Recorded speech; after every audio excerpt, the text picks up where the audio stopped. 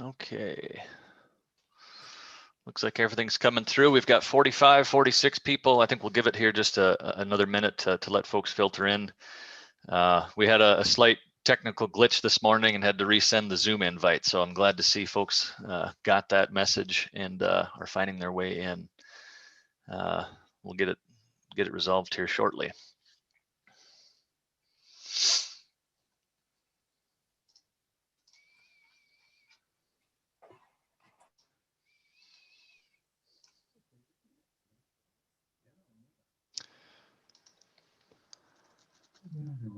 With a mirror.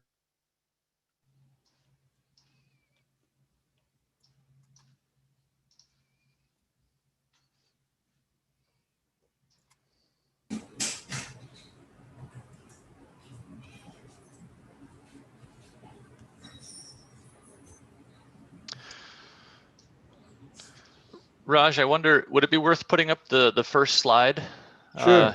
with that introduction? Just Yep, show. great idea. Why don't I do that? Yeah. Perfect. Thank you.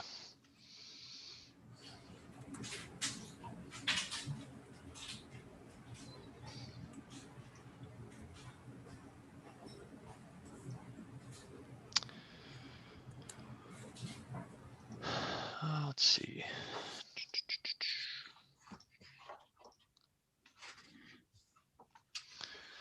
Okay, 55 participants. That's probably close to what we're waiting for here. I've got one there. We'll let Peter in. I'll get this out of the way, and I think we can kick this thing off. So, good morning, everybody. Thank you for joining us here. I'm just rearranging a couple screens on my screens here. Thank you for joining us today, and apologize for the technical glitch, but we got it resolved, and it looks like most everybody's found their way. So thank you for that. This is the first meeting of the DNR Wolf Management Plan Committee. My name is Randy Johnson. I'm the large carnivore biologist for the Wisconsin Department of Natural Resources, as well as chair of this committee. As a reminder, this is a public meeting available to all, and please note we are recording it. Committee members and other DNR staff support staff, excuse me, are participating on this Zoom call. And then this Zoom call is being live streamed to the public, both on the DNR YouTube channel, as well as streamed through the Wisconsin Eye Network. The meeting has been posted to the DNR public meetings calendar, and we also sent an email reminder out to DNR email subscribers earlier this week. I know we've been doing this all for a long time, but a quick reminder on Zoom etiquette. If you do get disconnected for whatever reason, or if you have to leave and come back, just follow that same link, the updated link that you used to access the meeting, and it should let you back in. Otherwise, as usual, please keep mics muted unless you're a participating committee member asking questions or engaged in discussions. And if a mic does become unmuted by accident, we may just go ahead and click it for you. Videos are, as always, welcome but not required. And before we get any further, I just want to remind everyone how this committee was formed and what our purpose is here today. This Wolf Management Plan Committee is an inclusive and diverse committee which was formed earlier this year in a two-step process. First, invitations were extended to all 11 Wisconsin tribal nations, a number of governmental partners, and the Wisconsin Conservation Congress. And then at that same time, we initiated an open application process for stakeholder seats, including representation by hunting and trapping organizations, wolf advocacy / education organizations, and agriculture and ranching organizations. The end result is the committee here today, and our purpose here is to provide input to the DNR during the development of an updated wolf management plan. And finally, I want to mention that we've brought in an independent professional facilitator, Credence LLC out of Madison, to help us design and implement this process, as well as capture very detailed meeting minutes in the final report. Raj Kamal will be our facilitator, and Daryl Harrison will be capturing the meeting today. So welcome to Raj and Daryl. Thank you. You bet. And with that, I believe we have Keith with us this morning. Keith Warnke is our DNR Fish, Wildlife, and Parks Division Administrator. Keith would like to say a few words. So Keith, the floor is yours. Thank you, Randy. Good morning and welcome, everyone. It's good to see all the faces on Zoom again. Thank you for being here, and thank you for taking on this responsibility. You've taken on a difficult task. There is a lot here, and there are a lot of interests here, and this is going to influence future wolf management for years to come. So I really want to extend the agency, the Department of Natural Resources, appreciation for your commitment to future wolf management, to future agricultural management, to the future of wolf hunting and sustainable wolf management. It's going to be a difficult task. There is, like I said, a lot of information you're going to digest, a lot of information you're going to share with us, and a lot of information that we really appreciate getting and very much need. So your responsibility here is huge. Your commitment here is very well recognized. And I can't say how much the department appreciates what everyone here is here to do. And I know you take this very seriously. There's going to be a lot of give and take. We know that. There's going to be a lot of information from a lot of different perspectives. We need that. That's important to sound scientific management and sound social management. So there's a lot of important responsibilities that you all have here today. And I just want to wish you well. I know you have a long meeting.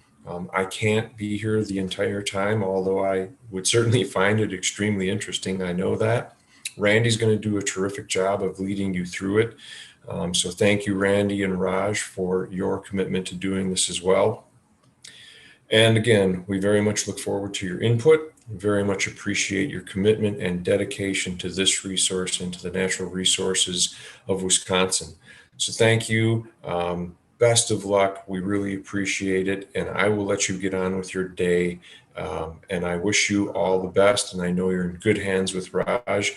Let him facilitate you towards providing that information that we need. Thanks again. Have a good meeting. Back to you, Randy. All right. Thank you, Keith. Okay, so first thing up here, we have a large and diverse committee, as I mentioned. So to help us facilitate this, and especially doing this virtually, we did ask committee members to provide a real brief introduction of themselves and their organization. A couple weeks back in our first pre-work, I think just about everybody participated in that, and we were able to compile those and send them back to the committee. So everybody's had a chance to very briefly, look through those introductions. But with that in mind, we have a few minutes here, and I think it's important we go through and do these introductions. And so, as a reminder, we have a primary and an alternate representative for each group on the committee. And that's just recognizing that we want to make sure everybody's represented at every meeting. We know how busy everybody is. These are long meetings, long days. And so we want 2 representatives. However, just to keep the process efficient, we've asked that only the primary representative participate throughout the day. In the case where an alternate is stepping in, I've asked the committee to let me know, and I've been contacted by two organizations that are having the primary step in. So I've kind of got my notes here, but what we'll do is I think I'll just read through the organizations, the tribes, the agencies. I'll just mention the name, and then the primary and alternate that are out there. If you just very briefly introduce yourself, say hi. And then we'll get attendance that way.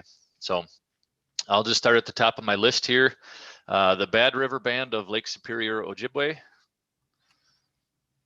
Who do we have on? Hi, I'm Abby Fergus. I'm the tribe's wildlife specialist and the primary representative. Morning, Abby. Is Ben on? Do you know Abby? No, he's not today. Okay, no problem. And I should point out too, I've encouraged the alternates, whether they want to participate on Zoom or via the public YouTube stream, they might be listening in there as well. So if somebody's not here on the call, they may very well be listening in that way. So Great Lakes Indian Fish and Wildlife Commission. Morning, everyone. Peter David is here, wildlife biologist with Gliffwick, and I believe our alternate is on as well. Looking forward to a good meeting. Thank you. All right, thanks, Morning, Peter. everyone. I'm Tanya Aldred. I'm the carnivore biologist for Gliffwick, and I'm the alternate on the wolf committee. Miigwech. All right, thank you both. Ho-Chunk Nation. Hi, everyone. I'm Brandon Bluer. I manage the forestry and wildlife divisions for the Ho-Chunk Nation, and our primary is not on the meeting. Or our secondary, I mean, I'm the primary. Okay, perfect. Yep. I have Tina Brown as alternate. Yep, That's correct. that's correct. Perfect. Okay. Yep, just double checking. Very good. Thank you. Lakota Band of Lake Superior, Ojibwe. Morning, Henry Berhart, Chief Warden for the Lakota Conservation, and I am the primary for the Lakota tribe. Our alternate is on as well, Melissa Lewis. Hi, I'm Melissa Lewis, alternate for Lakota. Perfect. Thank you both. Menominee Tribe. Good morning, everybody. My name is Don Rader. I'm a wildlife biologist for Menominee Tribe of Wisconsin, and I'm the primary representative, and our alternate is not going to be on today. Thank you. Look forward to it. Very good. Thank you, Don. Red Cliff Band of Lake Superior, Ojibwe. Bonjour, everybody. My name is Chase Murado. I'm the Treaty Natural Resources Division Administrator for the Red Cliff Tribe, and I'm the primary for the committee here. And good morning. This is Andy Edwards. I'm the wildlife biologist at Red Cliff, and I'm the alternate for the committee. Awesome. Thank you both. Next, I have Stockbridge-Muncie Community. The primary representative is Randall Wallenhop, and Randall let me know that he's going to be Zooming in, but he's on phone for audio. So let's see. Randall, are you out there?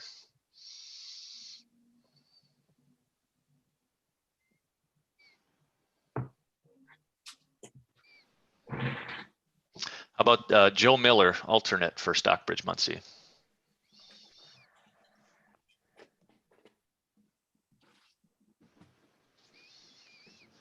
Okay. Well, I think they'll be trying to join us. They might be having technical. We'll come back.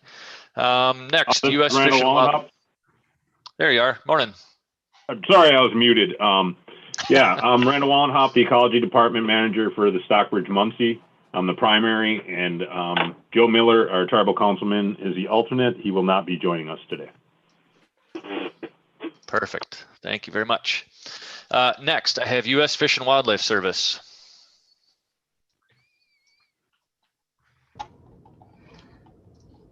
Good morning, everyone. My name is Megan Kosterman, and I work with the U.S. Fish and Wildlife Service in the Minnesota-Wisconsin field office.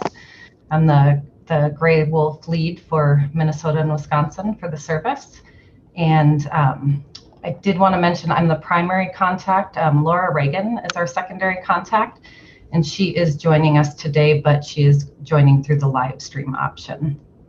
And Laura has worked on gray wolf recovery since 1998, as she worked on outreach for the upcoming gray wolf ESA classification actions, and she's still working on gray wolf ESA issues more than 20 years later. Awesome. Thank you. Thank you. U.S. Forest Service.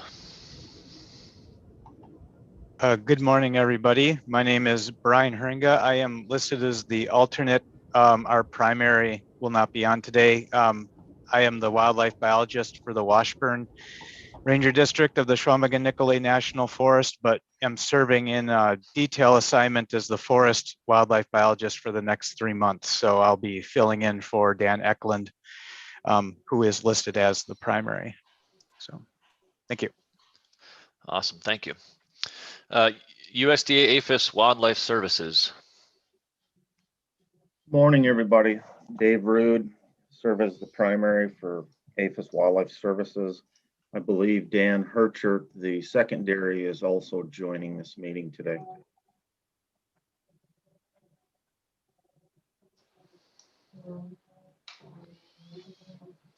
Awesome. Thank you, Dave. Good morning, Randy. This is Dan. There's Dan. My name is Dan Herchert. I'm the state director for USDA Wildlife Services. Happy to be here and wish everyone a good meeting.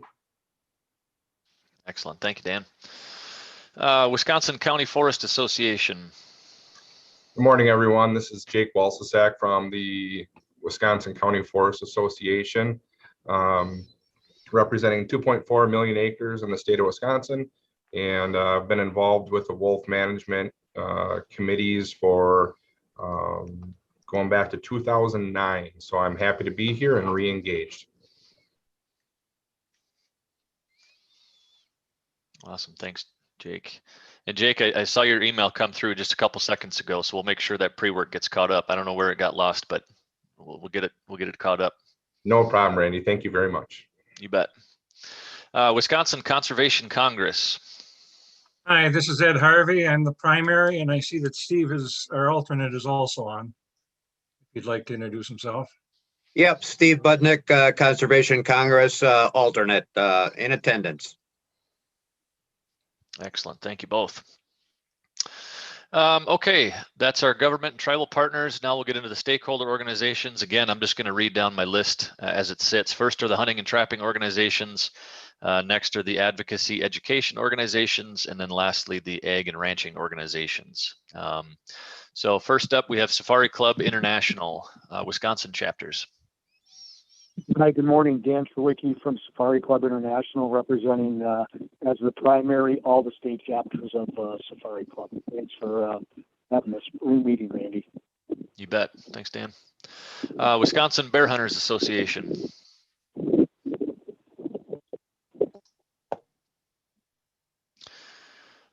Actually, I see Luke just joined us. He was stuck in the waiting room. So Lucas, you probably are just coming through now. We're just going through introductions and we just got to the Bear Hunters Association.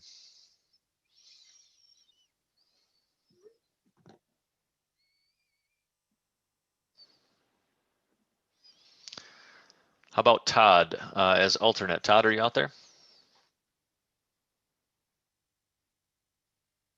Can you hear me? Yep. Can you hear me now? Gotcha. I'm terrible at technology, Randy, but I am here. Lucas Withrow, Vice President of the Wisconsin Bear Hunters Association.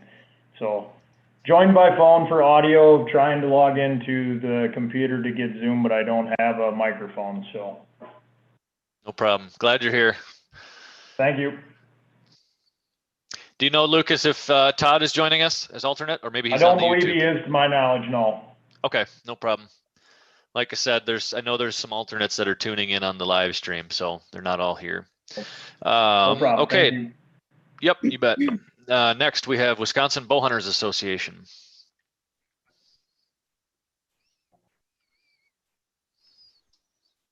Good morning. This is Mike Brust. I'm the legislative liaison and former president of Wisconsin Bowhunters Association. Glad to be here. I don't know if Rich Kirchmeyer, our alternate, is on board or not, but I know he's following it. Perfect. Very good. Okay, next we have Wisconsin chapter of Backcountry Hunters and Anglers. Good morning, Miles Thompson here, board member and chair of our conservation committee. I am the primary for our organization, and I believe Dean Elby was on the first Zoom meeting. I'm not sure he made it to the jump over, but he is somewhere listening or watching. Very good. Let's see, Wisconsin Trappers Association. Greetings, everyone. Arnold Grayler here, President of Wisconsin Trapper Association. I am the alternate. Our primary is Mike Wilhite. He will not be on this Zoom meeting. Very good. Thank you, Arnie. And thanks for letting me know. I've got you marked as such, so perfect. Wisconsin Wildlife Federation. Hi, good morning, Matt Lalma with Wisconsin Wildlife Federation, co-chair Dog Committee and Honor Wildlife Committee. So I'm the primary. Our alternate, Kevin Kwame, will be calling it. Actually, I didn't see his number on here, but he will be calling in and out. Perfect. Thanks, Matt. And yep, he let me know, so we're watching for his number. So very good. Okay. Next we have Sierra Club, Wisconsin chapter.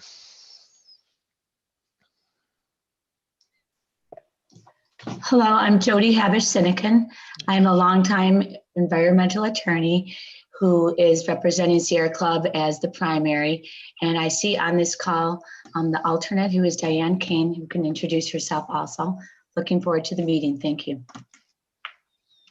Good morning. I'm Diane Kane, the alternate for Sierra Club. Thank you. All right. Good morning. The Great Lakes Wildlife Alliance. Good morning, everybody. My name is Kevin Runley. I'm representing the primary representing the Great Lakes Wildlife Alliance. No official title or anything. I'm just an avid bow hunter in northern Wisconsin. I believe our alternate is on too. I'll let Sarah introduce herself. I'm happy to be here and honored to be here and just look forward to a productive and respectful conversation.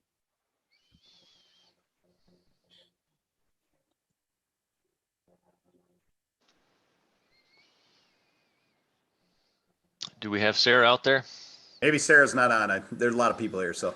Yeah, I hear you. All right, thanks a lot. Next, Humane Society of the United States, Wisconsin. Hi, everybody, and bonjour to the tribes that are joining today. That's fantastic.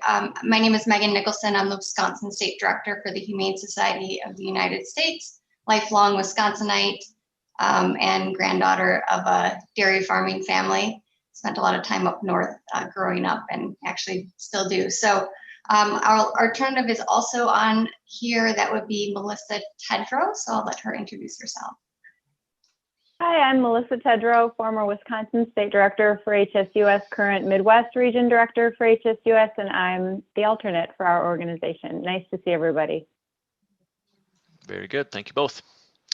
Timberwolf Alliance. Morning, everyone. I'm Eric Olson. I'm a board member for the Timberwolf Alliance. I'm the primary. Our alternate, Randy Jurwitz, is not present today. Very good. Thanks, Eric. Next, I have Wisconsin Conservation Voices. Hey, everybody. My name is Jim Feldman. I'm a board member on Wisconsin Conservation Voices. Our alternate is Jen Gietrich. She's the legislative director for WCV, but she's not able to be here today. Also glad to be here and looking forward to a good and respectful conversation. Very good. Thank you. Wisconsin Green Fire. Hello, Adrian Whitevan. I'm the co-chair of the Wildlife Working Group for Wisconsin Green Fire. I don't know whether Tim Van Deelen is going to be here, our alternate. Tim's got some teaching assignments this summer, so I'm not sure he's going to join us, but I'll be here all day. Very good. Thanks, Adrian. Okay, next up we have Wisconsin Cattlemen's Association. Good morning. I'm Jack Johnson. I represent Wisconsin Cattlemen's Association. Eric Johnson is our alternate, and I don't think he's with us this morning. All right, thank you. Wisconsin Farm Bureau Federation.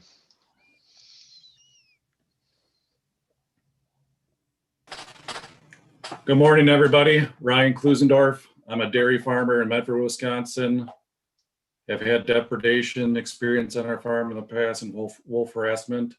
Also on the board of directors. So looking forward to a good discussion today.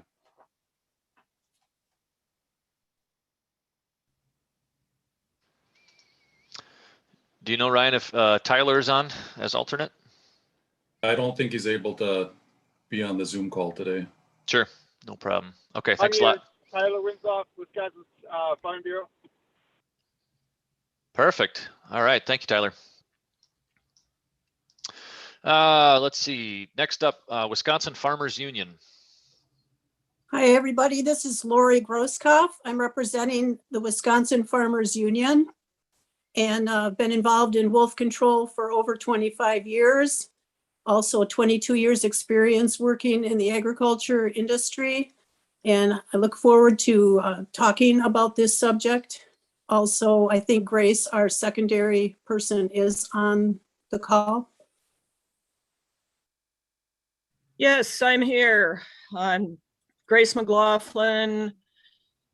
Many years of farming, ranching, endangered species, wildlife management down in southern Wisconsin. It's good to see some faces I haven't seen for about 10 years. Looking forward to a good meeting. Excellent. Thank you both. And last but not least, Wisconsin Wolf Facts. Good morning, Randy. Steve Suckamil here. I am the primary, and the alternate is here with us also, and I'll let him introduce himself. Hi, everyone. I'm Pat Quaintance, retired conservation warden, also involved with Wolf Facts. Really glad to be here. Looking forward to a really good meeting. Thank you. Excellent. Thank you both. And I should point out, you may or may not have noticed, we are looking to change names that are on the Zoom here. We're adding some organizations and things behind it. So if you see your name change, that's just us trying to help identify who everybody is and who they're representing. So let's see. The other folks on the call here this morning, I'm serving as chair of the committee, but I also want to recognize some additional DNR support staff that are on. So I'm not sure actually who is all on, but I'll go ahead and just recognize the full crew. These folks are willing to sit in and contribute, support the best they can. So if there's questions in their areas of expertise, we've got them here. So really appreciate them taking their time to be here as well. I'll just run down my list. We've got Brad Cooley with the Wildlife Damage Program. Lindsay Long, she's our DNR state veterinarian. Jennifer Pricetack with our Office of Applied Science. Linda Oliver, Linda's with the DNR Customer and Outreach Services. Dustin Gabrielson is a conservation warden with DNR. And I believe Dustin was going to be out for this meeting, but and then last but not least, Brian Dewey with our Wildlife Management Program. So thanks again to those folks for being on.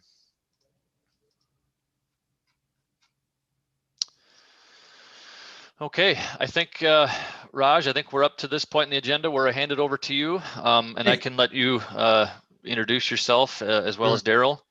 Again, Raj is our facilitator and his colleague Daryl. I'll turn it over to you guys. Thank you, Randy.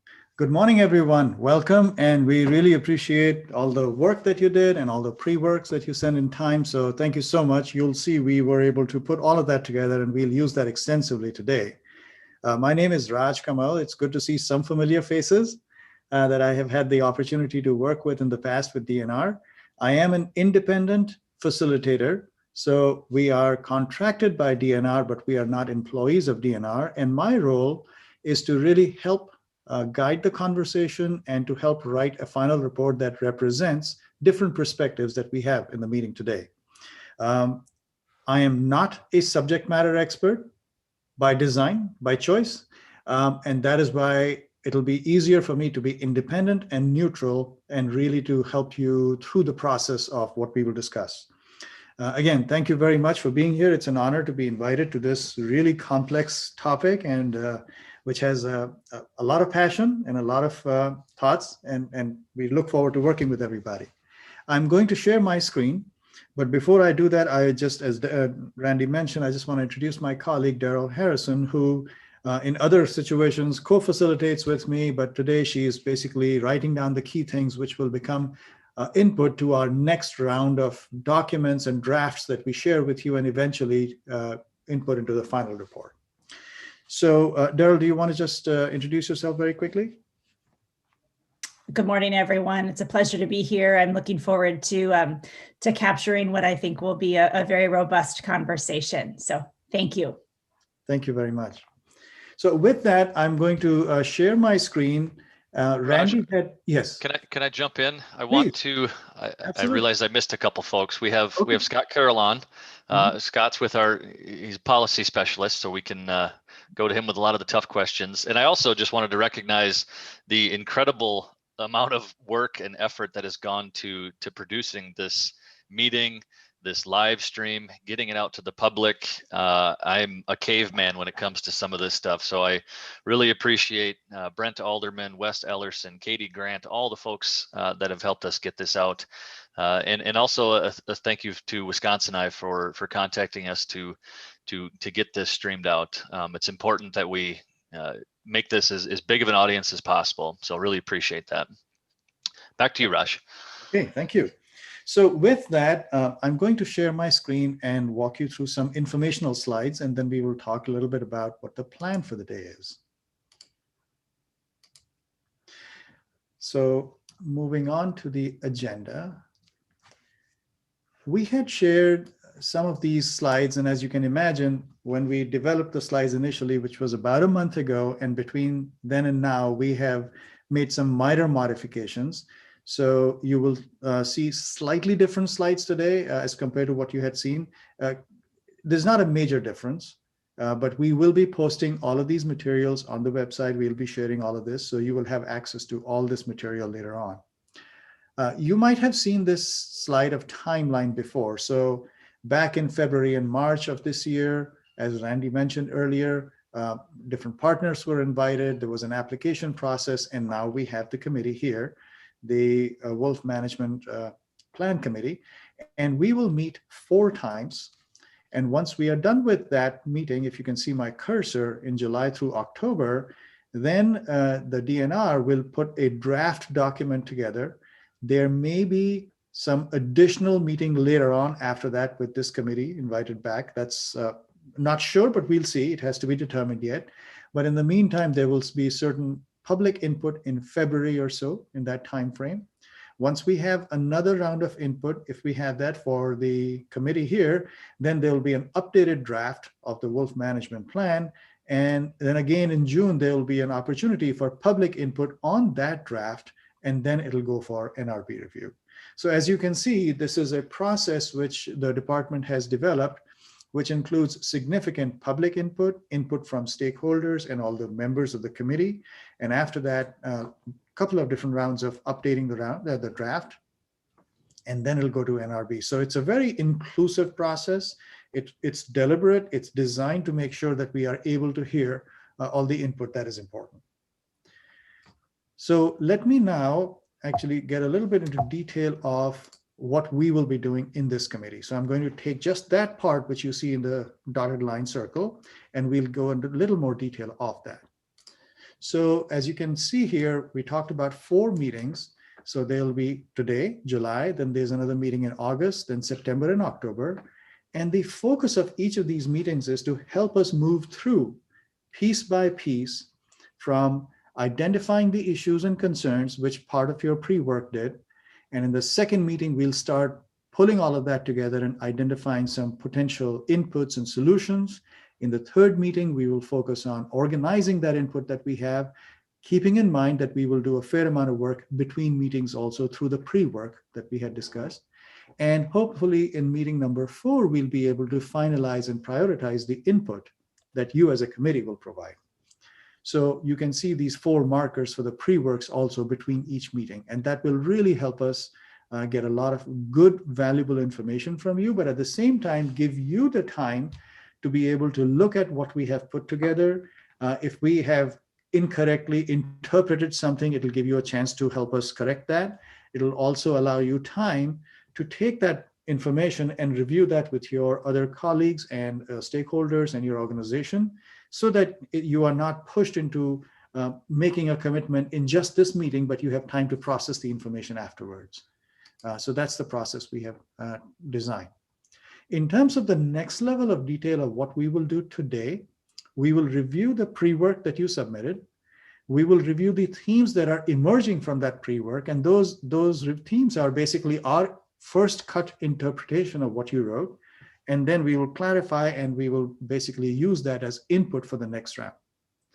And as I mentioned, between the pre and post meeting work, we request that you consult with your organization before you share the input so that you have enough time to really represent what the organization as a whole wants to put forward in terms of its statements and positions.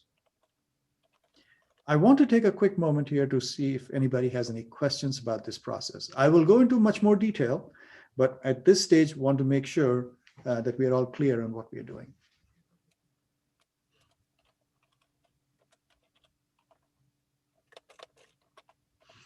Okay, not hearing any questions, we will proceed.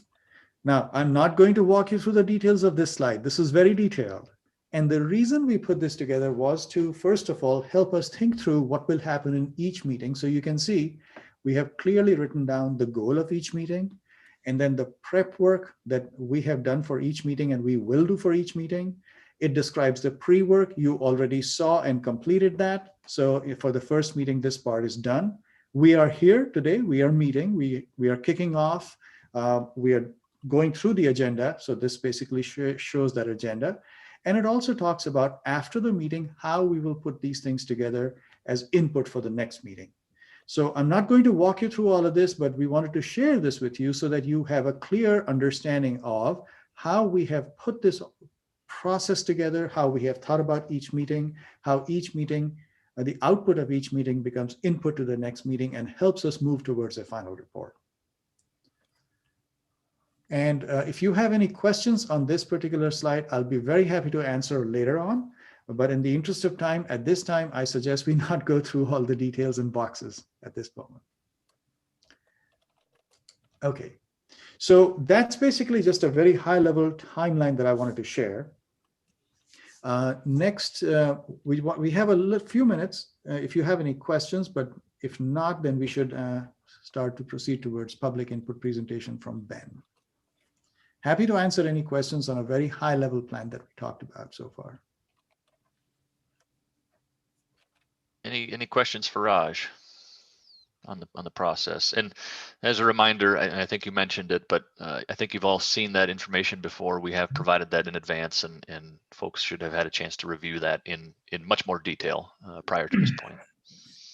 And part of my job is also to help you through the process. So as we go through, I will bring on more and more information so you are very comfortable and very knowledgeable about exactly what is happening, what's coming next, and we'll walk you through all of that. Hi, Raj and Randy. I was wondering if we find that we need more than 4 meetings to update this plan that dates back to '99, if there's any flexibility to add more meetings. It's a good question. You know, I don't want to run through too many scenarios just yet. I think we have a good process here, and you know, yes, we have 4 meetings, but as we have 2, we have a lot of pre-work. A lot of the work is being done between meetings and will be brought into these meetings. And so I think that's going to really facilitate, you know, progress during the meetings. We'll see where we end up after 4 meetings. I'm confident in this process, and I'm confident in this group's ability to make progress through these 4 meetings. As Raj pointed out, we may bring together a 5th, whether it's a meeting or via email to discuss the draft plan where we land at that point. But for now, I want to focus on these 4 meetings, and I think we're going to get through a lot in these 4 meetings. I really do. Randy, could I ask a question as well, please? Absolutely. I appreciate the showing us what things will be coming forward in the future. And perhaps this is not for this meeting, but since it is important to lay a groundwork for the next meetings, I was wondering if there were any particular criteria or benchmarks that we would be relying on for organizing the issues and concerns and the brainstorming part of the meeting. in terms of attachment to best science with regard to respect and commitment to coexistence, those type of basic fundamental principles of a stakeholder group, rather than just opinions and ideas. Will there be some criteria that the group will be operating under? Thank you. Yes, that's an excellent question. And actually, I will show you some of those criteria that we will look at later on. In fact, the good news is, based on the pre-work that everybody submitted, we have been able to identify 9 specific categories in which we have organized that information, and we will walk you through all of those. And there are some very specific things which we will clarify today. In fact, one of the things that we want to do today is to clarify some of the input to identify exactly those criteria that different organizations want to propose as input to developing the objectives for the wolf management plan. So you are right on, and we will go through that exercise. And if at the end of it today, if you feel that what we are doing is something different than what you have in mind, let us know, and we'll be able to figure something out in terms of what needs to be done. Thank you.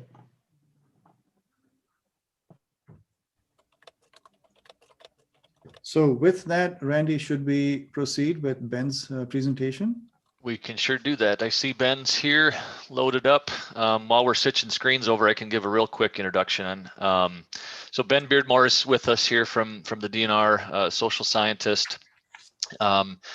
Going to give us a review of an incredible amount of public input that was collected earlier this year. As many of you will recall, we had 30 days of online public input via a questionnaire. And some of that was specific to the fall wolf season that's coming up. And the other part of it was specific to the wolf management plan, trying to get folks' thoughts and opinions related to objectives and different aspects of the wolf plan as we enter this process. So Ben has done an incredible job collecting this material, analyzing it, and he's here to present it. So I'll turn it over to Ben. Thanks, Randy, and thank you for having me. So a lot of this will look familiar to those of you that are also on the Harvest Committee, but in the interest of presenting it to the wider group, you'll have to bear with me a little bit.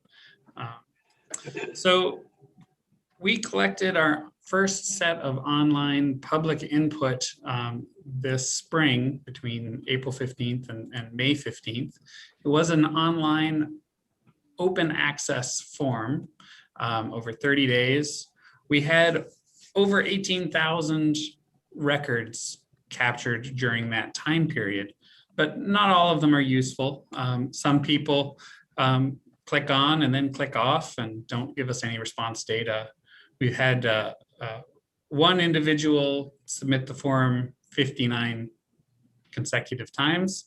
And then there were almost a couple thousand that where they were partial responses or with a lot of skipped questions and so on. So there was insufficient data for our analysis.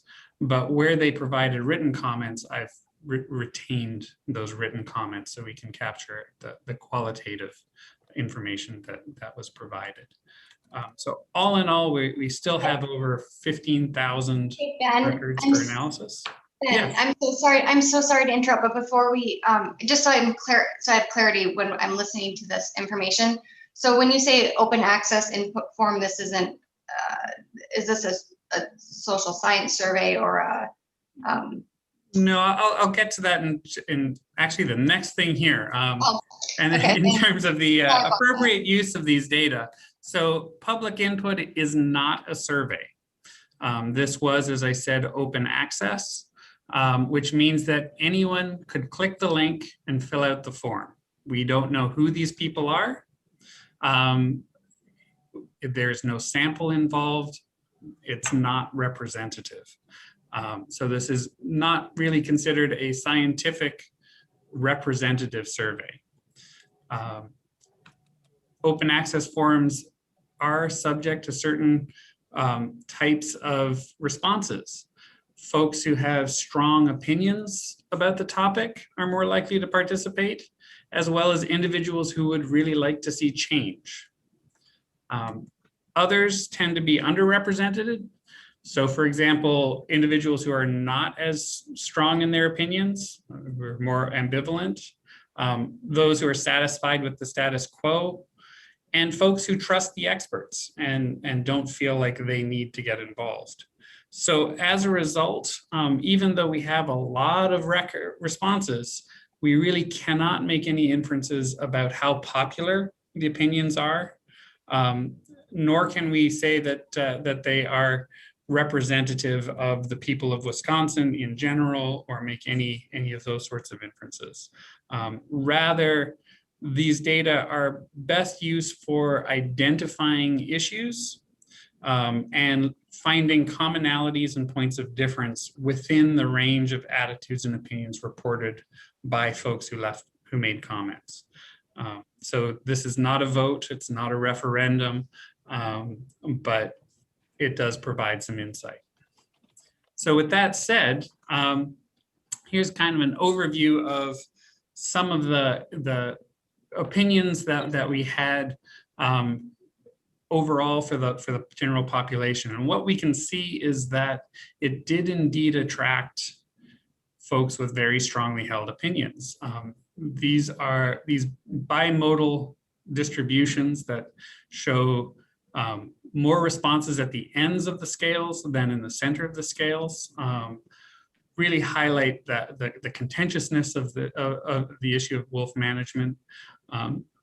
And if we were to have a representative sample, we might expect a distribution that's a little bit more like what's shown in these red lines.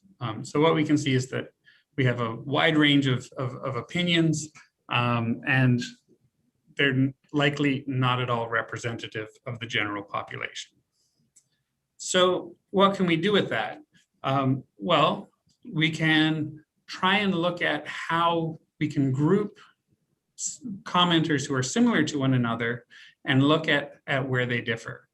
So to that end, I ran a latent cluster analysis based on responses to the attitudinal and opinion questions on wolves to identify 6 groups that differ from one another in some of their attitudes and opinions on the topic. The first three clusters listed there, clusters 1, 4, and 6, were more similar to each other than to the other 3 clusters. And interestingly enough, when we take those 3 clusters and then the other 3 that are more similar to them, it ended up being roughly 50-50 in our split. If we take a look at those same 4 questions I just showed you overall, here's what the first 3 clusters look like in their distributions. They tend to be more likely for clusters 1 and 6 to hold a very unfavorable opinion of wolves. They disagree. The cluster 6 is more likely to disagree that maintaining a wolf population is important. In the future, they would like to have many fewer wolves, and that's something that these groups tend to agree on. Similarly, there's a tendency towards less territory for wolves in Wisconsin. And if I overlay the other 3 groups on top of that, you can see these folks are on the other ends of the spectrums. They tend to all hold very favorable opinions. They agree that it's important to maintain wolf populations in Wisconsin and tend to want to see more wolves and have more territory. We asked them about different values associated with wolves. So in our top row, those first 3 clusters, we have values that relate to future generations, bequest values, their ecological value, their existence value.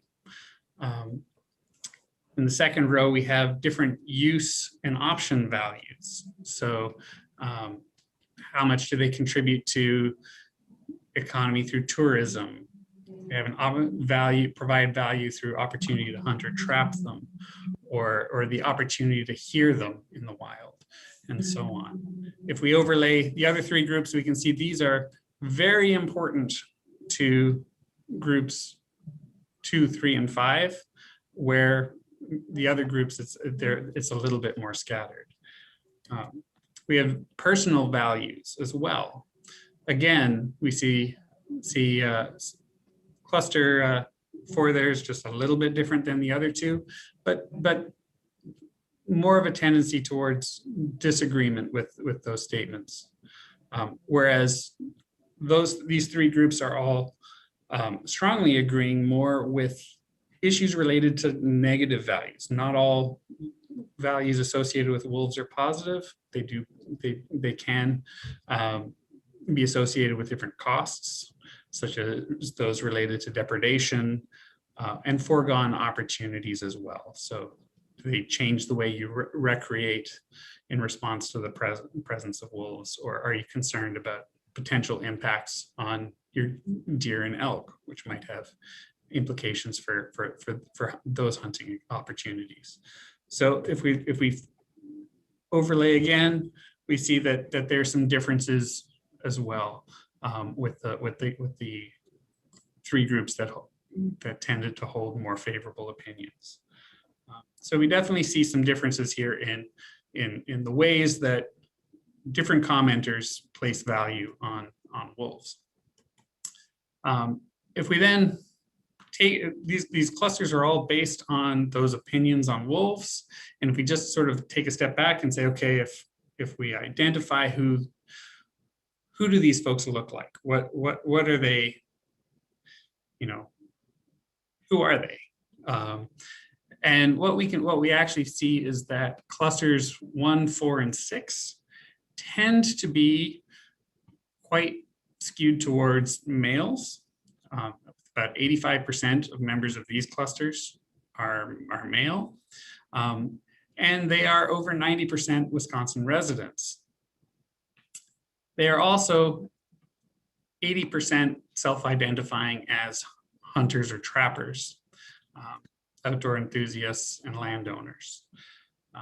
By comparison, clusters 2, 3, and 5 are a little bit more mixed, tending to skew slightly more female. They also attracted about half from out of state. So these are opinions that are not just within Wisconsin, but might apply more nationally. In terms of the classification of wolf habitat, where these folks who, if they're Wisconsin residents, live, these groups are slightly more likely to live in southern Wisconsin, where the habitat is considered largely unsuitable. Notice, however, that these are not huge differences. We cannot say that one group is urban and one group is rural, but they're both a mix of the two. There's just a slight tendency for the folks holding favorable opinions of wolves to be more likely to be urban. And that's consistent with what we've seen in the literature as well. Similarly, those groups are also slightly more likely to be urban than rural. How clusters 2, 3, and 5 self-identify really varies quite a bit. A lot of outdoor enthusiasts, but you can see that they're most consistently self-identifying as a concerned member of the public. Cluster 5 is much more likely to identify across a number of things, where cluster 3, for example, is a little bit more choosy. So that's just to show that that's a much more diverse group across those 3 clusters than the first 3 clusters. So when it comes to opinions on lethal responses to conflict with wolves, we can see that those 3 clusters, 1, 4, and 6, are very consistent, with up over 95% saying yes, there are circumstances where it is acceptable for wolves to be humanely killed in response to conflict. For the other 3 groups, it's a little different. The majority of cluster 2 considers lethal response to be acceptable in some circumstances, where clusters 3 and 5 are more evenly divided.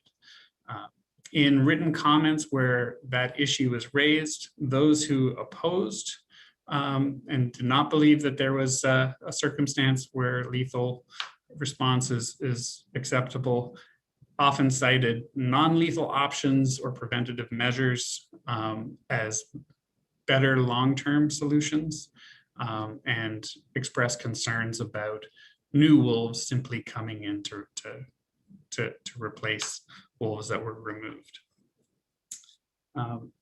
The input form provided a lot of opportunity to comment on the upcoming wolf season. I'm not really going to go over that, although I can share those slides with you offline. A lot of those same concerns and considerations that were brought up there were also raised with respect to the wolf management plan. So you'll get a lot of the same information. So if we go straight to the wolf management plan, we had some questions about the importance of addressing certain issues in the plan. And I want to start with the common points of interest across all 6 groups. Population monitoring and population management are both topics that pretty much everyone said was very important. Similarly, the role of the Wolf Advisory Committee was also quite similarly rated among all 6 groups. Other topics were a little bit more divisive. Some were more important to those folks that hold an unfavorable opinion. So for example, depredation conflicts and depredation compensation were rated very important by those 3 groups, where for the other 3 groups, response was more mixed. Similarly, the clusters 1, 4, and 6 also rated as very important, addressing the issue of impacts on deer and elk, as well as wolf hunting and trapping. And again, those responses were more mixed for clusters 2, 3, and 5. On the issue of hunting and trapping, we see cluster 2 being a little different from clusters 4 and 5. And that may reflect differences in the importance or differences in opinion on hunting and trapping itself. Some may have interpreted the question as being it's important to not have hunting and trapping, and others may have interpreted it as being more important to address the issue of hunting and trapping rather than emphasizing the outcome of how hunting and trapping are managed. On the other hand, those folks that hold really favorable opinions of wolves place a lot more importance on other aspects. So, the topic of understanding the ecological role of wolves and the influence of wolves as an apex predator, the importance of wolf research as being a topic important to the management plan. Where those topics were, again, a little more mixed response from the other groups. Similarly, topics related to educational efforts and cultural or tribal perspectives were also extremely important for those folks that tended to hold a more favorable opinion of wolves. And again, those responses tended to be a little bit more mixed or considered less important among those who are more focused on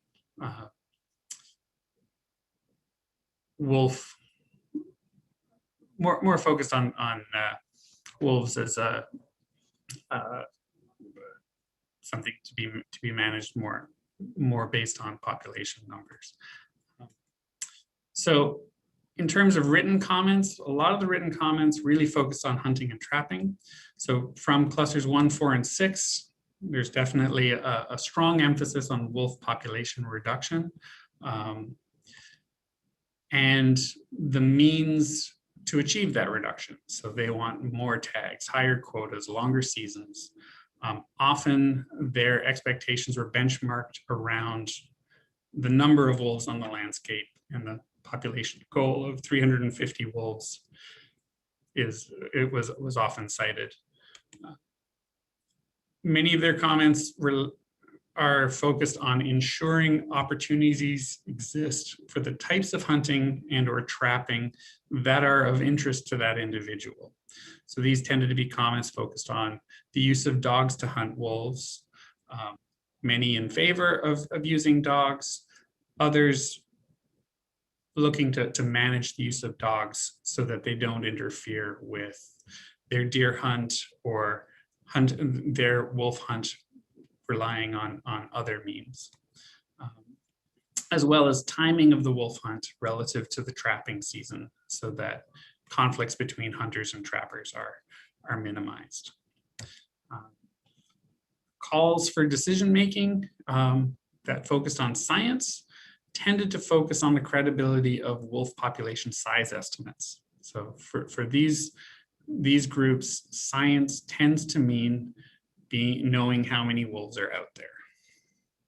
In contrast, clusters 2, 3, and 5 tended to emphasize coexistence with wolves in their comments, calls to reduce or eliminate the wolf harvest. They raised ecological concerns related to wolf harvests, including the impact of hunting during breeding and gestation, impacts of hunting on wolf pack social structure, and so on. And they raised ethical concerns about methods of hunting. So, issues related to the doctrine of fair chase, as well as animal welfare concerns with the use of dogs, trapping, and so on.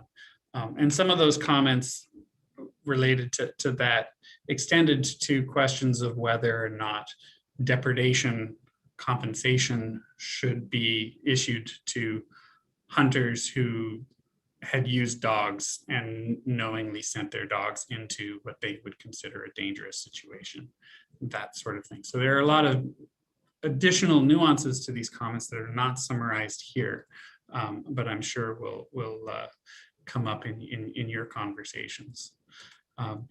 Calls for decision-making from these groups, also emphasize science, but they tended to focus on broader understanding of wolf biology and the ecological role of wolves, rather than it being strictly a case of understanding how many wolves are on the landscape. So those are some differences. Overall, what we're seeing is that there are, broadly speaking, two very different value systems at play in the comments that we received. And lots of room for some productive conversation, I think. With that, I can take any questions you might have, and there's my contact information if you need to reach out to me for further information. I'm all ears. Thanks. I have a question, Ben. Thanks for that overview. Is the DNR planning to do another survey that it's actually a survey, like a social science survey, and also just Wisconsinites in the future? So we last did a general public survey on the topic of wolves in 2014. And we've done a fairly comprehensive literature review that is currently in production here to look at what else has been found out there. And what we've seen is that there's a lot of consistency in what those general public surveys have shown. And so we're not seeing a 2014, is that what you said, 2014? 2014, but there are more recently done surveys from Minnesota, for example, that are largely consistent in their results with what we found in 2014. So, so there's not a plan right now to jump into that in the immediate future, but should we get that request, that's a project we're happy to take on. Oh, okay. I mean, our supporters and the HSUS would love to see that done, seeing that we're going into 2022. But thank you for answering that question. Also, quickly, when you're talking about these clusters, is there any way that we can get the exact number of responses per question? So it's literally so many people chose this response for each question, and is there any way to break that down by? I'm not sure if you can break it down by state or out of state or whatnot, but it'd be nice to see exactly of the pool how many people answered which way, instead of looking. I understand the clusters, it's easier to present that way, but is there any way we could get that detailed We data? have chosen not to do that because the numbers are not representative. And so while we can compare groups within commenters, we can't say that, if 55% of all of our commenters answered a question one way and 45% answered it another way, that's not really meaningful, because we can't say that it's representative of any particular group. So we've chosen not to do just a simple frequency analysis based on numbers. Okay, I'm not looking for an analysis. I'm literally just looking for the straight up numbers, like, 215 people chose this, and right. And we're not doing that because 215 people might sound like a big number or a small number, but it's not terribly meaningful. Similarly, we're not really focusing on the total responses and the total distributions, because we just see those bimodal distributions and we see a lot of division. And really, it's more valuable to compare within than without. So. Okay. So thank you. That really helps. So the info that we just saw, since it's, I guess I hear the word not meaningful. Am I or the committee member supposed to take this into account? So what I'm saying is that the public input is useful for comparison within commenters, but it's not useful for making inferences about the broader public.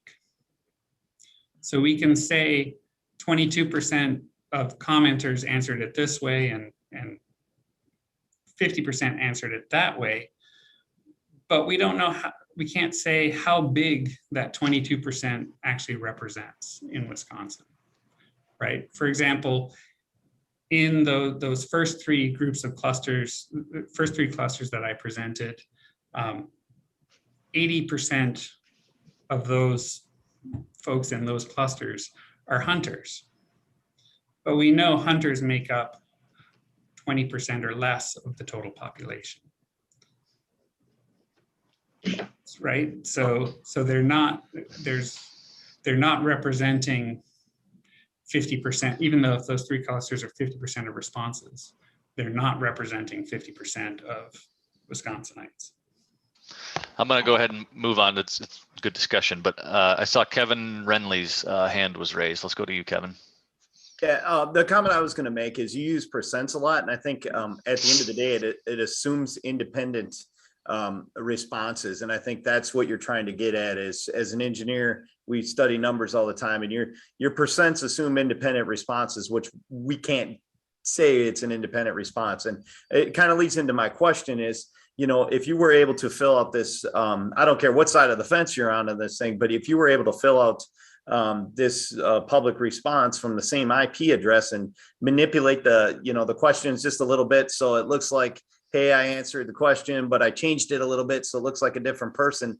How did the DNR deal with that type of response, or try to weed out the fact that, you know, maybe somebody filled out the survey, you know, 200 times and they changed some little bit of response in there? And I just kind of curious.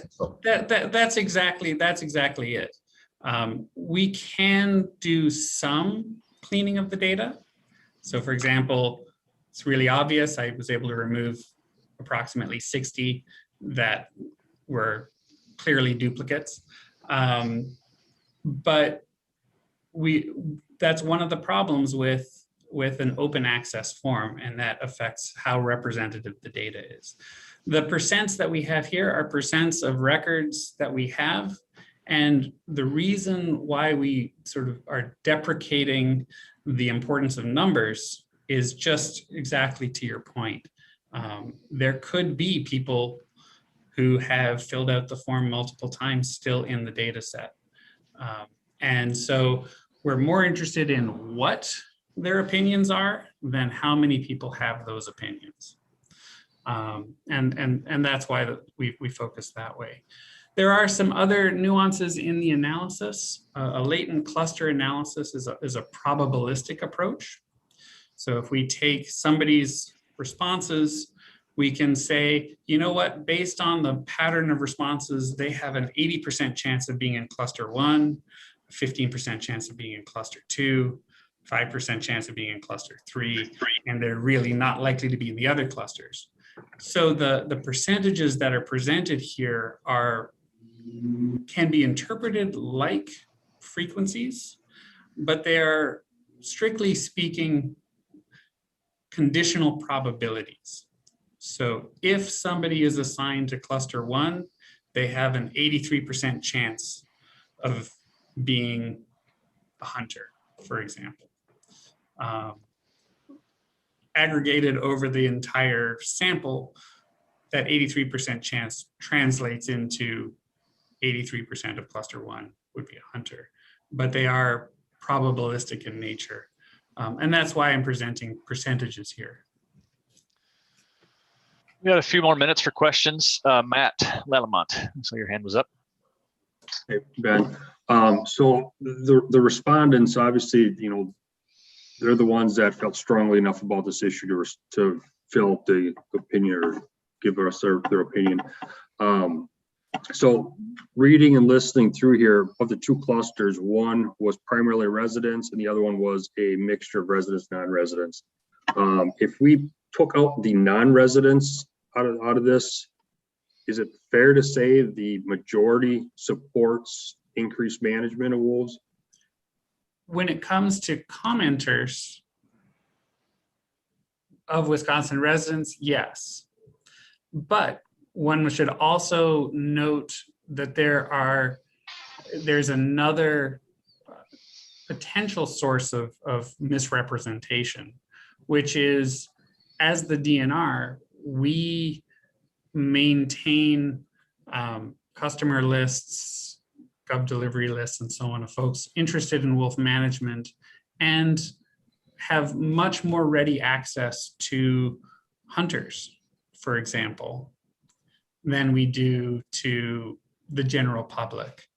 So in a way, we can expect more hunters, for example, to take an interest, in part because they're more likely to have gotten an email with a link from the department if they've signed up for any hunting or game related distributions. So there's the non-residents. I mean, it would seem to me there's some sort of some method of getting that information out there to non-residents of Wisconsin. So the Certainly, channels other than and the different DNR. stakeholder groups shared the link for this opportunity for public comment through their own distribution networks. And some are more Wisconsin focused and some might have a more national focus. So we do get some, national and some state level interests. But it's not to say that the national, the groups that have a more out of state component, that those issues and concerns are not also present in Wisconsin. And again, that speaks to why we're placing less of an emphasis on how many people responded one way versus another in total, and more about what are the issues, how do people feel about the different issues related to wolf management. It's about identifying those concerns and those interests rather than using them as a mandate to go one way or another in the decision making. The decision making is part of this group to discuss and address those issues rather than. I'll just jump in. That's exactly what we wanted, was to see a reflection of what's important to the members of the public that were interested enough to take this. And I think what we'll see later today is many of the themes that are coming out of Ben's presentation are mirrored by the important themes represented by this committee, which is a good thing. But we'll get to that. I got time for a couple more questions. Let's go to Jody. I see your hands up, and then we'll go to Ed, and then we'll move on. Thank you. Thank you for your presentation, Ben. We heard it at the Wolf Harvest Advisory Committee as well. But you further underscored in your presentation today the shortfalls in reliability, and particularly your mention that it's not useful in making inferences about the broader Wisconsin public, which is obviously an obligation of the state DNR, an agency representing the state as a whole. So I just want to make a formal request to join HSUS in the request that DNR commit to an actual public survey that is developed by social scientists, including outside agency experts. I mean, we are owed better than this, and we can do better than this. You mentioned Minnesota. You mentioned an effort by DNR over 5 years ago. So its time is now. And I think given how important this is to democracy and this process for a management plan update, we need to get moving on it, since we really have, as you outlined, just 4 meetings to go through this. And this is an important consideration. So thank you for taking those requests as a priority so that we can have a plan that is informed with the social science equal with other important scientific considerations. So thank you for this. Ed. You're muted, Ed. I think you're still muted. There you go. I'm not muted anymore. Sorry about that. You're good. So we've taken the total number of respondents and divided them into 6 groups, and then merged them, those groups in a fashion that puts them in 3 groups, or in 2 groups rather, and then analyzed them differently. Is there a way that we could possibly know what responses were likely to place an individual in one group versus the next, so that the groups can have some identification? And the other question I have is it possible, or is it a fact, that there are individuals who were placed in more than one of those groups? So everybody, or the majority, have potential placement in more than one group.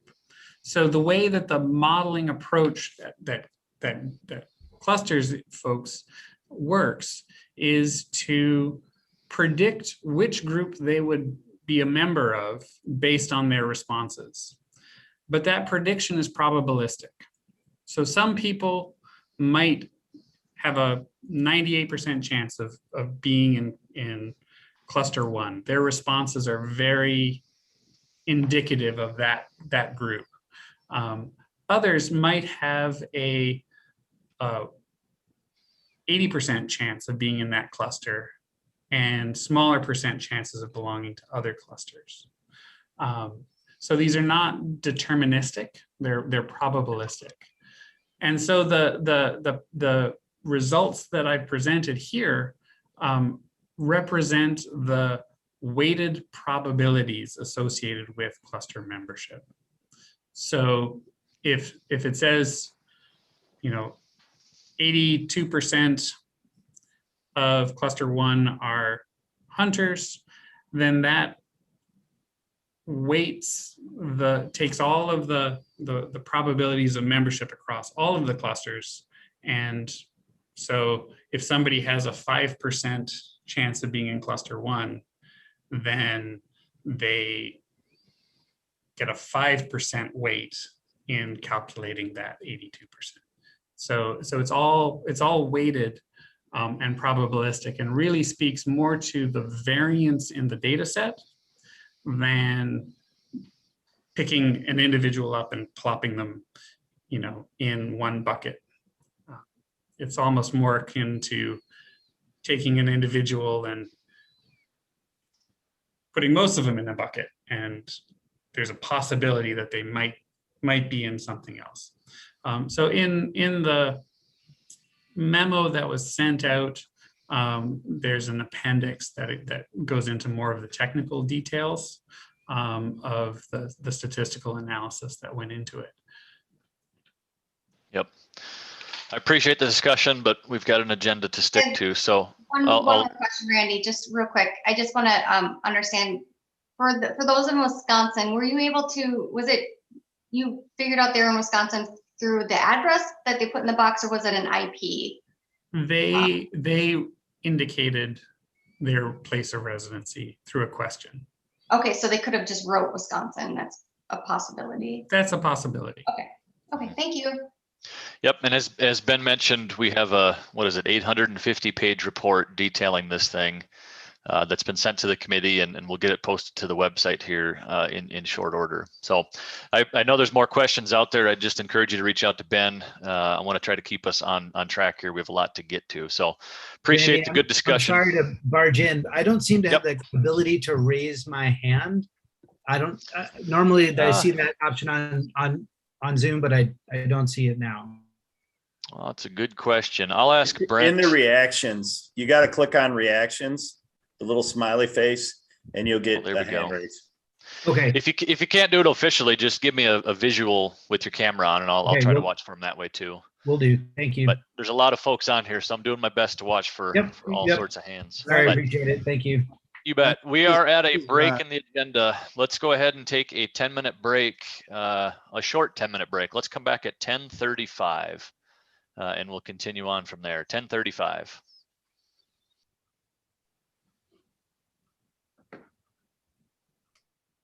So Ben?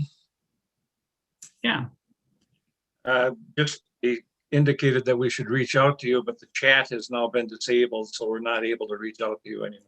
Oh, here, I had my email and phone number up on the screen just a minute ago.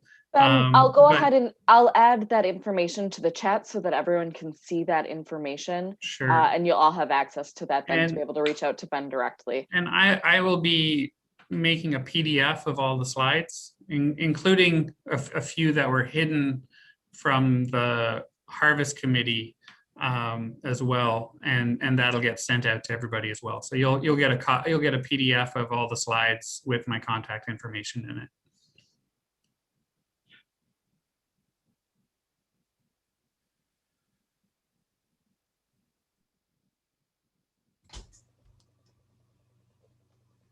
Katie, I assume you must be helping manage the Zoom meeting, but I just also wanted to mention that I cannot find a raise hand icon either under the reactions or anywhere else. Yeah. We'll take a look at that here. Yep, we'll take a look at that here while we're on break. Okay, I'm the same. This is Megan Nicholson. I've got about 5 reactions, and none of those are hand raising. I could always clap or send you a piece of cake or something like that for my reaction. I do have raise hand as a separate button, but Under the three dots, there's like hundreds of icons to use. I mean, you could put a lizard on there or something.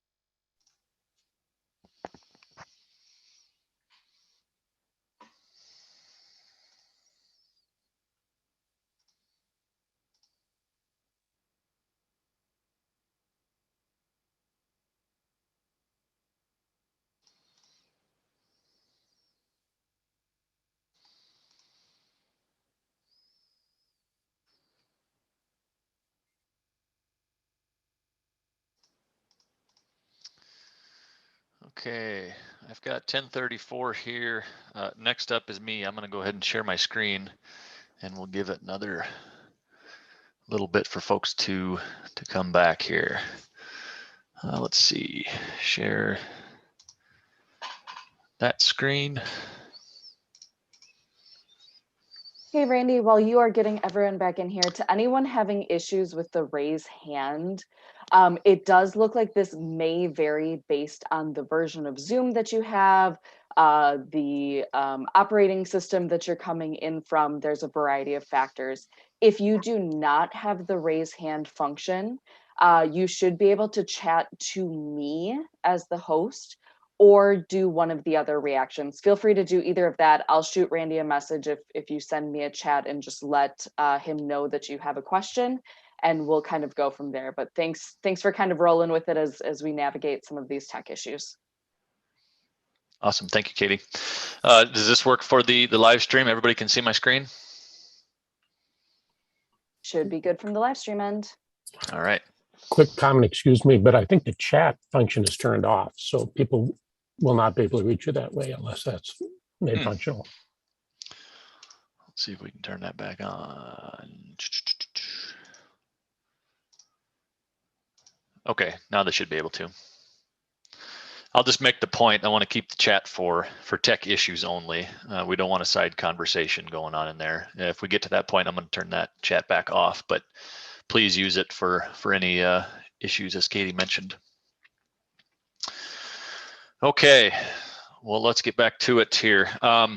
So next up, I've got a few minutes here, and I just have a few slides. I want to give a very high-level overview of the wolf management program here in the state.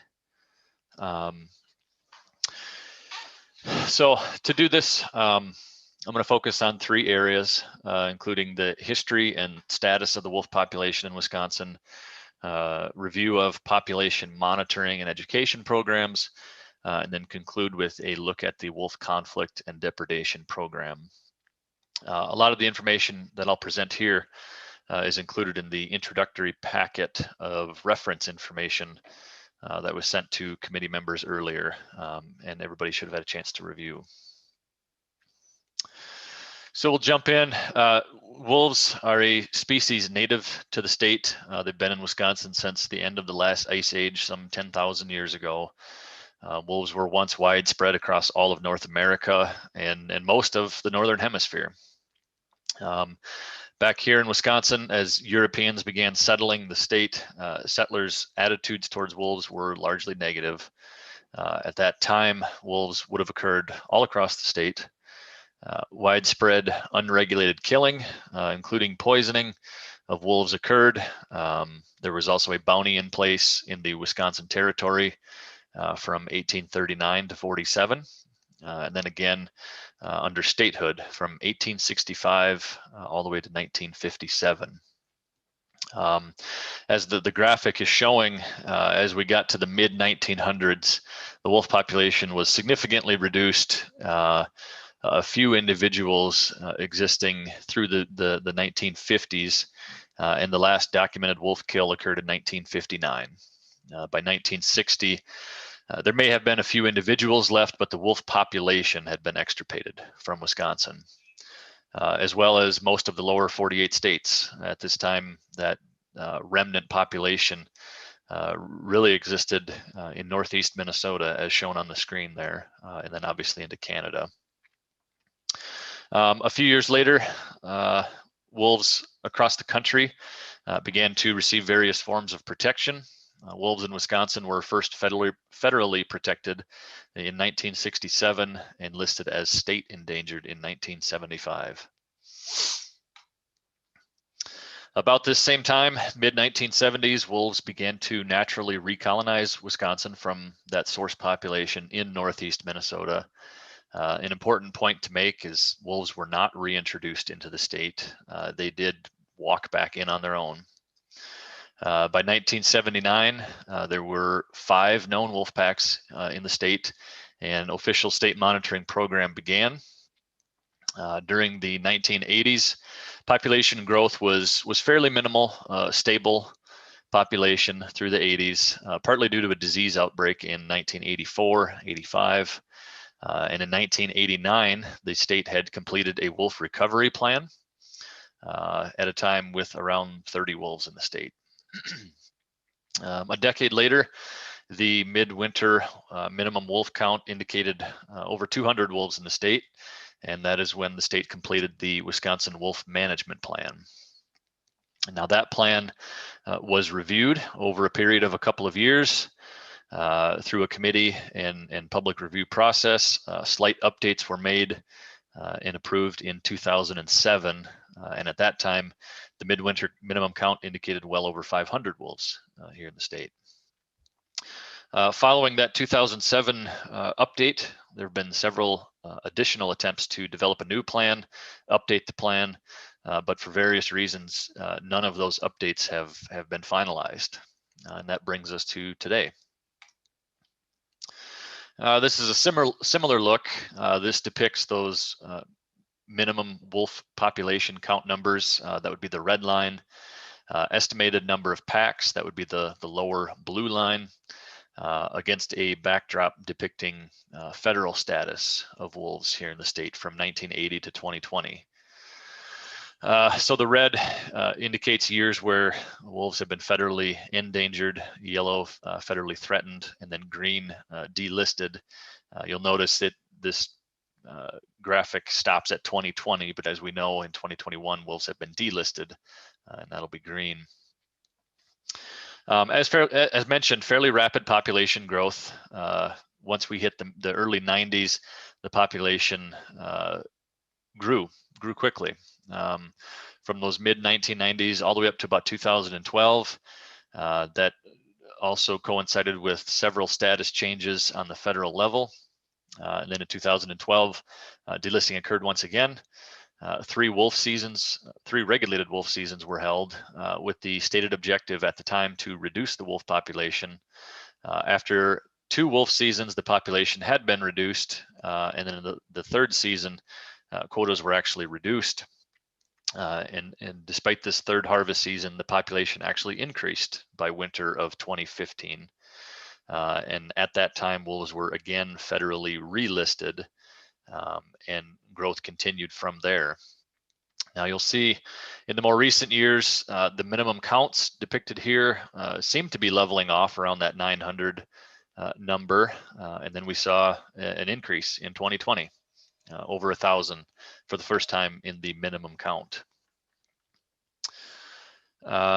Along with that, this map shows the general range expansion of wolf territory in the state from 1980 to 2020. You can see in the lighter shades, 1980, wolves were primarily up in the northwest part of the state. And then we did have a pack in Lincoln County.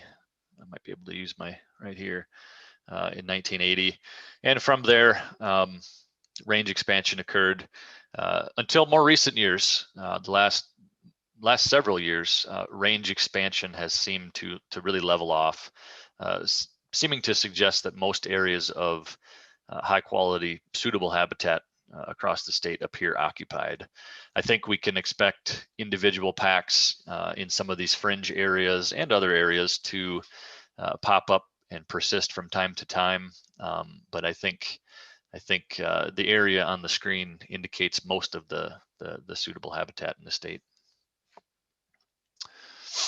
And finally, with regard to the population, I think it's important to remember that Wisconsin is not an island when it comes to the wolf population. The wolf population is a component of a much larger ecological metapopulation, which includes Michigan, Minnesota, and extends well north into Canada and beyond. And I have a graphic here, which with any luck will play.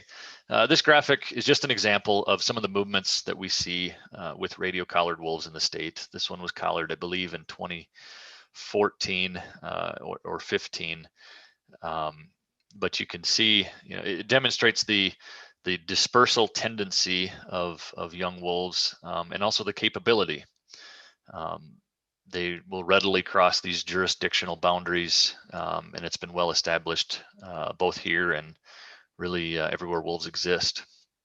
You can see this one went into the UP, spent an amount of time out there, traversed back south across the entire part of the state, hit the southern boundary, did a loop, went back up into the driftless areas of the Southwest. I think that's all we have there, but just making a point that we have a well-connected wolf population, which extends well beyond our borders. And that's important to keep in mind, I think, as we talk through the plan and consider other management programs out there. Oops. Okay, next I'll highlight how the population is monitored and a few of the educational efforts. Formal population monitoring, as I mentioned, began in 1979 and has continued annually since then. These efforts include deploying radio collars, more recently GPS collars on wolves, conducting winter snow track surveys, mandatory reporting of all known wolf mortalities, recording public observations of wolves, and more. In addition to the winter tracking efforts conducted by the state, tribes, federal agencies, I want to acknowledge the incredible volunteer tracking program that we have here in the state. This was established back in 1995, and this program has resulted in significant contributions to wolf management in the state, both through the collection of this important winter tracking data, but as well as hosting many wolf educational courses since then, getting a lot of folks involved. There are several partner groups that also assist in offering both the wolf ecology and track training courses in the state. And again, it's a great program and one we continue to support and want to acknowledge. And then last but not least, I'll mention the DNR website, dnr.wisconsin.gov. We strive to keep this site updated with quality information, timely information, and that includes an entire webpage dedicated to following this wolf management plan process that we're underway with now. If you haven't already, I'd encourage you to check it out. Just go to the DNR site, search wolf management plan, you'll find the page. That's where you can also sign up for some of these email updates we've talked about, as well as check out the materials. I think we'll be able to post a link to the video. All that stuff should live on that page. So encourage folks to stay tuned there. So back to monitoring, as I mentioned, since 1979, all the various pieces of data that have been collected has largely been used in a method called territory mapping to determine and map the location of all wolf territories in the state, as well as the number of wolves in each territory during the winter time.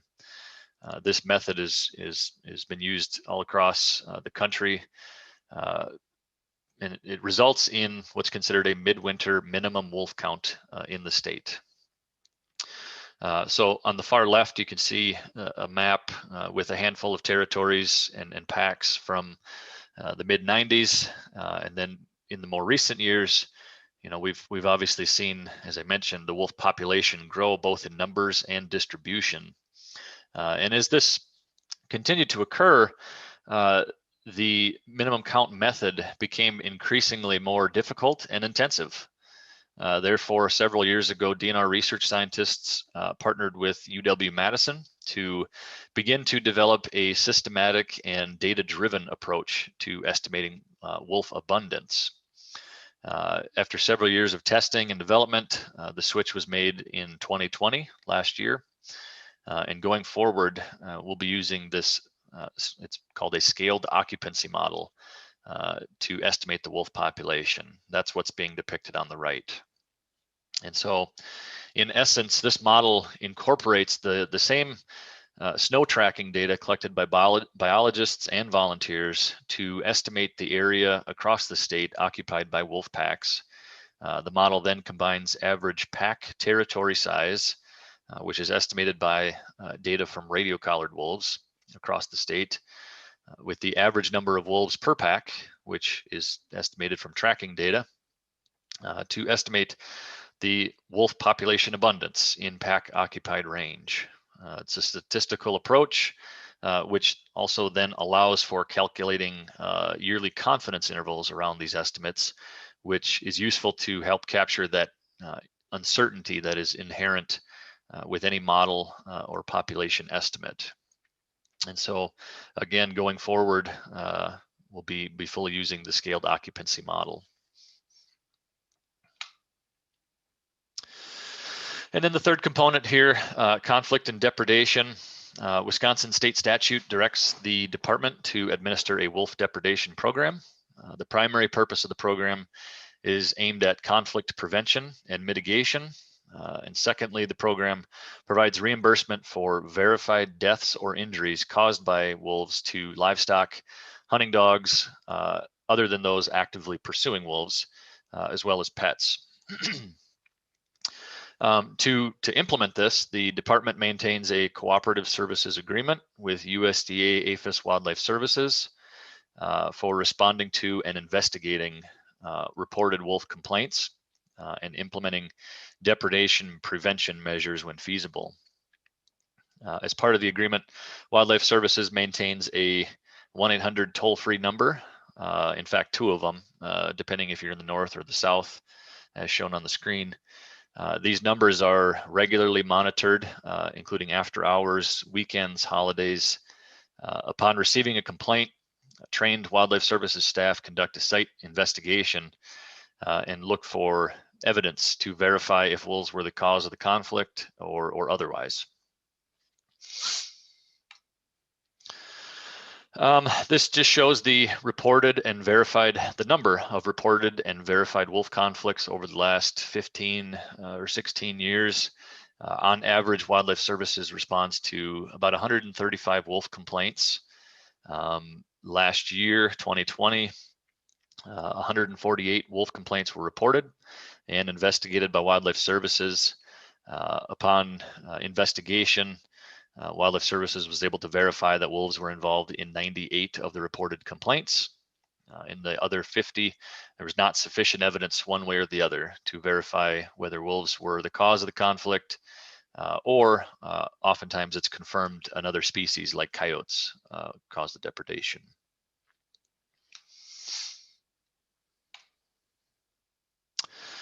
A variety of abatement options are available and used, and it significantly depends on the federal and state listing status of wolves. When they are not state or federally listed, as is the case right now, both non-lethal and lethal conflict mitigation options may be used. Lethal options include issuance of wolf removal permits to landowners, wolf removal efforts conducted by Wildlife Services, as well as Wisconsin Administrative Code currently gives landowners, lessees, and occupants of private property the authority to shoot wolves that are in the act of killing, wounding, or biting a domestic animal. Any wolves taken under this authority must be reported to the department within 24 hours. On the non-lethal side of things, again, there's a variety of methods available. Non-lethal abatement includes both proactive abatement and reactive abatement at depredation sites. The primary non-lethal abatement methods implemented at depredation sites, particularly those around livestock operations, are focused on visual and auditory harassment tools, as well as predator-proof and electric fencing, and the alteration of animal husbandry practices. On any given year, depending on the listing status and conflict levels across the state, all of these are in use. As additional proactive measures or approaches to reducing conflicts, there's a number of additional resources available on the department's wolf conflict webpage, including the interactive mapping application that is on the left here. This shows the approximate location of each verified wolf conflict dating back to 2013. You can zoom in and take a look at those. There are also annual depredation summary tables for each of the last 5 years. Both of these, the interactive map and the conflict list, are updated in real time as conflicts are verified. The department also develops what are called caution area maps. That's in the top right. These are areas around verified hunting dog and pet depredations.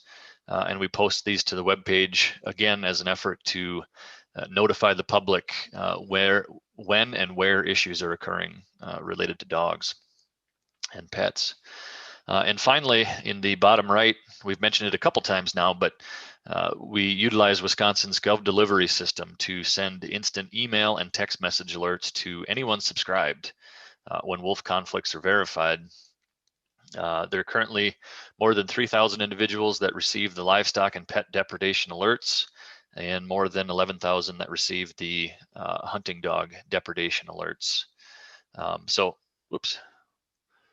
Just wrapping up, encourage folks to continue to sign up and take advantage of those alerts. And that's really all I have. I can just leave it on that screen there and try to, I guess I'll leave my screen shared and try to take a few questions. I'm trying to get my Zoom. Let me do this. There we go. Okay, let's see. I see Matt's hand is up. Matt Lalamont. Thanks, Randy. So the wolf caution maps that are sent out for dog pet depredations, is that only utilized for that? Is it used for cattle as well? You know, as a hunter, if there's a farm that's having issues, I don't want to go in there and bring my pets or, you know, my hunting dogs in there. Is that notification only reserved for canine? The caution areas or the Gov delivery messages? The delivery messages with the caution areas. I think the caution areas are specific to livestock, but the Gov delivery messages, I believe we send them out on both. But I would ask if Brad Cooley's on. I can't say I've seen one for livestock. I've seen them come through with a hunting dog depredation, and then there's a circle on the map. I just want to know if that same thing happens for farms. Yeah, those are the caution areas specific to dogs. I don't want to give you an incorrect answer. If Brad Cooley's on, he can say for sure. But Brad also just messaged me. He's having internet issues this morning, so I don't want to give you a wrong answer. But okay, I'm gonna keep my hand up for a bit. Maybe somebody else can answer. Sure. Yeah. Let's see. I saw some other hands going around. Jim Feldman. Yeah. Thanks, Randy. No, the cautionary. There's Brad. Go ahead, Brad. Yeah, I was just going to say the caution areas are only established for hunting dog and pet conflicts, just because those primarily occur on lands that are open to the public. You know, livestock depredations primarily occur on public lands where, you know, other people aren't going to recreate unless you have access to that private property. I mean, I hunt a fair amount of private property. It'd be nice to have all those notifications available in the same manner. Okay, thanks, Brad. Back to Jim.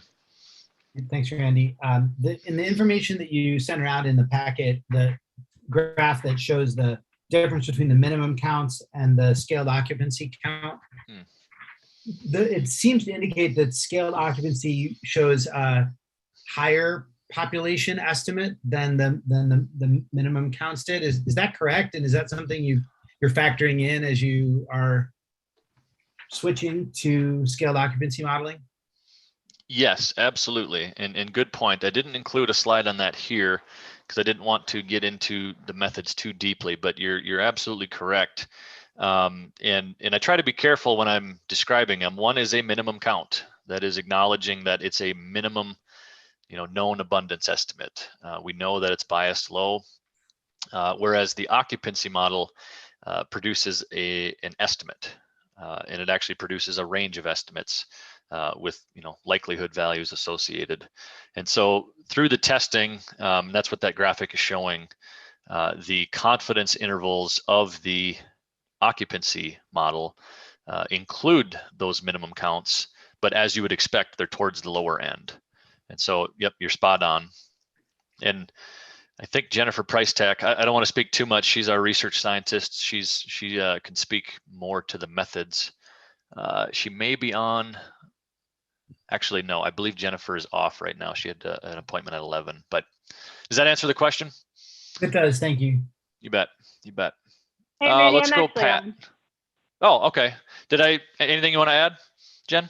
Yeah, no, I think that was great. I'll also add a quick differentiating point. The minimum count is produced from basically in its attempt to count every single pack animal in the state. But we know that there are areas where it's just difficult to detect wolves. And so what the scaled occupancy approach does is it accounts for detection probability. So the fact that we know we are missing wolves. And so it is a total population estimate versus the minimum count. And as Randy already indicated, we would expect that the estimate is higher than the minimum count.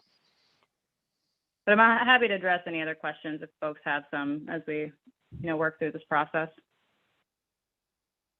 Appreciate it. Pat Quaintance or Steve, maybe it's both of you, I'm not sure. So you're muted, Steve. Almost there. Okay. This goes back to the depredation report, Randy. Based on that, has there been any knowledge or studies as to how wolves are adapting to the human presence? Good question. And I don't want to get too far into the weeds. There's been some really recent research done down in the Central Forest looking at some of that. And others in the past. The short answer is yes, there has been. Any overall comments, conclusions? Yeah, I mean, I don't want to speak to it too much. Brad, you can jump in. I don't want to speak to it incorrectly, but I think it's safe to say, as you would expect, when wolves and human activity overlap, there's obviously higher potential for conflict, and I think that's been demonstrated. Brad, anything you want to add?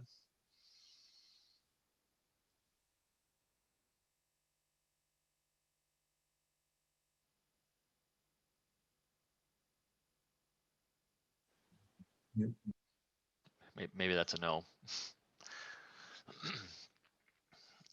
Okay, in the interest of moving it along, Abby, I see your hands raised.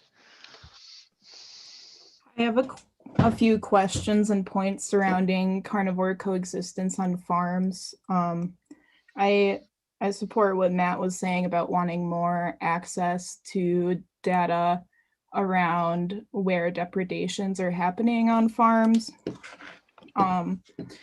And the points I had about the data you shared from USDA regarding wolf depredations include, it would be helpful if there was comparable data regarding depredations by other carnivores, like coyotes are really common sources of depredations, and that would help put into perspective the impact wolves have on livestock. I think it would be of interest to the Wisconsin DNR to survey Wisconsin farmers specifically on their feelings on how effective or not state coexistence support is on farms, to understand what kind of support from government agencies would actually enable, especially small livestock farmers in the North Woods, to reduce depredations, because a lot of the farmers I work with, it just comes down to lack of capacity. And we could have a whole field of technicians doing carnivore coexistence on farms proactively with those non-lethal deterrents. My understanding is that USDA usually comes in after a depredation has already occurred. And I just wanted to make a comment about how this might not have been your meeting, but you're saying that the type of tools used on farms in response to carnivores is based on listing status. And I just want to articulate that it really should just be based on what the science points to as actually being effective. And one other kind of data that would be really helpful for carnivore coexistence issues is, I'm not sure if USDA gathers this, but characteristics of the farms that are experiencing depredation, including husbandry practices and surrounding habitat types. And overall, I'm just always working with farmers and researching carnivore coexistence on farms, and hope to be a good resource in that aspect of the plan. Miigwech. Thank you. Andy, if I could just jump in for a second. These Sure. are really great thoughts. We would like to make sure that we are focusing right now on the information, and these are potential solutions that we might want to consider. There'll be more than ample time and opportunity for everybody to talk about what they think is the best solution. So I just want to make sure that everybody who has ideas, please hold on to them, because we will get into a lot of detail. Thank you, Raj. Thank you for that. You're exactly right. My objective here is to give everybody a background, make sure we kind of have an equal starting point as far as the things that are being done out there, and some of those considerations. So I don't have my agenda open here. How are we doing on time? Hey, Randy, I have a question. Sure. Just 1 second, Megan, please. Yep. We are about, I would say 8 minutes or so, a little bit behind schedule, but let's just take another couple of minutes. Yep, and that I'll sounds try and good. catch up, and then it would be helpful if I can start in about a couple or 3 minutes or so. You got it. Megan, I'll get a quick question from you, and then we'll go to Lori for a quick question, and we'll call it. So the on the notifications, does it say for specifically the dog? I know it usually says hound if it's a hound or a pet. Does it say if they're out of state hunters or if they're in state? Just wondering, because I'm not sure how often out of state hunters would check this map. So is that on the notifications? I don't believe so. I think it's similar to this. This is a caution area map right here. It just gives a description, a location, and then this caution area. Whether it's an out-of-state hunter or an in-state, local, we want to make sure everybody's aware of it. And really, as I mentioned, I want to encourage folks to sign up for these. Anybody can sign up that has an email address. So want to encourage that. Lori, let's go to you for a quick question. One more question, Randy, in regards to the livestock. I got lots of questions too, Randy. I've asked one question. Thank you. As far as when the livestock depredation notices go out, does it say, I think this, I'm not sure if it says this, if it states if they've tried non-lethal methods, and if a wolf is actually a lethal method is used for that depredation, are there notifications that go out for that, so the public is aware that a wolf was lethally taken? I don't think that's in our updates, because it's not really the objective. The objective is awareness, but you can find that information in the reports, that's posted online. They show the number of investigations, number of verifications, that type of thing. Okay. Lori, if you can keep it, I just lowered my hand. My thing can wait till later. Okay, thank you. Randy, may I throw an idea? Sure. Obviously there is a lot of interest in asking questions. Why don't we see if we can have some more time towards the end of the day to address any questions, and if not, if it's possible to send the questions via email, perhaps to you, so that we can create like a list of questions that are asked in this group, because I think we have a lot of questions and it's important to track them and to have responses, and that might be helpful. I'm just trying to throw an idea in terms of managing time and This is streamed live to the public. It's important all these questions are asked in this meeting, Matt, not afterwards. I understand. What we are trying to think about is, you're right that this is important. We also have to manage a certain amount of time and in how many meetings we have and what we need to get done. We definitely want to do everything in the spirit of transparency. So these questions would be collected, responses written down and posted publicly so everybody has an opportunity to look at that. It's just that we have to be careful about how much time we spend on different things because we have a plan that we need to work through. And I really understand that there are a lot of questions. I'm not trying to suggest anything to curtail the questions. I'm just trying to think about ways of managing the time.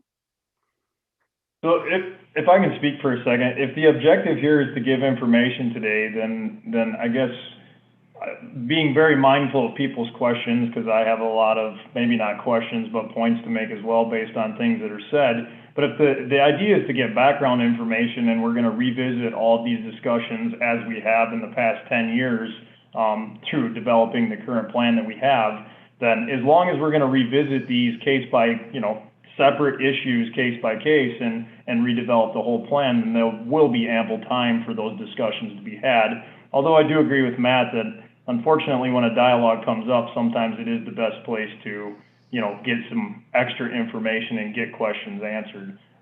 So I guess we just need to do a better job at defining if this is a background information portion of the meeting or if it is more of a, detailed background information portion of the meeting. Yeah, thank you, Luke. That's very good clarification. So I think what we were trying to do is really give some background information because a lot of information was also sent out in the packages that Randy had sent out initially as part of the prep work. That's exactly right. And I'll stop sharing my screen here. But you're spot on. At the beginning of these meetings, we wanted to give a reflection of public input we received, and then just again trying to capture this entire wolf management program in 12 slides. I understand there's a lot of questions, and they're good questions, and I'm not going to have the answer to every one of them, but we've got folks on that do, and as Raj said, it's important we keep it moving at the same time. Yeah, and what we would like to do is certainly there is a lot of interest, and we certainly want to do the best we can to put responses together and share them with everybody, is to have these parallel processes saying use the committee time for moving along, getting the input from everyone, and then also use some offline tools to collect the information, create responses to that, and share with publicly with all of those things. Because frankly, we just don't have enough time to be able to do both, to work through the plan that we have to get to and also address all the questions. It's just a balancing act that we have to work with. And moving backwards again, the focus of this first meeting today, if I'm understanding this right, is background information for the folks in the committee that maybe haven't been involved with the Wolf Committee for the past however long it's existed and had to sit through the exhausting discussion of all of these things several times now. But if I'm correct, Randy, and hopefully you can verify this, we will be revisiting each one of these discussions throughout the next 3 to 4 meetings or whatever it is separately, and obviously some will take longer than others. So, saying that, yes, background information was sent, but we all know how long those pages are and how many documents they are. And unfortunately, for some of us, we were there when we had a lot of those discussions and made those documents. But yes, there is a lot of information. But am I right in understanding that this particular meeting is supposed to be mostly background information to kind of bring everybody up to speed? I would actually say no. No, that's the idea. Yeah. No, I appreciate that. That's the background information we sent. And you're right. There's a lot of it there, and there's a lot more of it that we cannot send. But we're asking for pre-work in advance of these. Mm-hmm. Certainly recognize the amount of effort that's been done on this topic for the last 10 plus years. A lot of it's captured in the draft document. A lot of it's been captured in the pre-work. It's really just the front end of this meeting. And looking at the agenda, the next thing is a review of the pre-work, which I'm going to hand it to Raj because that's right where we're going next. Yeah. So I think as we keep going, I think we'll understand the process. Yeah, and part of it is, we understand that there are lots of strong opinions and we really want to acknowledge them and recognize them. And we are hoping that, as Randy said, over the next 3 meetings and obviously also today, we'll be able to capture a lot of that. So with that, what I'm going to do is show my screen again, get back to the agenda, and just walk you through what was the pre-work that you provided to us, how we put it all together, and how we are going to use that for rest of today, and then also for pre-work that's going to happen between today and the next meeting in August. And then how will that get into the August meeting also? So with that, I'm just going to share my screen. Just give me 1 second.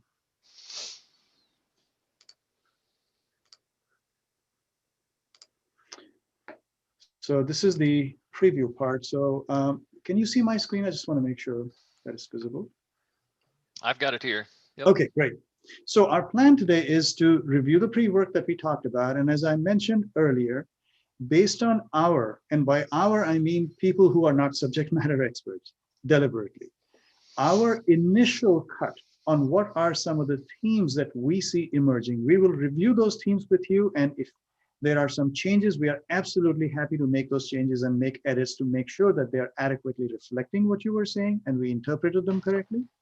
But the idea is to say, based on all the pre-work that 25 different organizations, I think, contributed, what are some of the themes that are coming out, and start putting those themes into a cleaner fashion, organize them in these themes and more details. And then after that, we are going to complete pre-work number 2, which is going to happen before the second meeting. So let me just show you what are some of the things we saw. So this just describes what we were talking about earlier.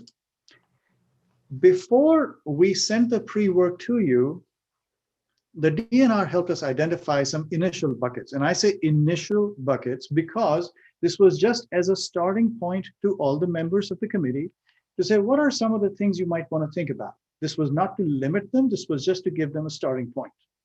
And this was obviously based on what we were thinking of at that time, about a month and a half, 2 months ago, when this list was originally created, with the understanding that once we get your feedback, we will proceed with the feedback that you provided. We will probably not use these buckets exactly as they were laid out because they were just initial prompts. And that's exactly how we are actually looking at it. So let me just give you an idea. The themes that have emerged from the pre-work are here. So as an example, there was a very strong theme of coexistence. Then hunting and trapping management also jumped out. Interagency and stakeholder collaboration. There were some parking lot ideas, and I'll explain that in a moment. We were not sure how to interpret that, so we'll go through that today and hopefully be able to assign them. And if those ideas pertain to wolf management, but they are not relevant necessarily for this committee's charter, we want to make sure we preserve them. We don't ignore them, but maybe there is a different venue to address them. For example, it could be a harvest committee issue. Then there were a fairly good number, about 30, where we were not sure exactly what the criterion was, but this comes back to a question which I think one person asked earlier, saying, will there be criteria? This is where we will work through those inputs that we got from the committee in pre-work, and we will clarify that, make sure we understand and thoroughly interpret that, and we'll work through to look at those criteria. There were certain things that were related to public education, some for research needs and monitoring. And we've talked about many of these themes today. Then there was science-based decision-making. There was an issue about stewardship for all stakeholders, tribal perspective. So in all, we got 124 different ideas, which I will walk you through today. And this was basically the pre-work input that we got. Now, in this chart, what we have done is taken that data. You can see these are the different categories or the themes that came out. We put that together to give you an idea. 25 respondents, 124 ideas, 9 themes, plus the parking lot. And as I mentioned, this is where we'll clarify a lot today. So hopefully this gives you an idea. This is as of yesterday. So I think there was another organization that sent in some input today. We have not had a chance to put all this together because we needed some time. But as of yesterday, we had 124 different ideas. So we are hoping that as we move through this list of ideas, we will be able to account for all the concerns and potential solutions that I think some of the members have voiced so far, and there are probably a lot of other people waiting to voice their opinions also. I just want to take a brief moment here to make sure we are all comfortable with what we are working with. Are there any questions about this process and the methodology that we are looking at?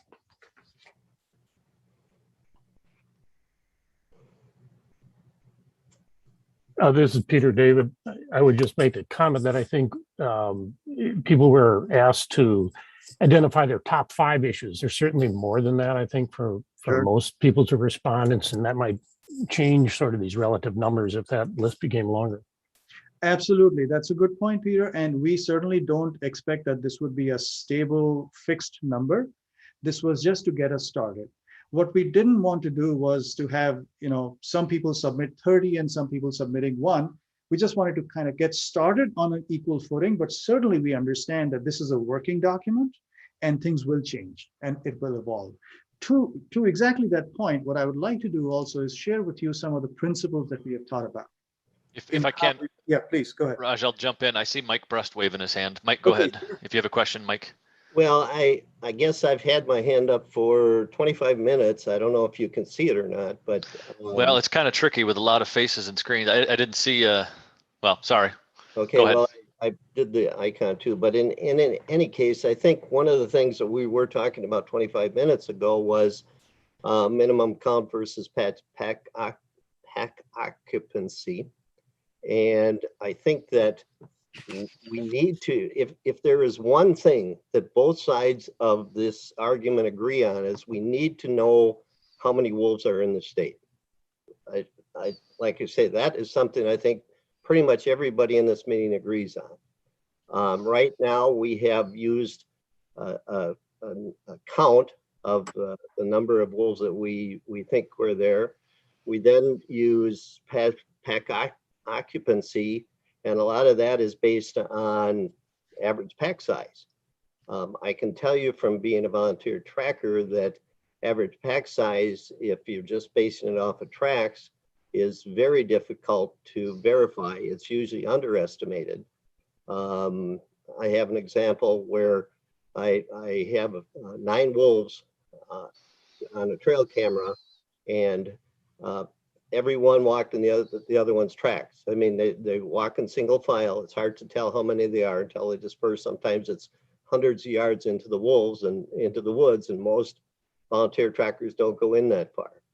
So if for example, average pack size was 1 more wolf than you're saying it is, we have a whole different population than we are saying we have.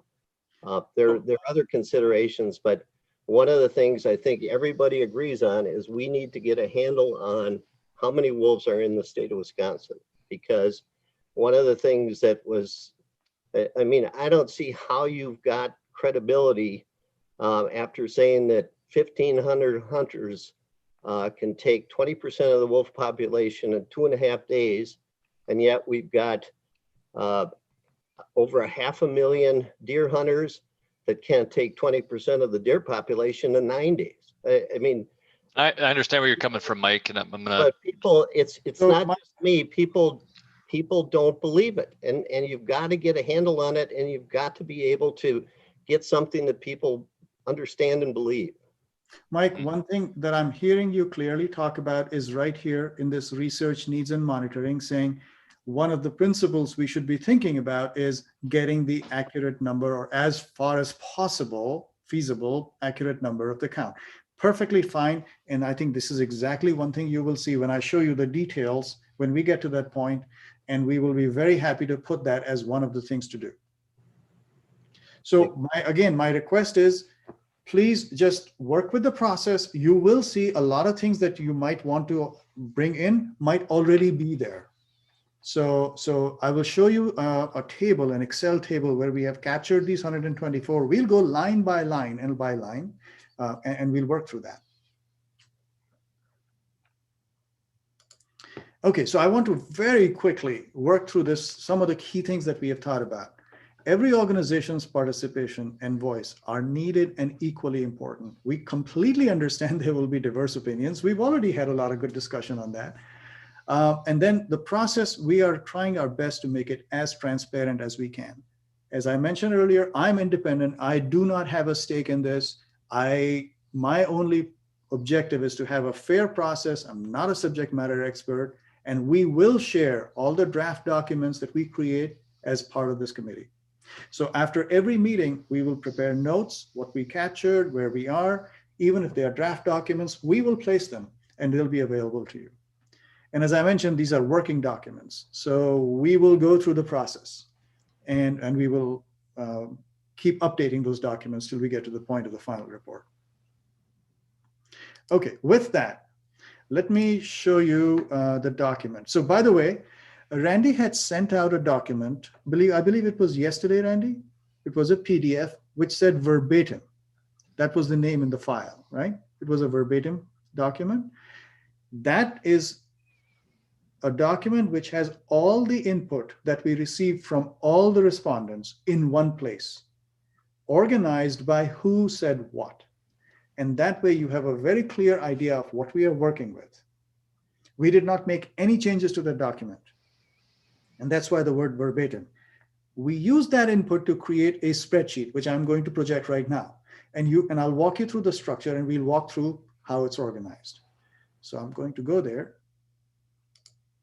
And I'll just tack on too. I think we've had 2 submissions since I've sent that out that were lost in email traffic, and so we'll be getting that updated and sent out. So as Raj mentioned, all these are working documents. It'll continue to change throughout. So, but we'll make sure we get everybody's input captured. Right. One of them, which was sent yesterday, is already in here. So we worked last night to update this document to include that.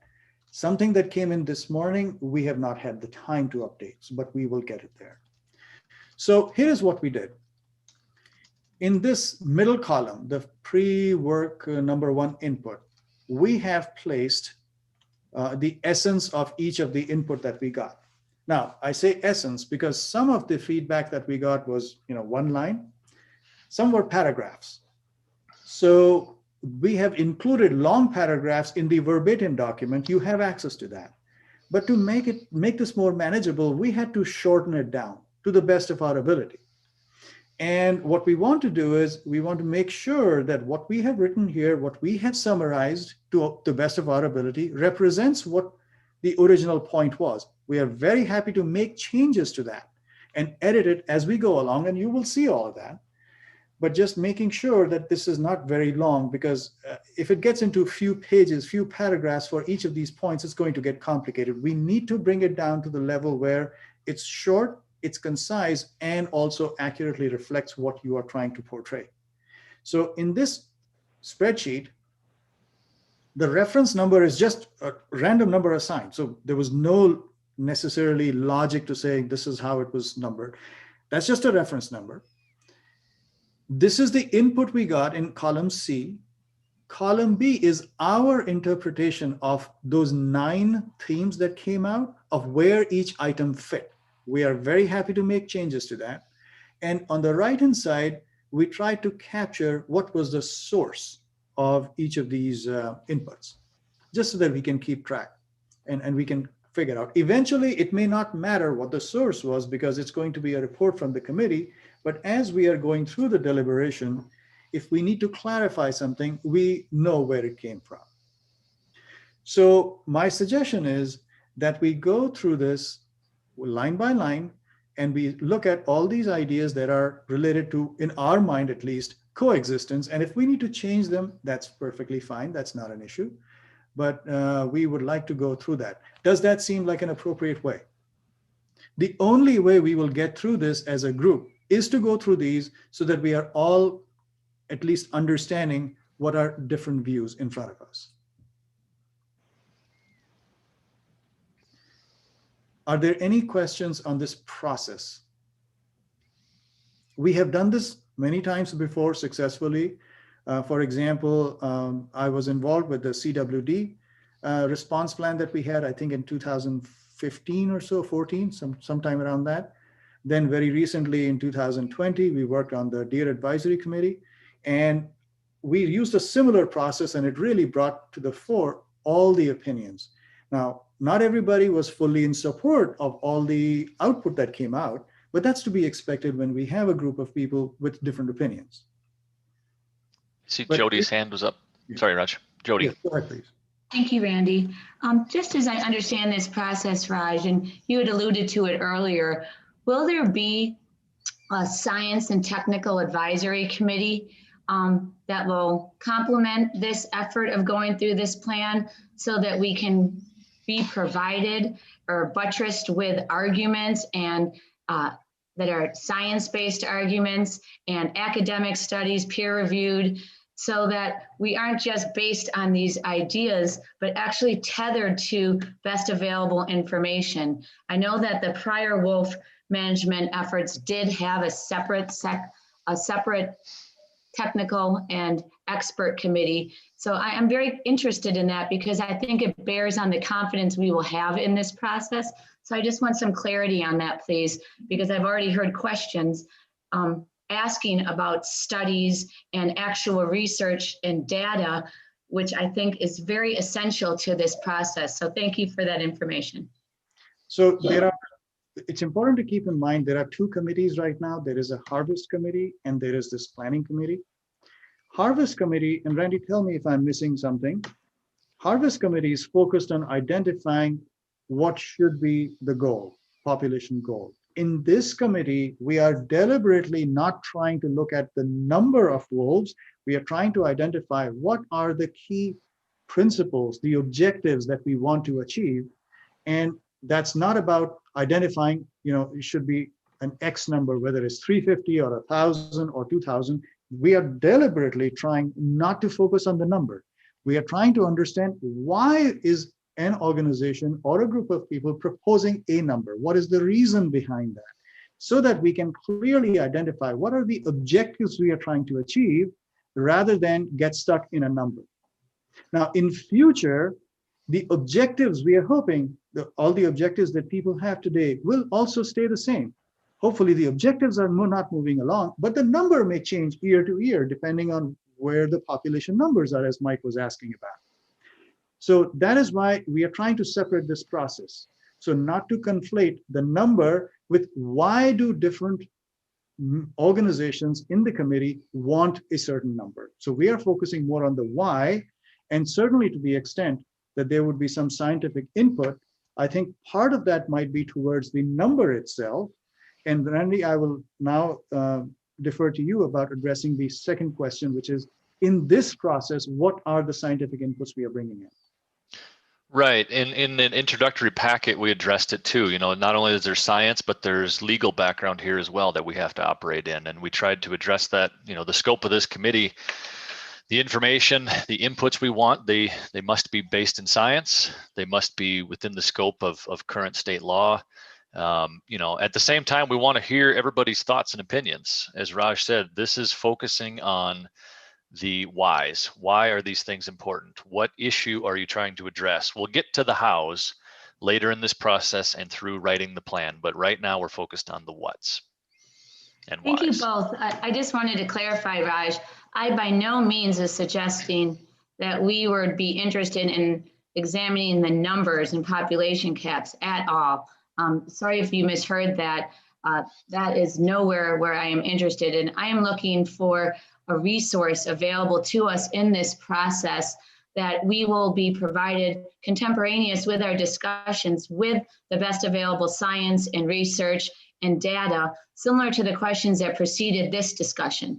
So it will inform this analysis that you are shepherding us through, but please by no means construe my question as any interest in hyper-focusing on population numbers and the like that were raised in our last committee meeting. I'm just really looking for that benchmarks of the science to inform this process. I'm glad to go through your process as you outlined it, but you can hear already from the questions, people want there to be at the same time as these discussions, some understanding of the research and data available to us so that our decisions and discussions can be informed by that. So I just wanted to clarify my point. Thank you. Yeah, thank you, Jody. Yeah, we were not misconstruing this. I was saying that mostly to clarify, just to make sure that there was not a huge focus on the number, because there is a separate committee altogether. And part of the information that Randy shared earlier today, and also that went out in the packet, was to share the available information. The question of whether it's the best or not is a very difficult question to answer, as you can imagine, because who is to determine what is the best information and how do we qualify that? So there are certainly different opinions and ways to interpret that. But that was really our attempt to say, this is what we have available today. This is what is known, and we are sharing that. I think there's a couple more questions out there. Pat? Yeah, Randy. Oh, Randy, Eric, we'll go. This is we'll go Eric to, Olson. I don't have a way of raising my hand. Did we figure out a way to do that for folks that don't have an ability to raise their hand? Because otherwise, I have to interrupt like this. I think it's the reactions. Did you try the reactions button? That's my understanding of. I can clap and give thumbs up and stuff, but I can't raise my hand. Okay, sorry about that. Go ahead, and then we'll go to Pat. Oh, well, yeah, I didn't mean to interrupt if other folks were in front. I guess I just had a couple questions. Well, one is, I mean, if we're talking about a management plan, it does seem as though, I want to clarify this, it does seem as though at some point we are going to be talking about population management goals, right? I mean, that's I guess, a question. It sounds like we're not, but. That is captured in our population objective criteria. Again, we don't want to focus the conversation on whether it should be 350, 150, or 1,000. We want to focus on those criteria that inform a population level, which again, we've sure. Okay. Right. We'll get to that later. Okay. And Gotcha. as Raj mentioned, that was all I had. Thanks. Yep, and I'll just clarify too, the separate harvest committee has met a couple times, but that committee was focused on this fall, that harvest season. This group has been come together, and we purposely separated this process to keep this group focused on long-term management and not try to conflate that with this fall. Pat, Randy? One more question. Okay, I just want to be clear, because as part of the Hunt Advisory Committee, you're right, no population numbers were given at all. And I just want to be sure long-term, I understand population criteria, but still, at some time by the end of the day, that plan must say a number. Otherwise, based on criteria, we will have a unlimited amount of wolves in Wisconsin. There'll be no cutoff. I hope we're not going that way.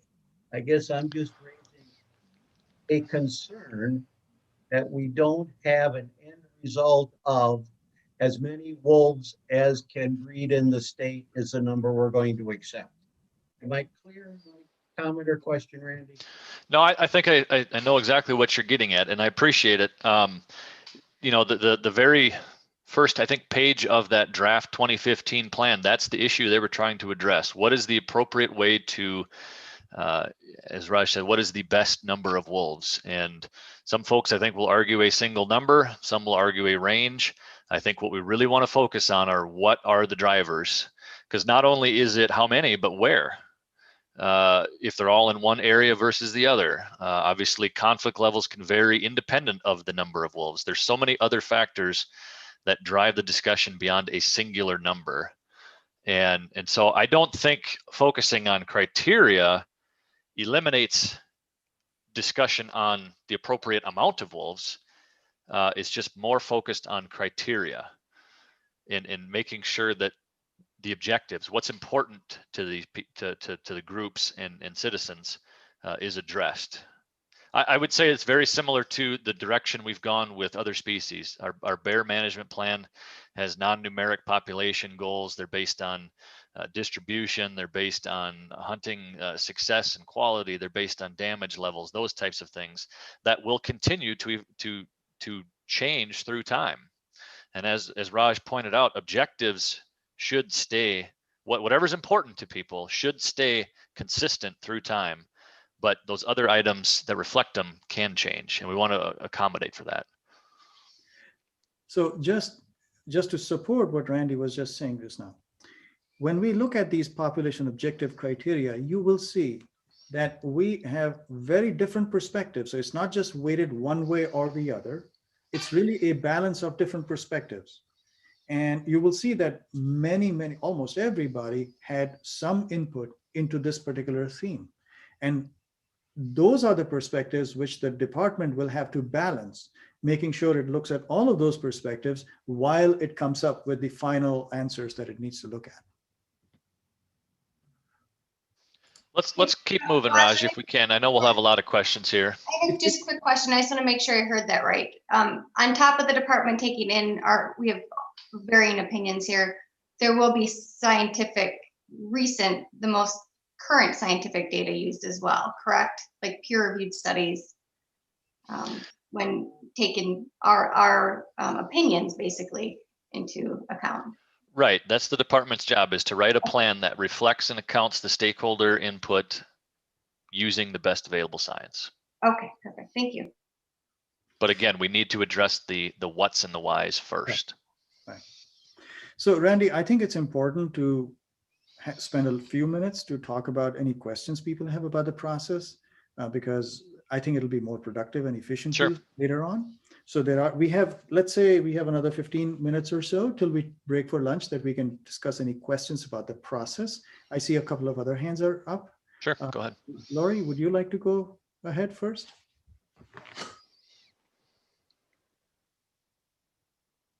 I think there's been some judgments made about what organizations are actually trying to say as a theme, and then kind of pigeonholing them into these categories that may become quite restrictive of how organizations can advocate for their needs and what needs to be done. I can see that. I can't see this whole list of pre-work input, but in the part I can see on my screen, you look at the Wisconsin Bear Hunters Association population objective criteria, and there's 3 things in there, but they do have an actual numeric stance on this. I think it's a little bit distressing to those of us who have been working on this for a quarter of a century or more, in case of Mike Brust, to see us pushed aside again. And it's pretty much what I kind of figured would happen, but it is quite distressing. Not unexpected though. So I would say the science is very important, and we need to look beyond some of these ill-defined terms that we're using, like ecological value and things like that, to the real numbers involved, and use those numbers effectively to get to the goals that we can share. Lori, I'm not seeing in what you're seeing on the screen a number written down here. So what I would request is, if you just stay with us for the process, we will work through that. If you think that there are certain things which have been misconstrued by us as we were trying to give us a starting point, we are very happy to think about what is the best way to rephrase the input you have provided or different organizations have provided, or what is the emerging theme if there are newer themes or different themes that need to be added. We are very happy to make those changes, but we had to organize this input into some form to give us a starting point. And that is really the attempt. That is why this is just a draft. This is not a full compendium. This is not a final product. It is just a draft as a starting point for us to work through as a group. I hope that addresses what you were saying. I would add too, I think the verbatim document you mentioned earlier, Raj, is important. That verbatim document is exactly word for word what was submitted by organizations, compiled, and shared for all to see. Right. And if we have misinterpreted something while we were taking, let's say, a 4-paragraph input into maybe 1 or 2 sentences, we are very happy to get your input to figure out what is the best way to write that. As I said earlier, we are not subject matter experts by design. And that actually helps, because we are not bringing our own biases or perspectives. We are saying, this is what we are reading into what was written. If we have misread or misinterpreted something, help us clean it up and let's figure it out. Abby, excuse me. Hi, I just wanted to say that I still feel a lack of clarity in how science is informing the update of the plan versus stakeholder groups, and also would like to clarify that there should be differentiation between a stakeholder group, and a sovereign tribe. So if we could get more clarity on how input from any given group in this committee that's not substantiated is going to inform the plan versus the available scientific literature. And I'm not saying that only scientific literature is a type of knowledge and information important in this, but I'm just seeking more clarity in what different factors are shaping the plan update and how. Randy, it may be helpful to clarify how the input from this particular committee will be used as input to the plan, which the department will write. Right. So we have a plan from 2015 that was, as we've heard, spent significant time on.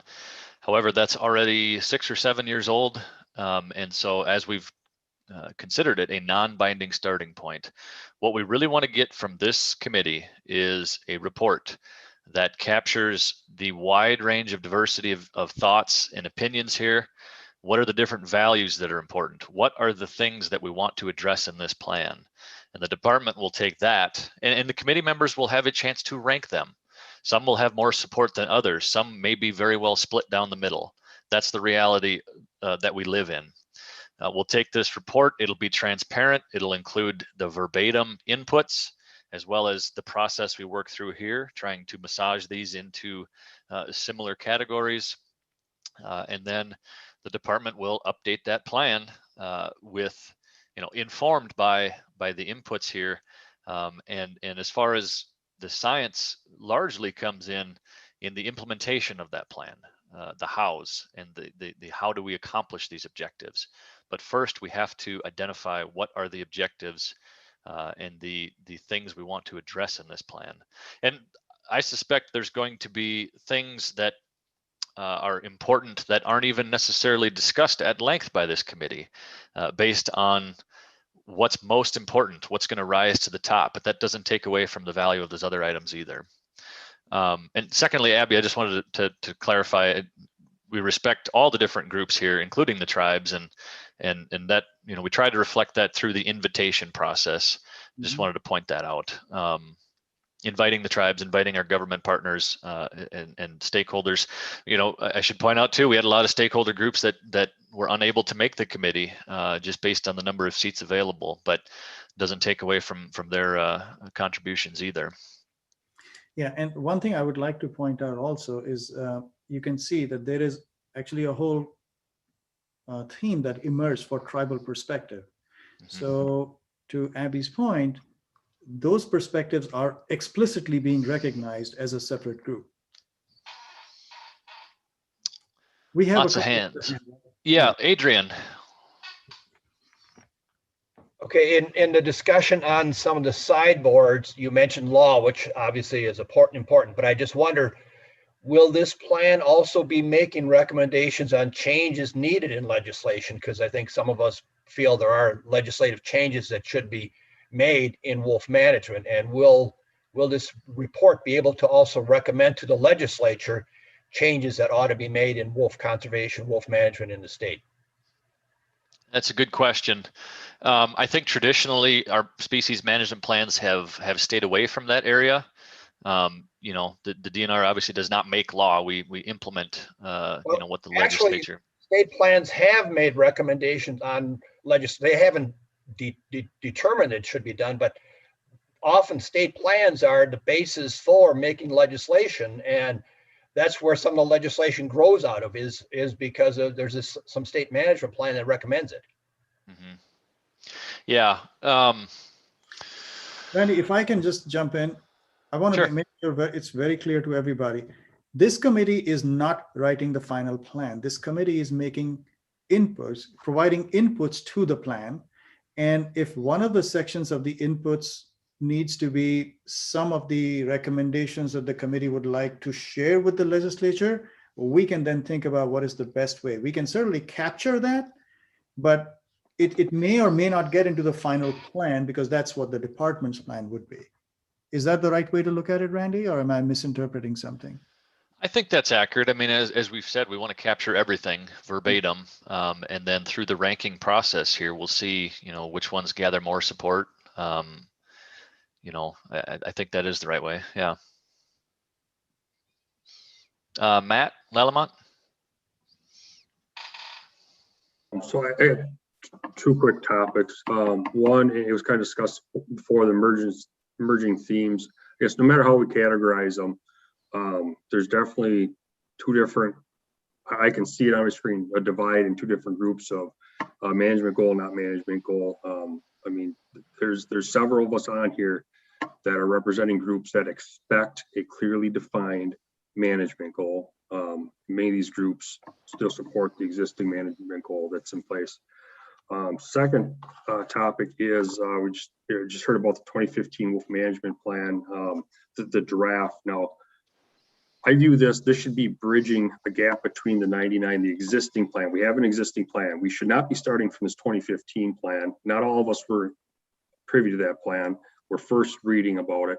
The 99 plan with 2007 addendum is the current plan, and all we're doing is bridging a gap. So if we can use the 2015 as a means to pull bits and pieces out of it, so be it. But just grabbing this draft and saying this is what we're rolling for, I personally object to that.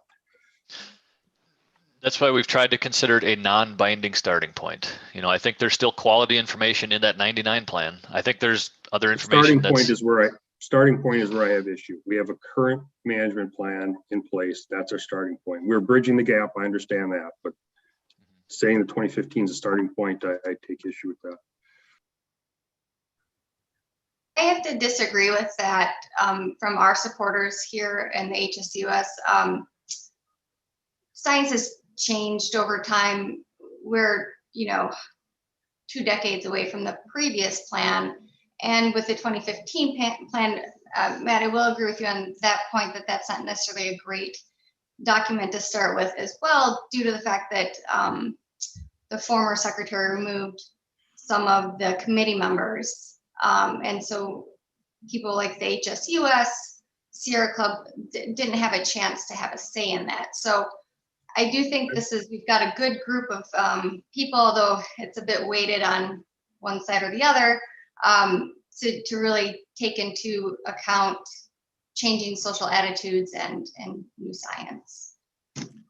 If I may jump in, my suggestion would be, don't worry about the starting point right now.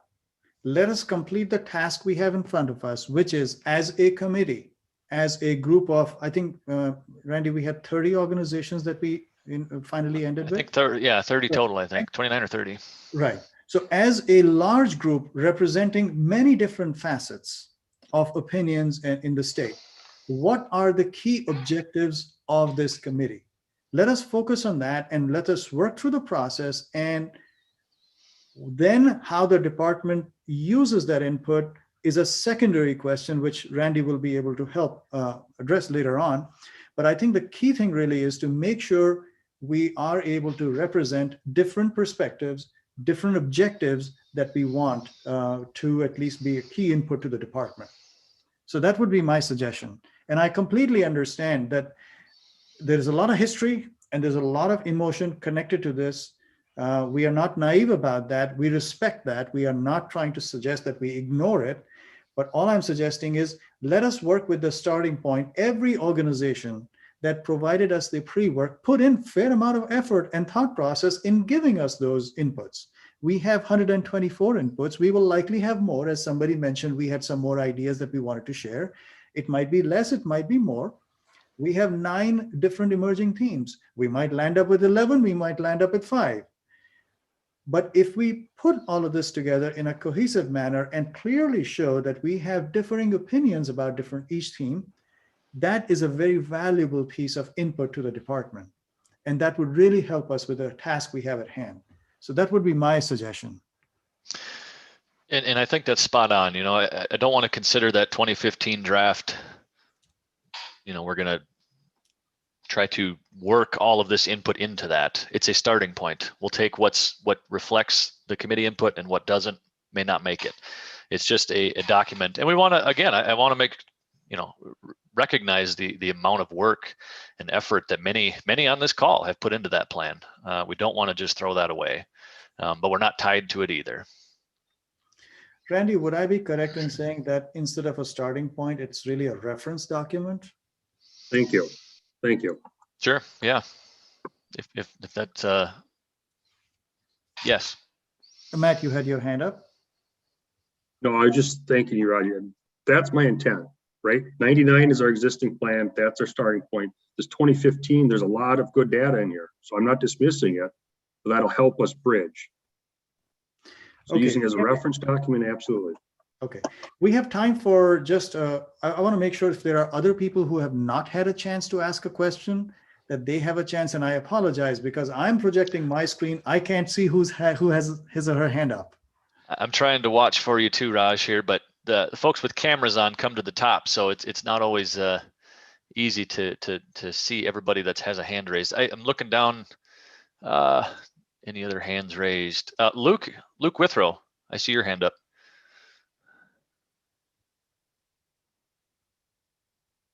Randy, also Lori Grosskopf has her hand up. Aha. Okay. Luke, are you out there? Oh, I'm sorry. Can you hear me now, Randy? Yes. Yep, there, we've got you. Oh, sorry about that. I just wanted to, I'm a little disturbed to see a couple groups throwing out the weighted term in terms of how the committee's set up, and then another group saying that they would like to prioritize how our information gets processed and how it's more important or less important than others. But the Wolf Committee in an entirety in its history has always been a committee that made recommendation. It was never a voting process. It was never, we had discussion, you know what I mean? Sometimes we had to agree to disagree, and we left that in the hands of the department at that point. But we've always made points towards what we believe is scientifically factual or sociologically factual. You know, we've always had good discussions on that. And I think this committee will bring that to the table. And I will say that looking at this process, I think we're all going to get our chance to discuss these things. Right. You know, so I truly believe in the process a little bit. I'm not a tech guy, so I would love to sit in the room and see every one of your faces and every expression that you make, because it says a lot about you. But I think everybody needs to give this a chance. I truly believe that it looks like here, I'm still looking at the pre-work #1 input screen. And if you'll notice, if we want to talk about weighting, my organization's on that one to continue to discuss and deliberate options to deter wolves from depredations. Everyone else on that list is more of a pro-wolf person. I would like to be considered in the middle person. So I just want everybody to give this a chance. I think we're headed in the right direction. And Randy, I would just tell you, it's hard to not get caught up in the weeds. I've been a part of this process for a long time, like a lot of other people. So, you know, everybody's got an opinion, but let's give it a shot, you know? Thank you, Luke. We really appreciate that. Thank you. Lori, we have just a minute. So we want to make sure you have a chance to bring up another question that you had. I attempted to push lower hand and it shows up on my screen as lowered hand, but I don't know what's wrong with this thing. Not a problem. If you don't have a question, we're happy that your hand is up. That's not a problem. we can take those too. Is there anybody else who has a question? And if you can't put your hand up in the computer screen, then maybe wave or figure something out, or just speak up. Otherwise, we are right on time to take a lunch break for 30 minutes. I just want to make sure that we are addressing the questions. But Luke, really appreciate what you just said, because that's what we are hoping, that let us try and use the process and see where we end up. And I think. Can you guys still hear me? Yes. Got you now. Yep. So, I mean, you know, and we can always get to the point where we have to revisit a discussion that someone feels that the process isn't working. You know what I mean? But we're going to have to work through it. At the end of the day, the goal has always been to get to a management plan so that this state can hold on to something. You know, we've we've been so divided and so have it crammed down our throats by the federal government about how we manage wolves. This is our opportunity to work together to get management of some kind so we can all continue to move forward and for the betterment of wolves, because not having this process is not helping wolves in the state of Wisconsin, period. Thank you. Randy, you were going to say something? Yeah, I was just gonna make a statement. As we break for lunch, if you log out and log back in, are you gonna be able to get to the same link, or is that whole link process screwed up? So anybody that's on the program, you might want to tell them to stay on kind of deal. I don't know. Kevin, that's a good point. For Katie. I'm not planning to log off. I'm planning to just stay on, just shut my video and my mic, my camera and mic off. So that may not be a bad way.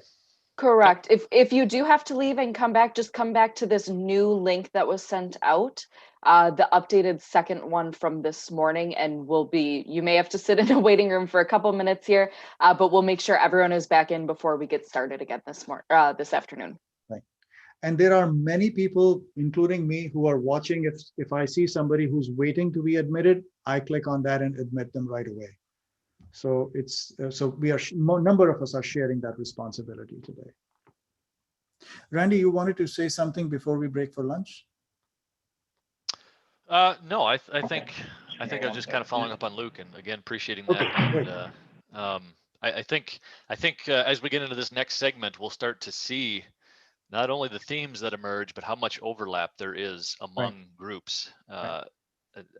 Just as Raj and I were looking over the pre-work, I was impressed at, folks have, again, different approaches to addressing that objective, but the objectives are shared. And that's what we'll focus on. To that extent, I want to be a little bit geeky here. I want to show you something. I want to put that exactly, show you data to support, because, there was a quest for data. What I'm going to show you is there were those 9 themes, and how did those themes come up when different organizations reported. So what you see here is the organizations on the left side, the first column, and across the page are those 9 themes. And if you look at it, you will see that there is a really good distribution. That means it's not totally lopsided across those 9 themes. And when we were looking at this as a very preliminary amount of data, we were very happy because it did not show a completely lopsided or as Ben very nicely put it, a bimodal distribution. Now, I'm a statistician by training, so when I look at data, I tend to look at those patterns. And I was very happy to see that it was not totally lopsided. So it seems like those 9 themes that we were able to identify are really important to almost everybody, which is, I think, a very good thing. So I just want to assure people that we are really trying to take a transparent process, focusing on the goals. What are the rationale? What are the reasons behind what you are recommending? To recognize those reasons and then use that as input to the plan. So thank you for indulging me on this. I just wanted to share this data. Exactly. I think that's an excellent point. And with that, I think we can take our lunch break. Okay, so we will come back at 12:30 sharp. Thank you so much. Yep. I quickly agree with Luke's point about us working together and finding some commonalities. And I think it's great that we're actually able to have open discussion like this. So just wanted to put that out. Well, thank you. Everyone have a great lunch. We appreciate that. Thank you. See you at 12:30. Yep, we'll leave the screen up. Just if you get disconnected, come back in, as Katie said, on the same link. Raj will leave a screen up. Otherwise, we'll see everybody. Yes, I will leave my screen up. And in fact, I'm going to even put the slide up which shows what time we are supposed to come back. Perfect. Thank you.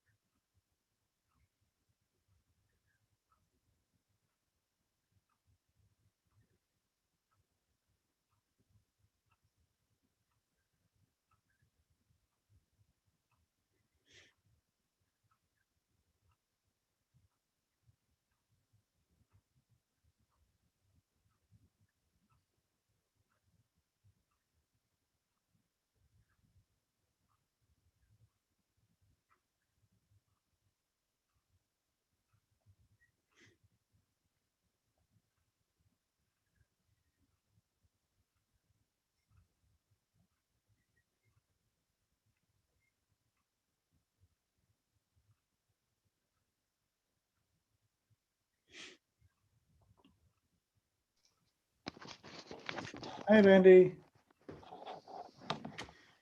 How are you?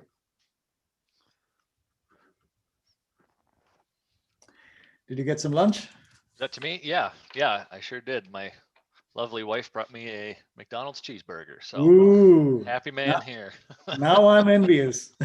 And make sure we got that on YouTube, everybody, please. Okay, so yeah, we are all set. And I think what we will do is maybe go through one theme or two, and then I would like to jump to the theme of the criteria, because I think we really need to work through that. So the reason I was thinking of working through maybe one theme first was just so everybody gets a flavor for what we are doing. And then we get to the criteria theme and then work through those 30 items, because that's going to take some time. And I'd like to make sure we are able to make good progress on that. That sounds good. And Raj, I know you'll be sharing a screen, so yes, I'm going to be watching for hands and questions coming in, as well as we've got some folks here in the background that'll be watching for me and with me as well. So when those come in, we'll just kind of jump in. And again, if anyone's having troubles with the raise hand feature, feel free to use the reactions or send a chat as well, and we'll get that information to Randy so that you guys can get your questions answered. Randy's reminder, I have to drop off for about an hour. I gotta, and then I'll get back on. Okay. That sounds good. I forget, Matt, do we have the alternate on for your group? I don't see him. I'm hoping he.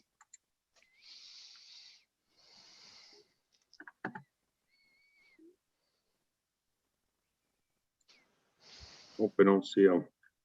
Okay. I have a stand-in alternate. Well, let's see. You said you're gone for a short hour, I think. Is that right? Yeah, but it's during brainstorming, so I feel like that might be a pretty important time. Yeah. Well, yeah, we're going to go through these options.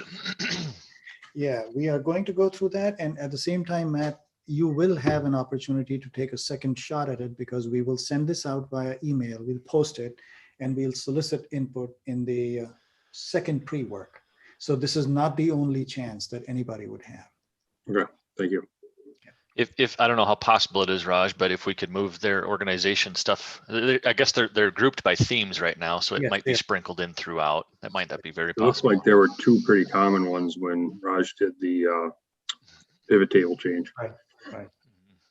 Yeah, and in fact, Randy and I were just talking about that. In the interest of time, we want to make sure we are able to make good progress. We will start with one, just so that everybody gets more comfortable with how the table is structured and what we are trying to get at. And then we'll very quickly move towards the section which had about 30 different questions, which are about the criteria, so that we are able to spend the time on that. Right, and that's where the majority of mine are at, in that 30. Yeah, we think that that's probably important. when I drop off the call. Right, it's important for everybody. You're right, Matt. So we just want to make sure that we are able to discuss at least that in our meeting today. So Randy, are you able to see how many people are on right now?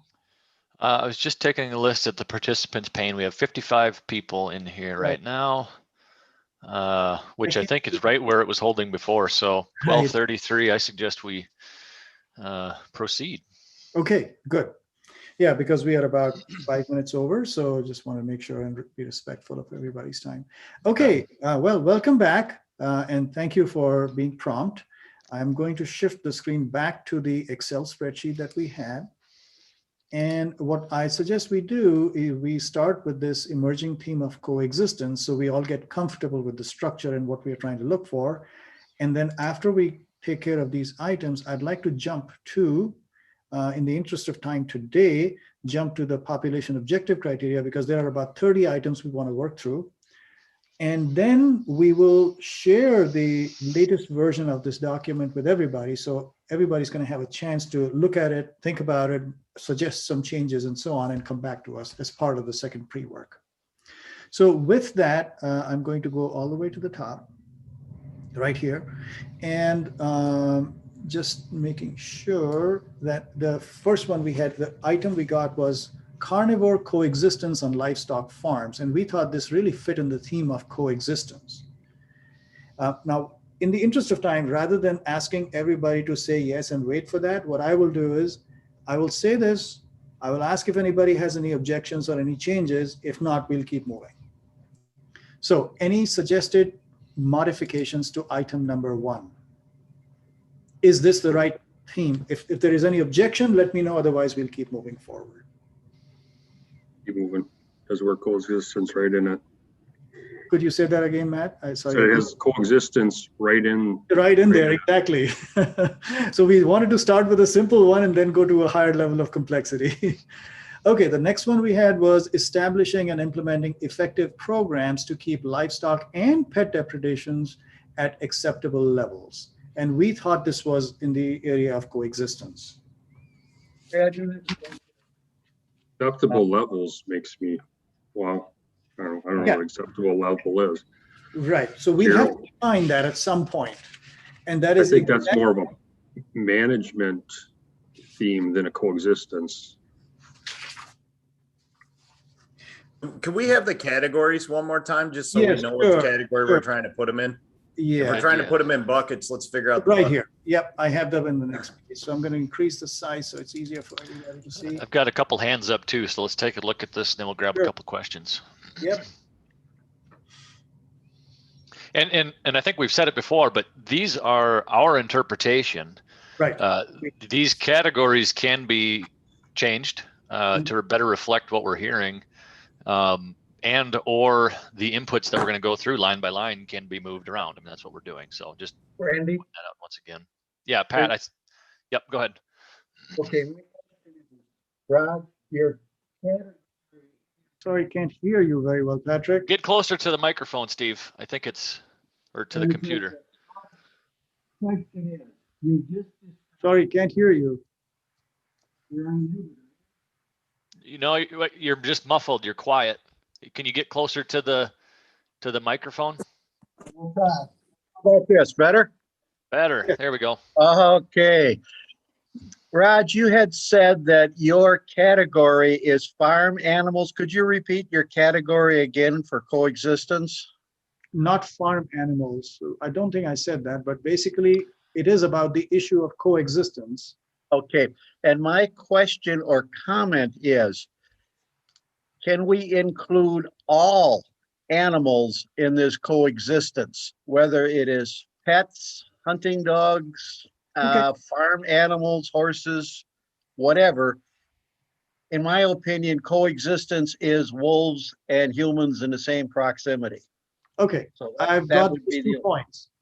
I've got them. So within parentheses, you are seeing the comments you are making. I'll keep adding them so we don't lose the original, but we also keep track of, Matt, you said define acceptable. So I have that.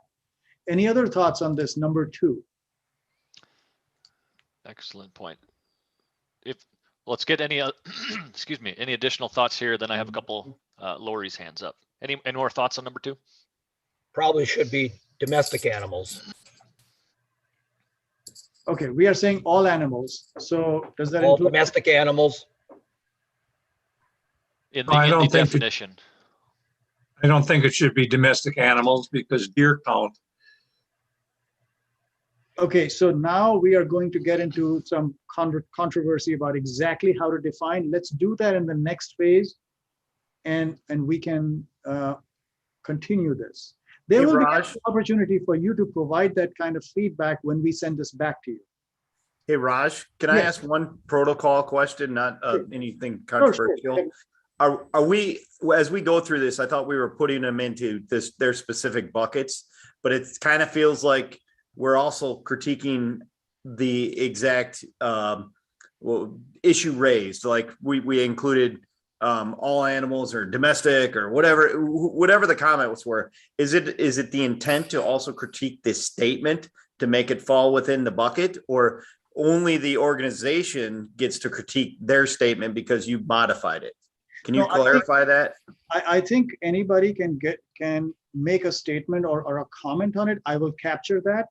When it comes to the original statement, I want to make sure that the organization that proposed it, their intent is captured, and that's why I'm differentiating between what I'm writing in parentheses versus the original statement.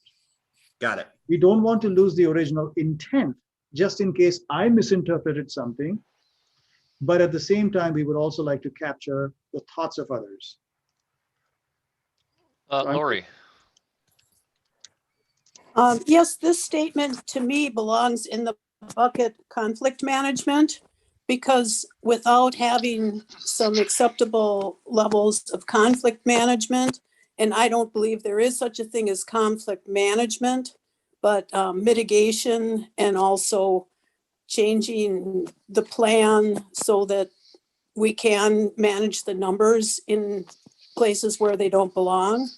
So to me, it's not about coexistence. It's about conflict management, which I don't even think is a valid concept. Hey, Raj. May I just give me 1 second, Lori? Yep, I will let's respond to you. When we talk about coexistence, we are including conflict management in that. Why would there be two separate buckets then? There are not. There are not. So I've got coexistence in educational efforts on my chart. Those. I'm sorry, where? Not to. Those were the original initial Right, buckets, right, Lori. right. That you're. I think you're referring to the initial the packet. That's what I'm looking at. Yeah. Lori, as I mentioned earlier, those were the initial starting points. We are now using the new themes instead of the original buckets because themes are based on the feedback we got from the committee. So we are not going. Well, then, go ahead, please. In that case, I would probably put it in population objective criteria. Okay, so tell me what is the, well, I mean, all of these affect population criteria in some way, right? So coexistence really is when you are looking at criteria for population management, when you're trying to think about what number should we come up to, we should consider coexistence. That's the idea behind that. Does that capture it? And I would say too, this one is, I mean, the beginning of it right there says establishing and implementing programs. I think that's more focused on the program side as opposed to the back end. Actually, Peter, did I see your hand raised? Peter, David? Well, it's not raised. I guess I'm a little confused by this whole process too. I mean, on one hand, if it starts off with, is Glupwick comfortable with including this point under a coexistence theme? I don't think I've got a problem with that. I myself might have, described it more as conflict management initially, but I don't have a clear understanding about how this is going to be altered or changed by additional people's comments, or whether we're just trying to confirm what your interpretation of the original source's position was it on. This could take an incredible amount of time if we are going to alter every one of these steps as we go through time.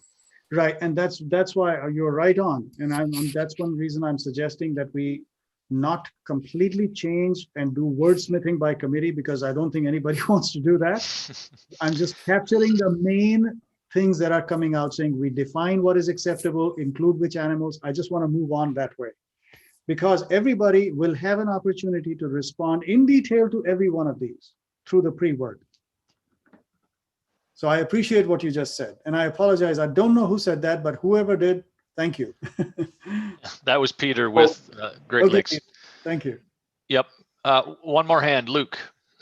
Would it be, and I'm not trying to negate the process here, but would it be more effective to just allow the person that made the statement to make a clarifying statement? That way you can reassess these statements after this process and fit them into the appropriate places based on the context that we're given. Yeah, I mean, that's really what we should be doing, right? So the first person that speaks on each one of these lines should be the person that made the statement to give the link to why it's in this category. That way you can reassess how it fits in this category appropriately. Luke, that is perfectly fine. I'm happy to do that. We, in fact, had thought about doing that. We were just trying to be sensitive, not to come across as we are trying to restrict other people. But since you have proposed it, I love that idea.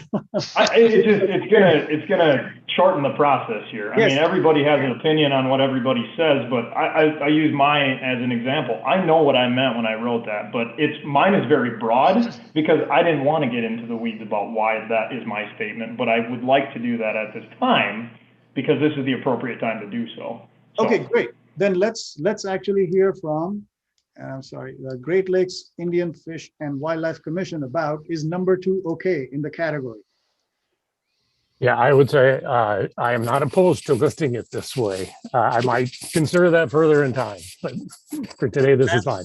That's great. Okay, let's move on to number 3. Luke, I really love what you suggested because that was something we wanted to do, but we were just being sensitive and respectful. Okay, so number 3, Sierra Club suggested this.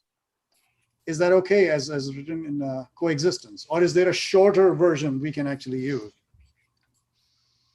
I think it should be read out loud by somebody, and then that person should be given a reasonable amount of time to make a statement. All right, let's read that.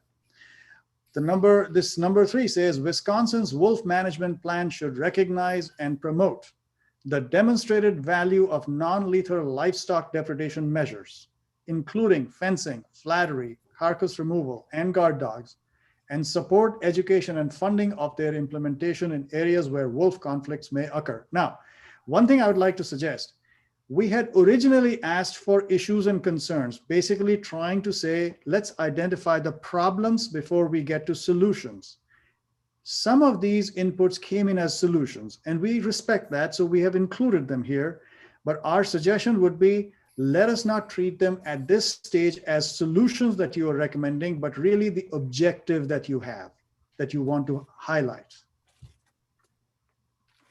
What I'm gathering from here is the objective is really about promoting the demonstrated value of non-lethal livestock depredation. Is that accurate, Sierra Club? Well, it's part of that. It's the umbrella concept is promoting coexistence. So it's certainly appropriate within this bucket for the pre-work input. These are examples of non-lethal livestock measures that can be taken that promotes coexistence because it avoids that repeat cycle of depredations followed by elimination of packs and payments to livestock owners only to be repeated 6 months or a year later with new packs moving in, and that cycle continues on and on with not addressing the importance of coexistence. And that's where the non-lethal measures come in because they provide a longer term approach to coexistence. So yes. You're okay with coexistence? Thank you. Yes. All right, number 4 is from Timber Wolf Alliance. And I will read it out. The public is wolf-wise due to ongoing efforts by governments and non-government organizations to provide information and outreach on wolf biology and related issues. Accurate, balanced, and thoughtful information, as well as best available science, needs to be used when making management decisions. Educational materials help us as a society to coexist with, enjoy, and benefit from wolves without habituating them to human presence. Now, we could put this in 2 different categories, and there are certainly value judgments to be made there. All we are trying to say is it okay to put it in coexistence, or do you want to put this in science-based decisions? Yeah, so I'm Eric. I'm the Timberwolf Alliance representative, and this statement is less, so you asked us to provide issues, and we felt the best way to respond to the issues were to highlight the ways in which our vision for wolves in Wisconsin. And so these statements come right from our vision statement for wolf. Eric, my question to you is actually very tactical. I got you. So give me a second. I think, given the intent of this original statement, it could go under, as you said, the education, the science-based management decision, or here under coexistence. I think this is probably a good category because it's broad. So I think it's okay for it to remain here. All right, thank you. Yep. Really appreciate that. So I apologize. I'm not trying to be rude, Eric. Part of my job is to manage the time. So I'm going to push everybody to very quickly say yes or no, and we can explain these things later when we get to it. Yeah, Raj, I just want to make a follow-up statement in that, folks that don't have the capability to raise their hands in this are less able to participate in this process. And I found it very frustrating so far. Eric, I'm not sure why you have that, because as I'm not a technical expert, but maybe if you update to the latest version of Zoom, that might help. I don't know. Maybe it'll help for the next time, because if you are able to connect the way you are connected and you are able to look at the, I think it was something at the bottom, I forget what the reaction. The reaction. If you're able to give a reaction, we've got 4 people, right, including myself, watching for them. That's right. I think that's the best we can do with this circumstance. So- Or chat as There you well. go. You There are you able go. to do it. Thumbs up. All right. You are Yeah, able to do it. Okay. That's not a hand up though. That is, so I guess understand, but if different. you don't have the hands up and you do that, we'll try and call on you. We'll try and figure it out. All right. Thank you. Okay, number 5 is from the USDA Wildlife Service. Protect Wisconsin's agricultural community from impacts due to gray wolves. This is in existence, a coexistence. Is that okay? Does it belong somewhere else? And I will show you the categories that we had right here.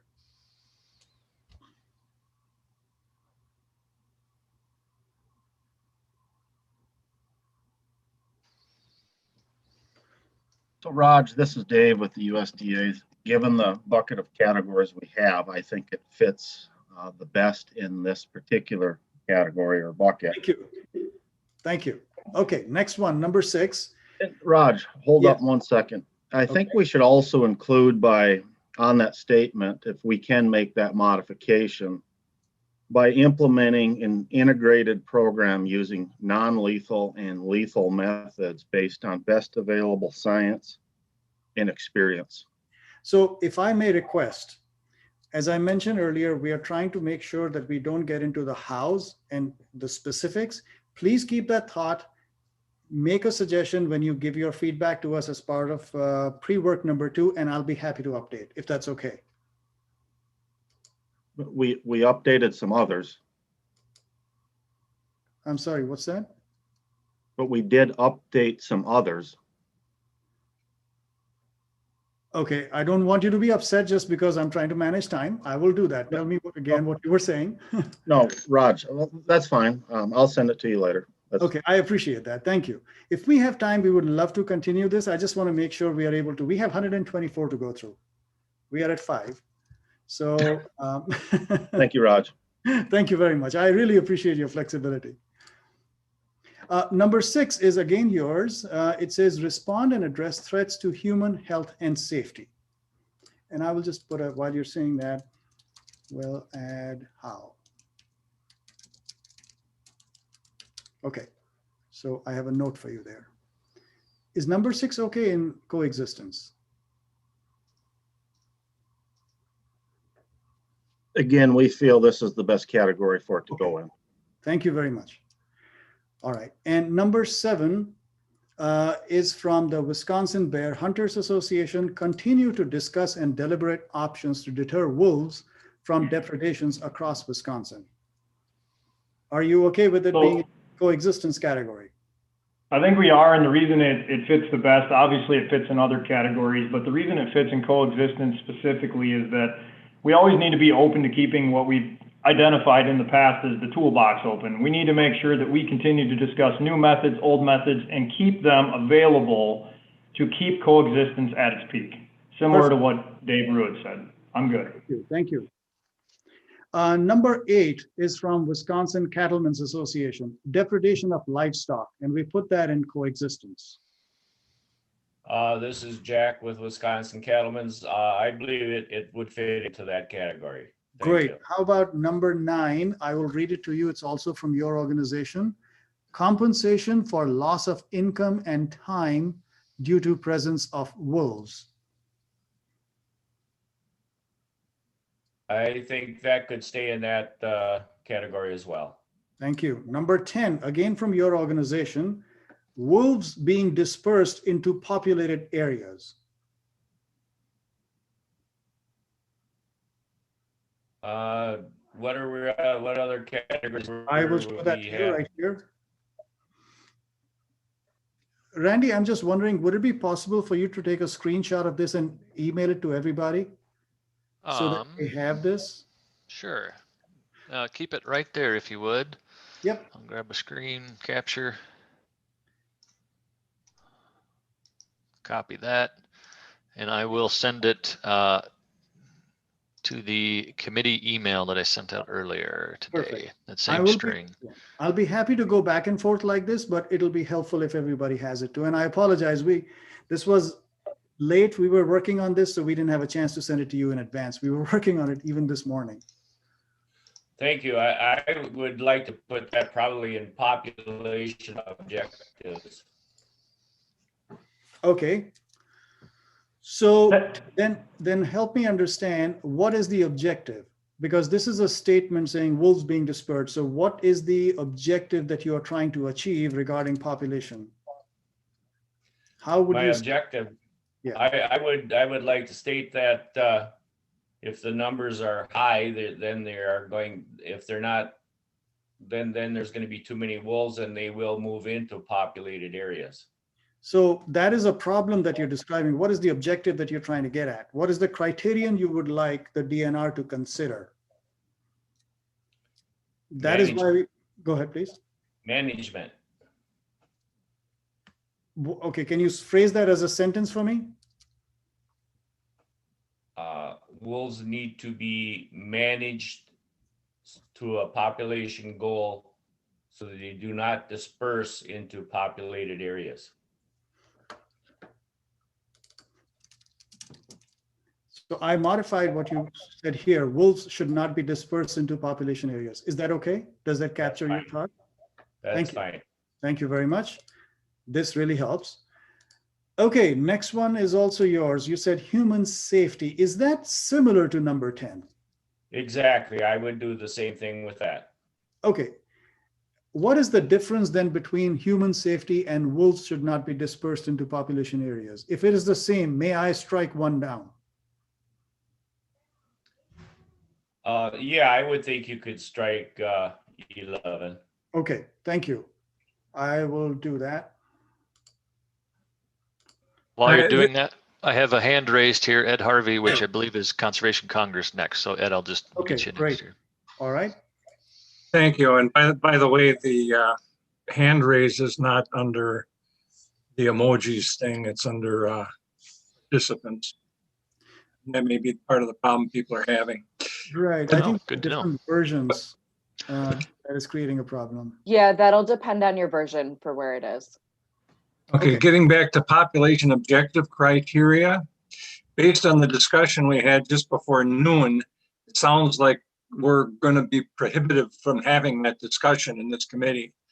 And if that's correct, if they don't want to lose that issue entirely, it should probably be moved to science-based decision-making. On the contrary, I would say our focus is to identify criteria, not the number, but the criteria the committee would like to use while DNR is deciding the number. So population objective criteria is very much part of our discussion. What is not part of our discussion is discussion of a specific number. So just to be clear, so the department after the fact is going to determine what the goal should be, and they're going to do that without public input or with a separate public input effort, or how's that going to happen? Well, again, we're identifying what's important, and from that will help inform what a goal is or what a goal looks like. As I mentioned, even in the 2015 plan, there was significant consideration between a singular numeric objective, a numeric range, or these non-numeric goals, which are influenced by criteria like this. So depending on the results of this committee input, that'll largely determine what direction that goes. Does that answer? No, a little not better? in the least. I think Ed's question was about public input into determining a number. Yes. I mean, partly that's what we're doing right here. But again, I wouldn't, a number is an issue because we haven't addressed whether we want a number, a range of numbers, or no number, and instead look at non-numeric goals. And so again, I wouldn't focus on a number. I would focus on what informs that number. I understand that. We've been told repeatedly since over the last hour and a half or so that we're not going to be discussing numbers. So my question was, so then how are the numbers, what public input? At what point is public input going to be brought into the determination of those numbers? And how is that going to happen? Okay, I think, okay, perhaps okay. So we'll get through this process. I mean, that's going to inform where we go next. And back on that earlier timeline slide, we don't have to go to it, Raj, but it identifies once we get through this process, we'll have a report which captures this input. The department will draft the plan based on that input. And then we potentially may have a 5th meeting here or through email, but the committee will get a chance to look at the document as well as the public. We'll have at least a singular draft of the plan out for public comment and committee input. Does that answer the question better? Yeah, it does. So, okay, sorry. We've got a lot of things from stakeholders here, or issues from stakeholders that, the Wildlife Federation did, we did, that suggest the approximate range or an exact number.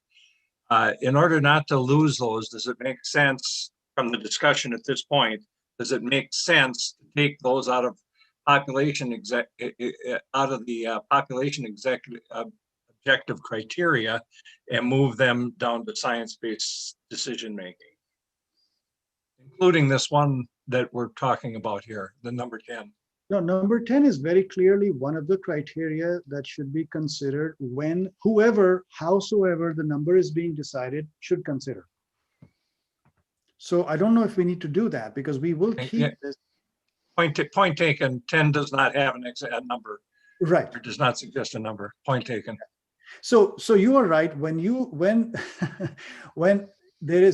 someone feels a strong need to propose a number, we will capture it. We will not lose it, but we may not use it as a population objective criteria. We can certainly keep a parking lot section saying these were the other things recommended. Is that what you're suggesting? No, I was suggesting moving it to science-based management, science-based decision-making. So long as they don't get lost, that's my main concern, or removed them from the discussion this early. We will capture it in a separate category. We'll figure this out. If you just bear with me, because, best laid plans change as things go. This is a committee of 30, and there are 30 different opinions. So we will capture it. And that's one reason we have my colleague who's capturing information, and we will somehow figure out a way to put that into the report. We will not ignore that. Does that help address your concern? Okay. And if we, for example, at any point you feel that we are not adhering to what we just committed, let us know, we'll figure it out. Okay. Mike? Yeah, I'd like to correct a statement that was made in regard to the 2015, or the plan that was developed over a year and a half up to the end of 2014, where the comment was made that considerable discussion was given to a no number. That is actually, there was discussion about that, but and for those of you that weren't involved in that. If you don't mind, I apologize for interrupting. I'm not trying to be rude. That discussion is not germane right now. If that's okay. Would you mind we do that later on? Because I really want to go through these. It's important that we spend the time not on rehashing what was said, but really on this document. If that's okay, I apologize. We need to have accurate information, don't we? This information, we're asking for clarification from the folks that provided this input. Mike, I understand what you're saying, but I don't hear a question in there. And I think Raj is right. We need to keep moving here in the best interest of everybody and this committee. And if you want, Mike, and I certainly respect you, I do not want to be disrespectful to your opinion. If you wouldn't mind sending that in an email to Randy, we will make sure that clarification goes to everybody in writing itself.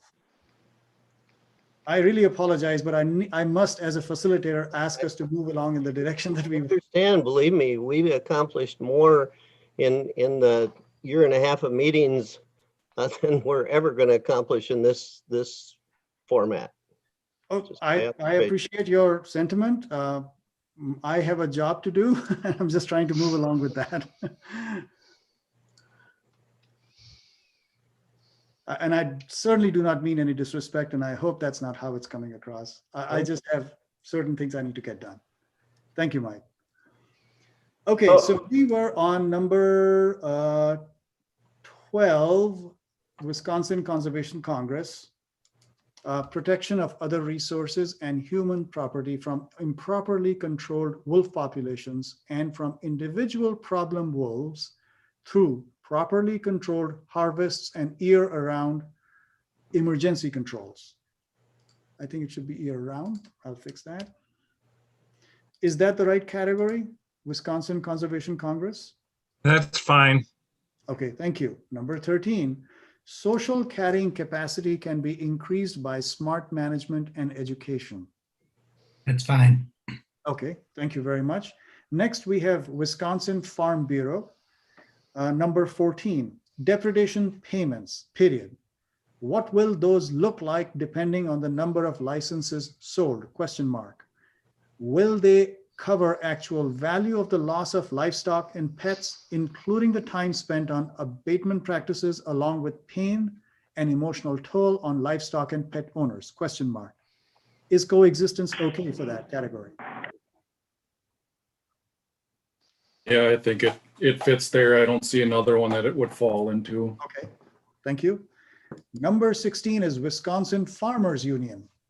Provide actual value reimbursement in wolf conflicts to include farm operator time to install and maintain non-lethal abatement, time spent covering animals that have escaped, time spent on healing injured animals, actual value for ultimate market value of animals lost, and no lost animal cap. Provide reimbursement in a timely manner. Is that okay to put it in coexistence? I really think the problem I'm having with this category is that word is very emotionally charged for a lot of people. Some people don't think coexistence is possible, including one of the most famous researchers in the world, who says we need to have wolves in areas that are free of human conflicts or human effects on wolves. So I would really suggest you add back in conflict management as one of the categories, and a lot of these really do depend on that category. They should be put in that category, conflict management. All right, we will add that. Is there any objection to adding that? I will do it after the fact so that we don't waste time right now for everybody, but I have made a note of it. As I would suggest that all of you who maybe felt like you were kind of forced into sticking your objectives into coexistence, email the team, saying conflict management might be a more appropriate place if you agree with that. Are you suggesting coexistence and conflict management as a theme? Yes, another bucket, you might call it. Is that a separate bucket you're proposing, or? Yes. So different than coexistence? Definitely different, and especially in our minds because of the emotional connotations that coexistence brings up. Some of us feel that it could be a somewhat unrealistic bucket.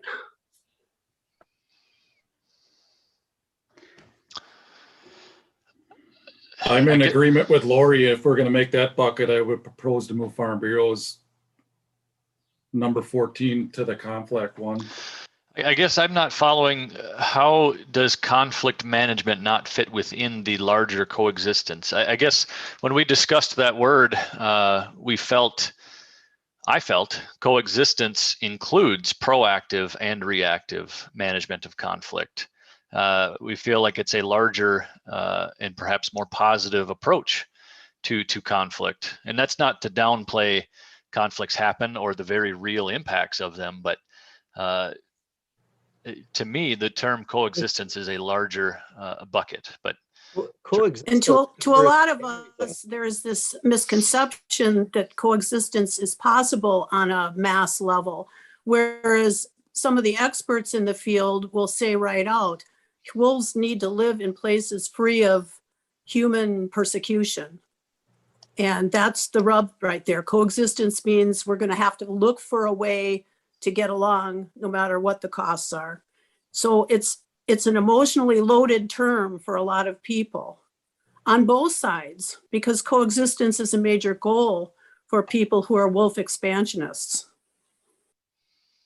Abby, you have your hand up? Yeah, this is opening up a whole broader discussion, and I think if we're going to talk about the scientific literature, we need to substantiate what we're saying with specific researchers and papers, because coexistence has been occurring with indigenous peoples and wolves, not only across North America or Turtle Island. Sorry, my dog just came in, but also in indigenous European cultures before we changed how we did agriculture and kind of started staying in one place. So I don't want to keep on going, because I need to stop and just say this is opening up a whole larger conversation if we're gonna reevaluate that bucket. So Abby, thank you. And Lori, thank you for your input. What I would suggest is work with me on the process with the understanding that we will come back and have a follow-up conversation on what the label should be for this theme. When you read coexistence, just to bear with me, please read it as emerging theme number 1. We can always figure out through the pre-work what the appropriate label should be that addresses what Abby just talked about and what others are talking about. I'm very happy to change the word, because words are important, and I understand that it's emotionally charged, so it can certainly be construed a different way. Very happy to find a better word, a better label. That's all we are thinking about. Happy to do that. If you don't mind, for today's purpose, if we can move on. And I have made a note that we need to revisit this label. Is that okay? Is that acceptable to you? Just so we can consider it. I'm sorry, could you say it again? I didn't hear you. I said, I'm just asking that be considered as an option, because I don't feel that our thing fits in coexistence. Okay, I have this here in the second pre-work. We will certainly ask that question, and we would request you to tell us where it fits better. Is that okay? So we can use our time today to go through other ones, the remaining ones? I would move forward at this point. Okay, thank you. I really appreciate that. Thank you very much. Okay, Real quick, I see Luke has a hand up. If we can, we'll try to keep everybody's questions, if we can, moving along and brief. Luke, if he's... I'm good. My only point to this whole conversation was a simple point that Raj just made. This is a very, I apologize, very broad topic with coexistence. Most of these things fit into coexistence one way or another. It doesn't appear to me that the mechanism used to sort these particular things has done a great job identifying where they specifically go, with my own statement included. I made a statement about depredations and management, which clearly fits into other places. So I would tell you, if we move forward easily identifying things that don't have anything to do or shouldn't have anything to do with coexistence. We are coexisting with wolves, period. We have been for many, many years. So a statement saying that other people have and we haven't been is eerily false. We all are, whether we like it or not.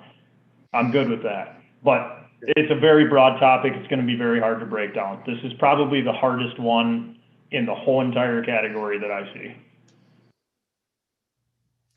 Thank you, Luke. Okay, so going to number 16, this is from Wisconsin Wolf Facts. Depredation reimbursement must include total economic loss and not be limited by hunting revenues money pot. Yes, this is Wisconsin Wolf Facts. I don't want to beat the dead carcass we have, but I think this is more in conflict than coexistence. But as states, I'm happy with whatever category you put it in, as long as it's not forgotten. And this was brought up for the total economic value. If a calf is viewed that it's part of wolf depredation, the amount they're paying is market value for that calf at that day, which is not the total economic value that farmer would earn. I'm looking at the discussion to be, what's the definition of economic? Okay. All right. Thank you very much.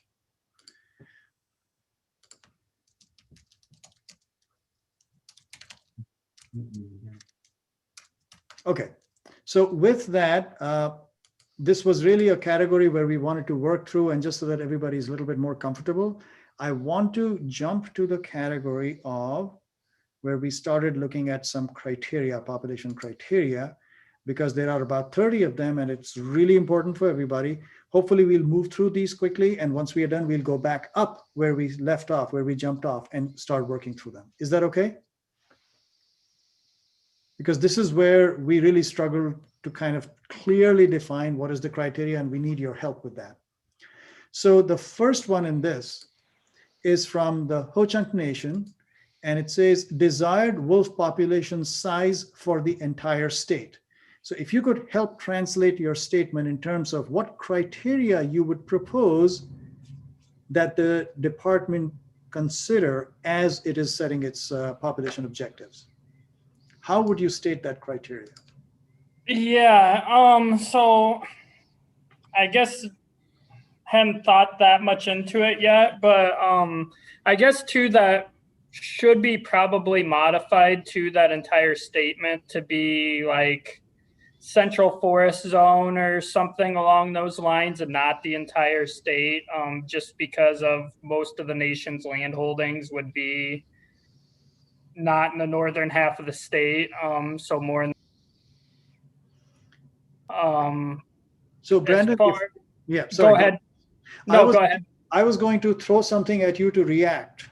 Yeah. Basically propose something. So what I heard you say is that, and this is my interpretation, that the population targets should be based on regions and not the entire state. Is that what I heard you say? Yeah, that's kind of, I think, what we would be looking for from the nation's perspective, because that's what would be most important to us, is seeing in particular that central forest zone region. Okay, so what I changed this to was as population targets should be based on regions/zones, not the entire state. Yep. Or should be specific to. Yeah. Okay. I think that's good. All right, thank you. I appreciate that. The next one we have is from the Menominee Indian Tribe of Wisconsin. Change and update timber wolf management goal. Would you please help us translate that into a criteria? Okay, this is Don Ryder from Menominee. Hi. We were around when the original management goal was taken, and the main thing was they'd give a 350. And what we're kind of thinking as a tribe is the goal was 350 across the state, and we know that's a wrong number. This might cause some problems with the group, but we'd like to take the number removed, number taken out, and rework that number as we go along. Okay, so I'm again going to just try and say it in different words and tell me if I'm capturing your thought. What I heard you say was, don't be beholden to the previous number. Yes. Is that an accurate statement? Yes, it is. Okay, thank you.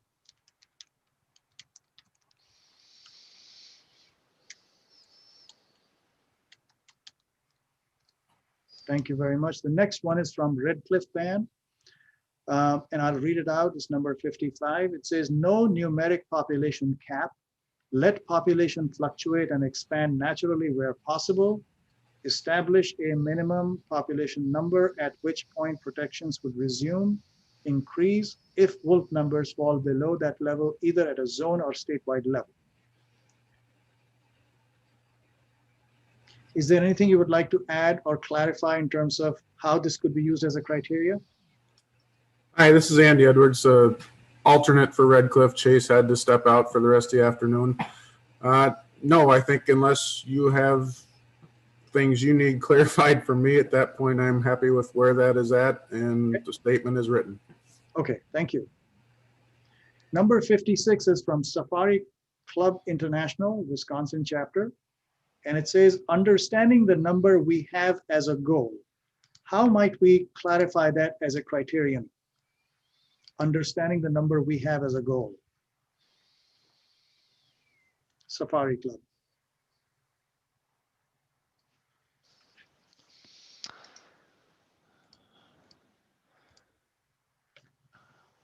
I think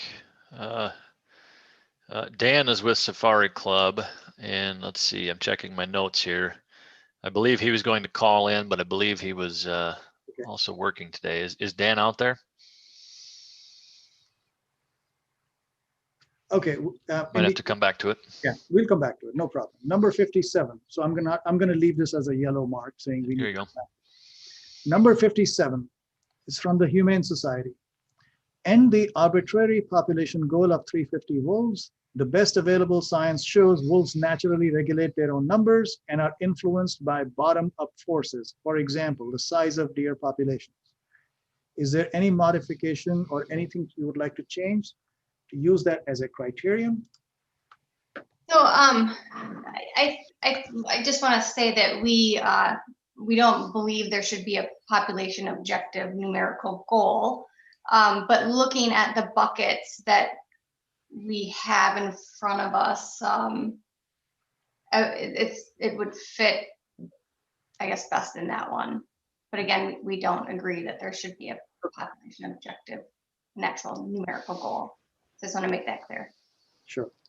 Thank you. Thank you very much.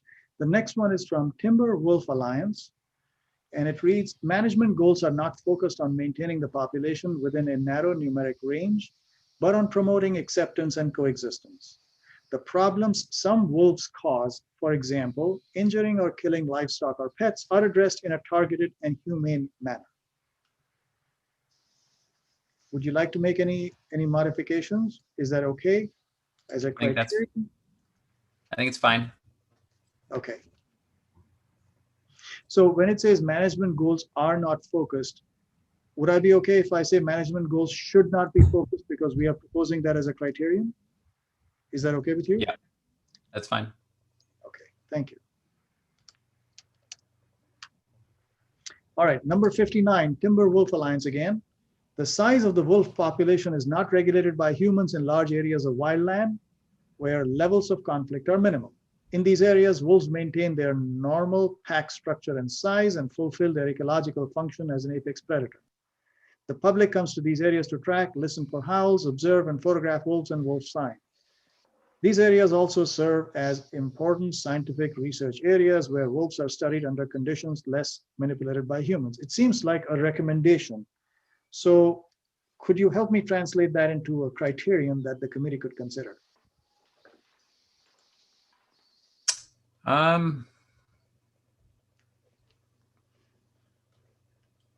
Perhaps you could say something along the lines of wolf population management is conscious, is considerate of, I guess I would say maybe a wolf population management varies across land ownership types or is considerate of land ownership types. Okay. Hey, Randy, Dan Cherwicki here. There's Dan. Hey, sorry, Raj. Sorry, Randy. I was not able to unmute for a while there. I kept pushing the buttons. But anyways, yeah, I have no problem with the way that was presented, and I'm good with it. Excellent. Okay. Thank you. Based on what I just heard, I have modified to say wolf population goals should vary by the type of land. Is that accurate representation of what you were saying as a criterion? I'm not sure. I guess I need to think about this a little bit more. Maybe I can think about it and propose a follow-up. It's fairly close. Then would you mind sending that back to us through pre-work, clarifying that? Sure. Yeah, that'd be helpful. And if you can keep scrolling down so folks that are coming up next can read, that'd be really helpful. Number 60 is also— Raj, before we go to the next one, we can scroll up and Dan's with Safari Club. That one we left yellow. I think it was 56. Right, we have. Yep, we can. That was Dan. He said he's good with it as it was written. Oh, he is. Okay. Yep. So we can go ahead and change that one. There you go. All right. Thank you. So we are on number 60.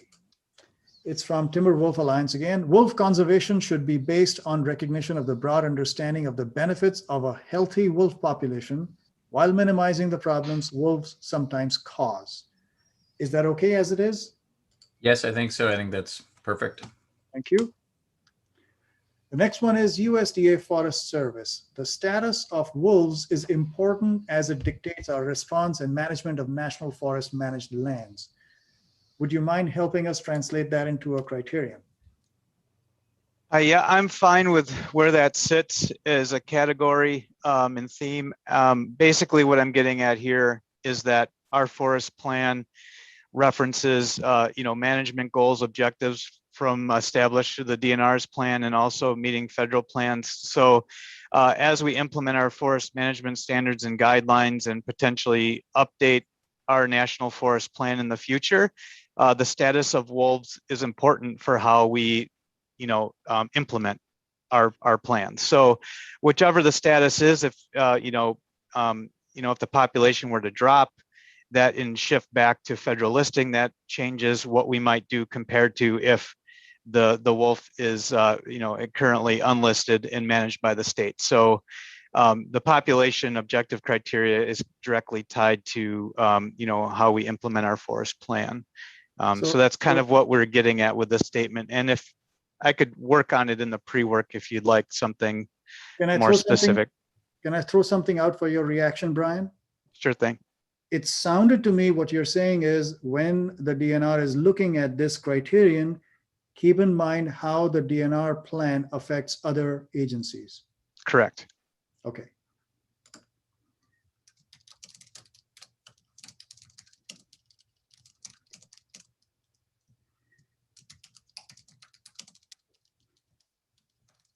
Sorry.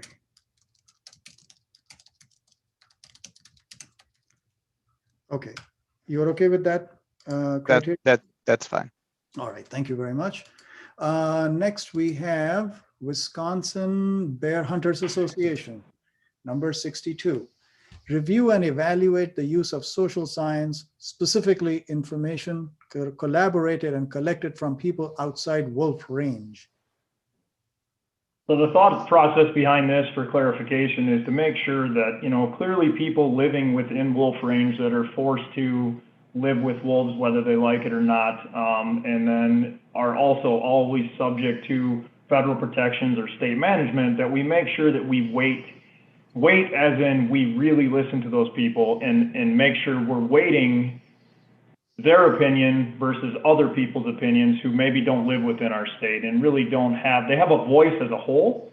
I totally agree with that. So this is just a specific example that it is population objective criteria because it's going to help us decide how we manage wolves to what specific number. So moving on to the second one is the same kind of thing. That is another portion of a population objective criteria. It's not just loss of opportunity for hunters across the state of Wisconsin should also be a very clear objective measured into how many wolves we should have and how we're managing wolves based on the depredation and the coexistence they have with people in the state of Wisconsin. So those are two very specific points for population objective criteria. So Luke, if I could just go back to number 62 to make sure we are looking at it correctly. I think what I heard you say, I think what I heard you say was when you're setting objectives, use the input from people who are living inside wolf range and outside wolf range. That is correct. That is correct, but specifically weighting that information as a sense that obviously people that live within wolf range have I don't know if you want to call it a more valid point to make a statement because they live with wolves on a daily basis. Now there's a side topic to that, which is people that often, visit places within wolf range that, you know what I mean? So just making sure that we're reviewing that data and using it appropriately, I guess is the broad point there. So would you be okay if I added to what you had just added in addition to information from people inside wolf range, and then what you already had about people outside wolf range.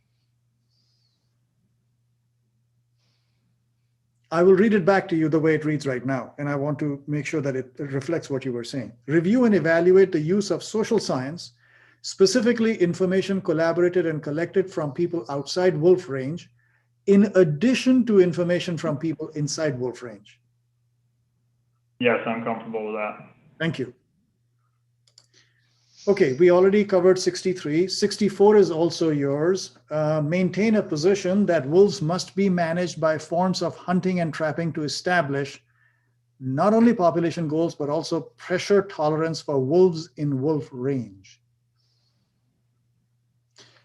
What is the criterion that you would like the committee to consider?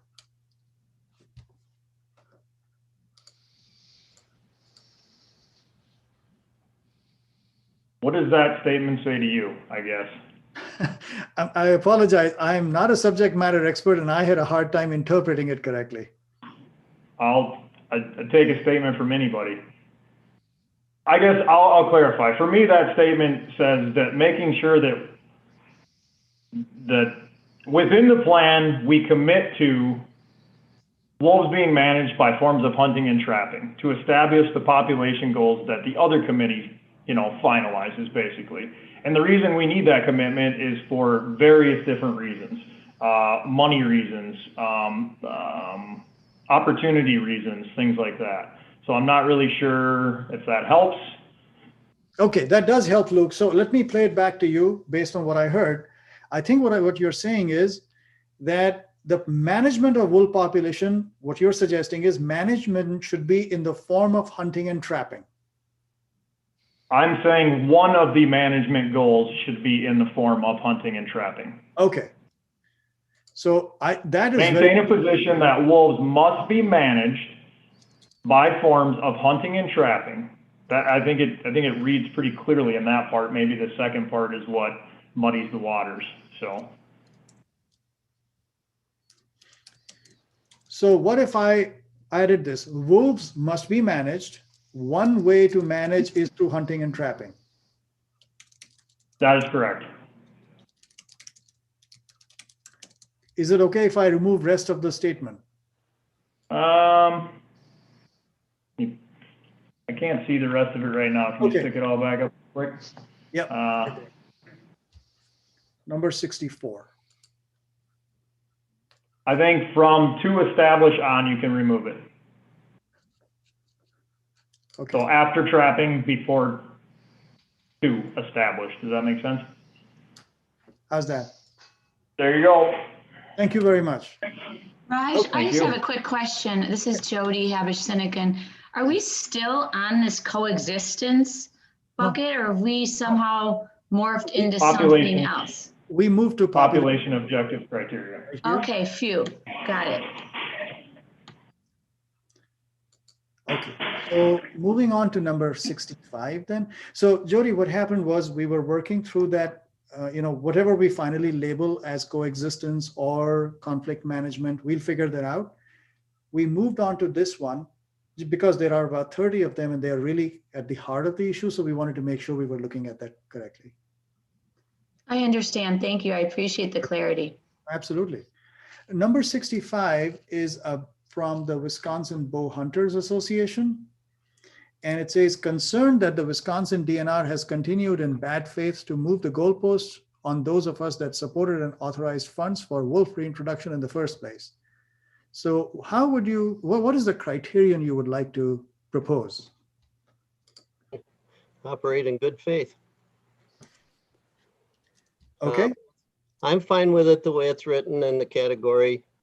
I am frustrated by the fact that we were first told that 80 to 100 wolves would be more than adequate for a sustainable population. Then I went to 250 and then I went to 350 and now it's being proposed to go higher.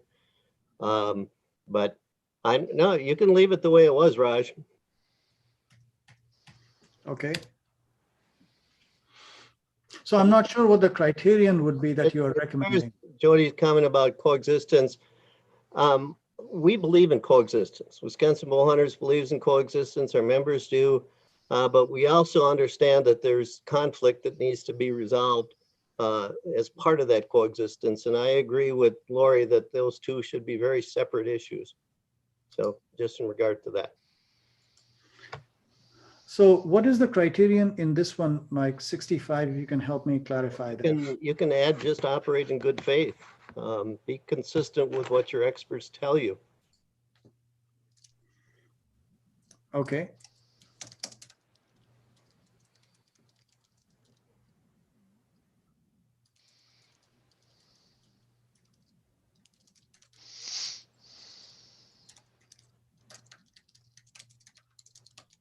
All right. I added that to the front part. Thank you, Mike. Thank you.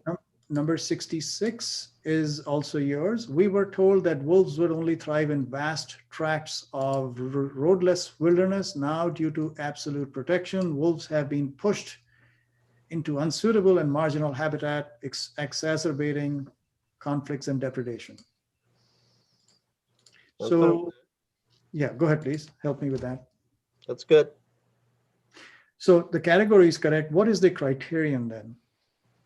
The criteria again is allow wolves to remain in suitable wolf habitat and avoid unsuitable habitat where conflicts arise. I'm sorry, allow wolves to stay in suitable habitat? Yep.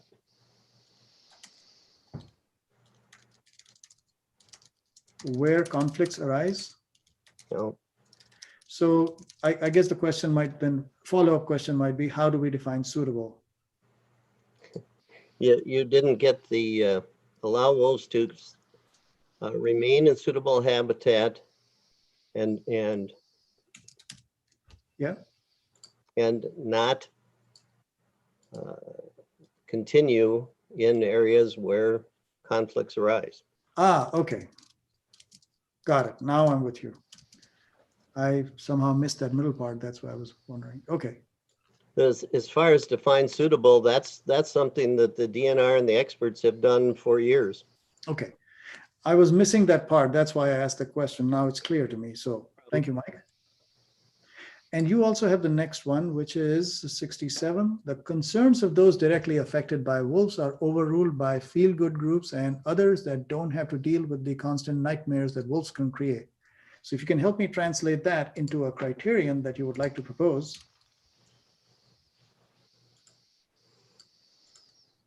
I think it's pretty much as it's stated. I don't know what you want me to do other than ask that those that are directly affected be given primary consideration. I think you just said it. That's really well put. So those who are affected. Directly affected. Directly affected. Thank you. Be given in voicing their concerns or as input, consideration for the population objective. Okay. Thank you very much. That is very, very clear.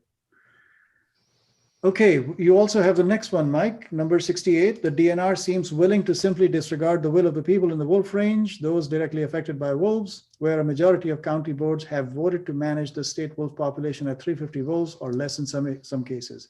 Is this covering a similar thing as 67 or is that different? You can write the same thing. Those who are directly affected by be given primary consideration for the population objective. So rather than duplicate, is it okay if I remove this 68 because Nope, it's captured? It discusses county boards. Oh, I see. So you want to differentiate between county boards as a criterion. Okay. So first line from the one above. I know, but that just gets a little repetitive. So give me 1 second. I'll see, because I think in the first one, you seem to talk more about people who who are living there versus the second one is about county boards. Is that correct? That's correct. So are you okay if I just say focus on county boards for the second one to differentiate? Is that okay, Mike? Yep. Oh, I'm sorry, just got in the wrong place. This should be 468. Yep, wrong one. Yeah.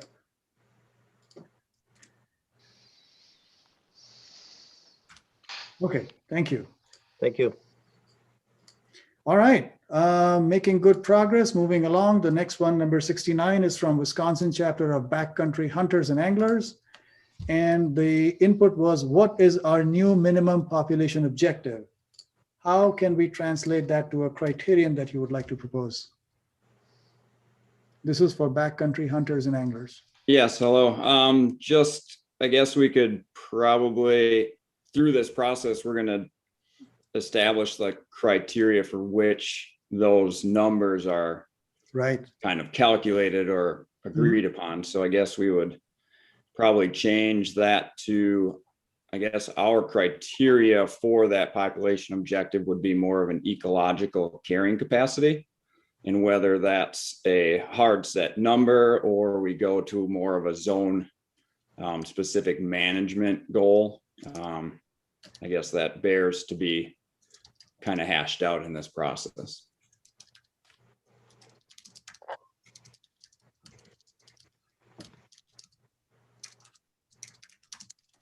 So Miles, I translated what you were saying, Justin. I want to make sure I got it right. I wrote, use ecological carrying capacity as input to population goals at regional/local level. Does that capture what you were saying? Yeah, I think so. Because I think our issues with conflict resolution and all that stuff that's sure to come up will be in other buckets. So I think for our population objective criteria, that works. Okay, Thanks. Thank you. The next one is from Wisconsin Conservation Congress, number 70, development and maintenance of accurate population metrics and minimum and maximum goals for wolf levels. Could you help translate that into a criterion?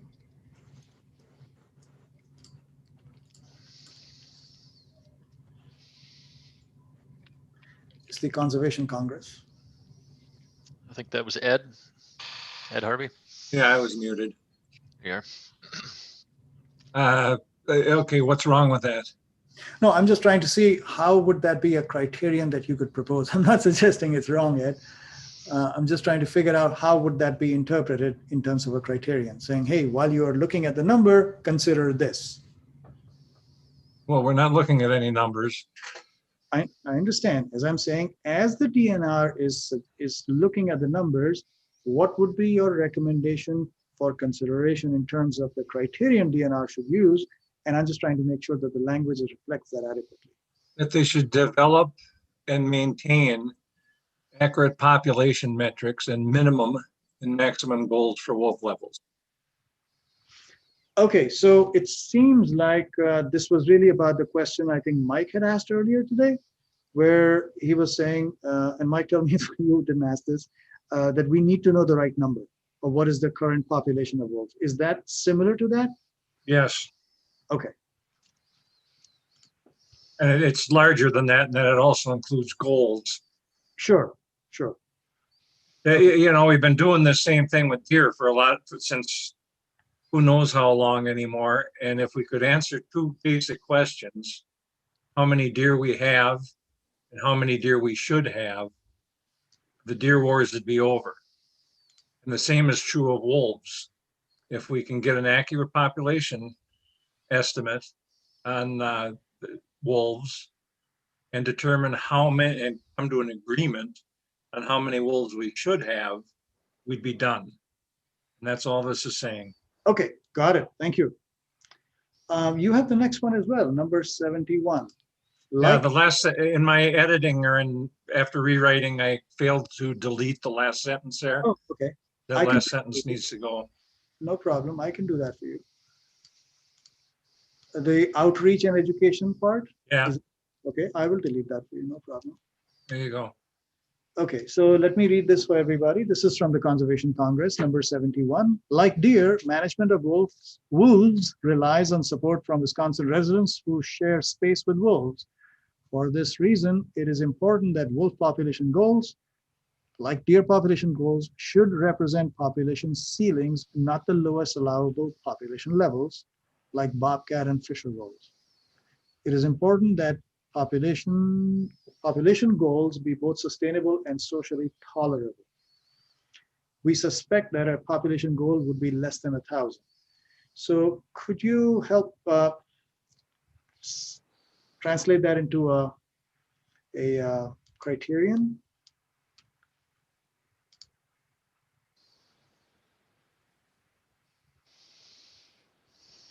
What I hear you say in this, Ed, if I can just summarize, is really focus on or work with population ceilings, not the lowest allowable population level. Is that correct? All right. Are you okay with that? If I make Sure. that change? I'm sorry, I couldn't hear you, Ed. Good, sure. Okay, thank you. So I will type that in front of your statement.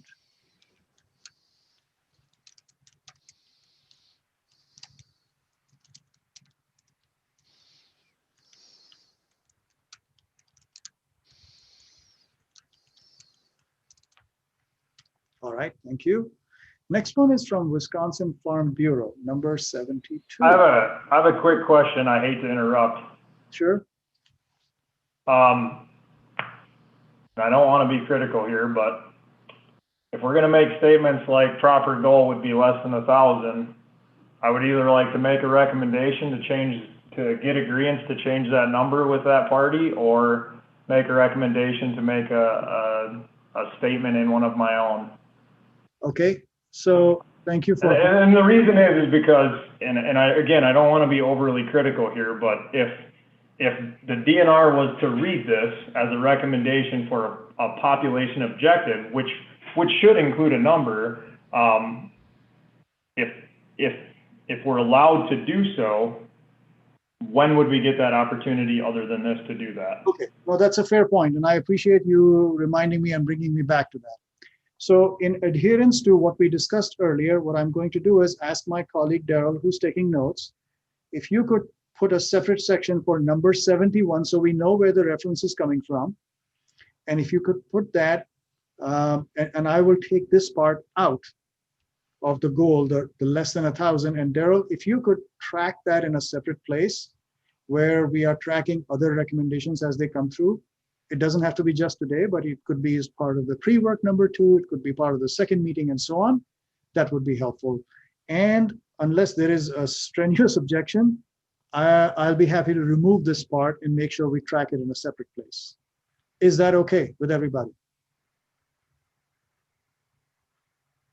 I think that makes sense from our perspective. I mean, it's consistent with what we talked about earlier. Mm-hmm. But and Daryl, if you could just verbally confirm that you're okay with that?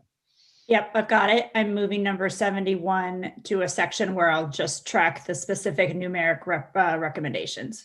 Perfect. Thank you very much. I'll remove it from here. Thank you. And I apologize. I can't remember everybody's voice, so I don't know who brought us back, but thank you for doing that. And it helps. Okay. Number 72, Wisconsin Farm Bureau Federation. Wisconsin seems to have reached a wolf carrying capacity as population growth has slowed. How does a maxed out environmental population do to other sports and the tourism associated with them? So if you can help me translate that, that would be wonderful. Yeah, I guess it's really touching on, with the maxed out population, how does that affect other outdoor sporting activities and tourism associated with those activities? Okay. Are you okay if I modify this to say, wherever based on the current population, consider the impact on other sports and tourism? Is that okay? Yes. All right.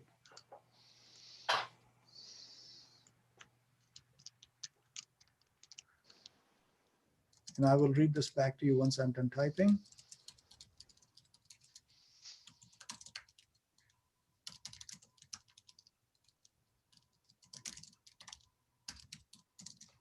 So I modified it to say, based on current wolf population, consider impacts on other sports and tourism. Are you okay with that? Yep. Thank you. The next one is from Wisconsin Farmers Union, next two actually, so number 73. Reducing with a goal of eliminating livestock depredations, harassments, threats by wolves. So what would be the criterion that you would recommend? What is the best way to state that? Reducing the number of depredations, harassments, and threats by wolves. I think it's pretty obvious. With the goal of eliminating those.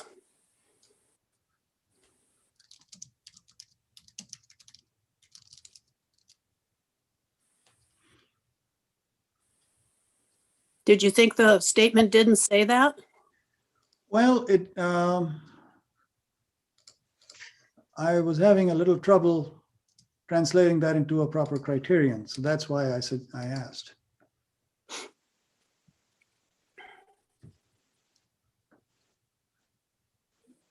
Reducing what? The number of wolves or reducing the depredations? That's what I'm trying to figure out. Reducing the number of depredations, harassments, and threats by wolves with the goal of eliminating those. Okay, because I didn't say that. That's why I was just trying to confirm with you.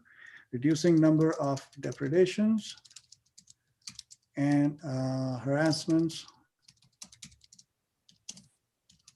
and threats with the goal of eliminating livestock depredation. Okay, are you all right with the way it is right now? Because I was livestock conflicts. You can put with the goal of eliminating livestock and human conflicts. Okay, that's great. Thank you. It's never going to happen, but that would be an ideal situation. Okay, and you're okay with this, the way it is written now? That's fine. Thank you, Lori. The next one is also yours. Number 74, manage wolves sustainably for continued occupation only in areas considered optimal wolf habitat and largely absent human presence and agricultural presence. This will require extensive revision of wolf management zones. Okay. This one seems like a recommendation, but I think we can leave it as it is. Good. This does read a little bit like a. I wonder if that's similar to, I think it was Eric's Timberwolf Alliance, manage it differently based on habitat types or land ownership types. Is that more specific perhaps? Yeah, Eric's, and also I think Mike talked about the same thing. I think it really speaks to the details of what we should be looking at. Areas considered optimal wolf habitat and largely absent human presence and agricultural presence. There's nothing wrong with this statement. Okay, so the only thing, Lori, I'm not suggesting it's wrong. It's just that it read like a position statement rather than a criterion. So it kind of goes into a perspective that you want to promote rather than a consideration for what should be considered. But that's okay. We can leave it there and move on. The criteria that needs to be considered is human density, as that's been shown by research to be largely impactful on wolf populations, and also agricultural presence. That's commonly accepted. Okay, and I think that's a much better, much more effective way, at least to my untrained, unexpert mind. So I think the original statement speaks to what I want to say. All right, fine.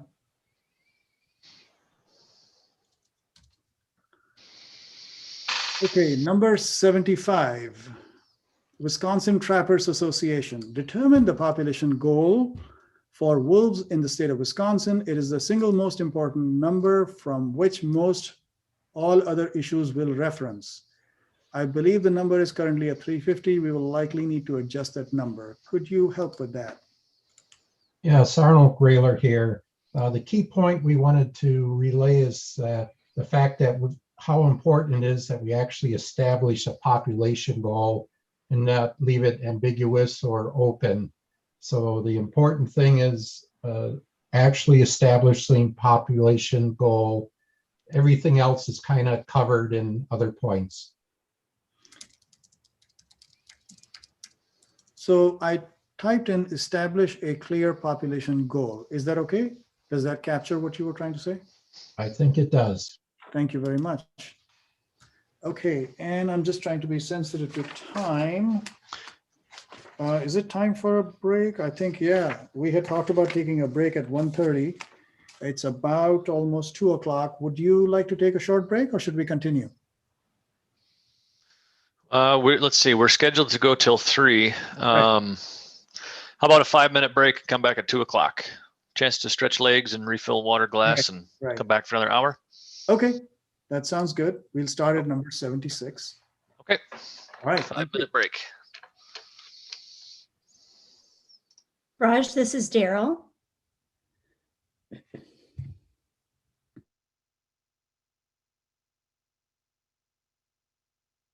Yes, Daryl. Daryl? Hi. Can you scroll up, please, for me so that number 76 is at the bottom of the screen? Sure. Is that what you want? 72.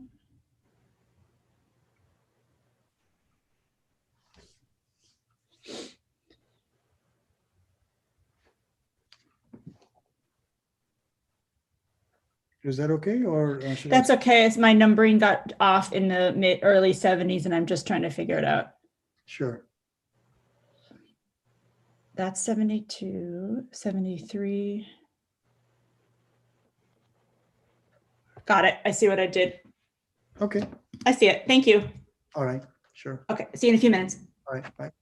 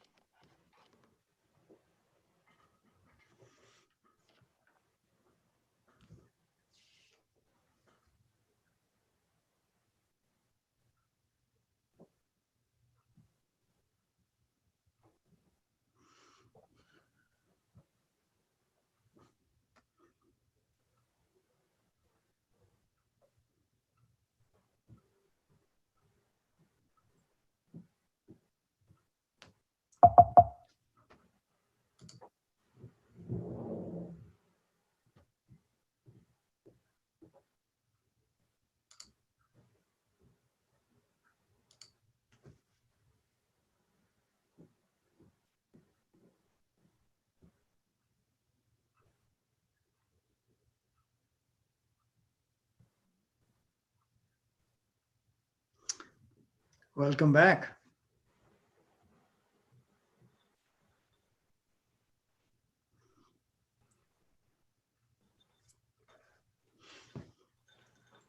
Okay, I'm not sure if everybody's back. Should we give them another minute, Randy?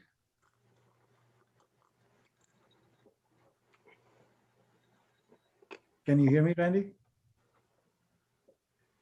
Sorry, I can't hear you. I think that means give everybody another minute. I thought maybe my headset died at the end of meeting, but we're not there yet. Sorry about that. Go ahead. No such luck, Randy, right? No, this is really good, and thank you for watching the clock for me too. The agenda. This is really good stuff. So keep it up. I was in the middle of it, and I suddenly realized that we had not given the team a break. And absolutely, I apologize for that. We are actually making good progress now, so that's wonderful. Okay, actually, Wildlife Federation is next, and I have that's Matt. Matt had to step out from 1 to 2. Okay. And I think alternate Kevin is on. Kevin, well, Matt might be back as well. Are either of you out there?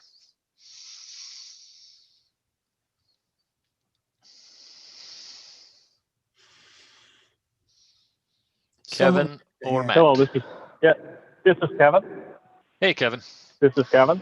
Yeah, I'm listening, but Matt should be on in just a few minutes. If we could skip him and come back to it when he gets on, that would be great. Sure, we can do that. No But he just texted me and said he should be back on in not too long. In a few minutes. Awesome. Thank you. The next 3 are from you, so we can easily wait. So I'm assuming that most people are back. 55 I have on the screen, but yeah. Right, because those are signed on, so we don't know who's actually at the desk listening right now.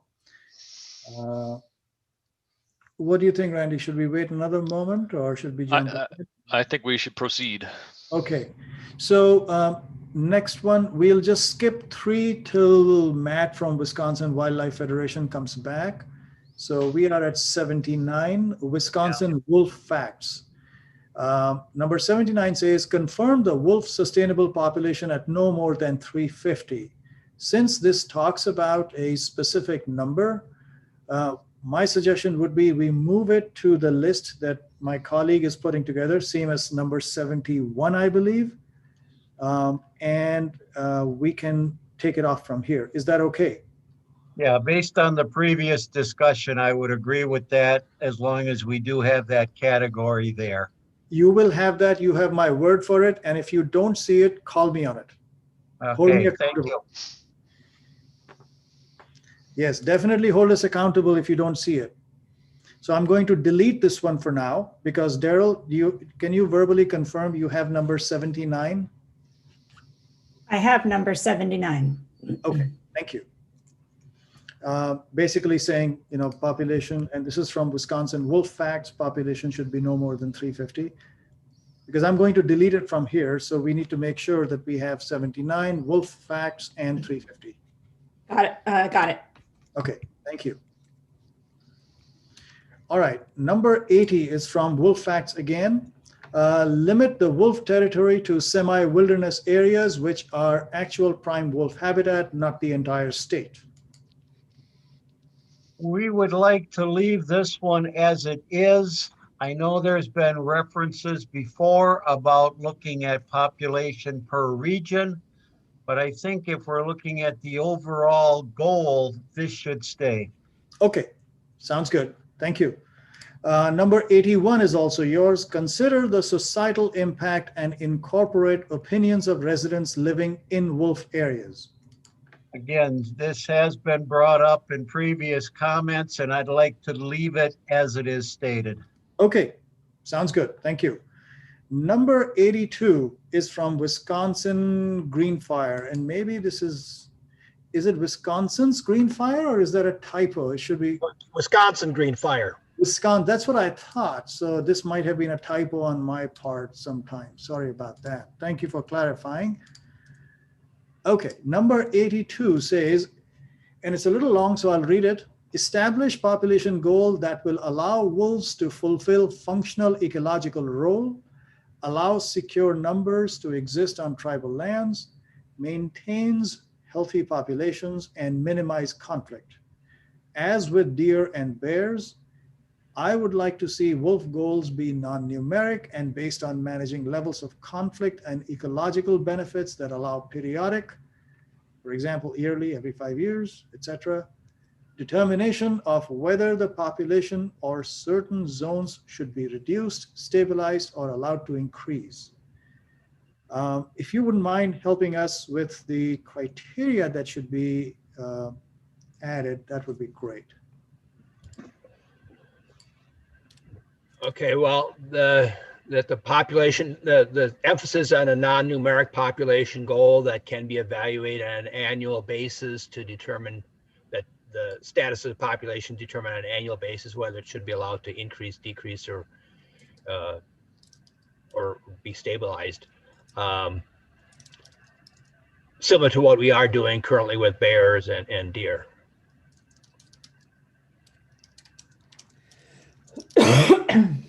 Okay, let me repeat it back to you in terms of what I wrote and see if that captures your thought. Establish non-numeric goals that are evaluated yearly, similar to bears and deer. Yeah. Does that capture? Is it okay if I remove the rest of it just to keep it short? Let me see if there's anything where it might be lost if we. Yeah.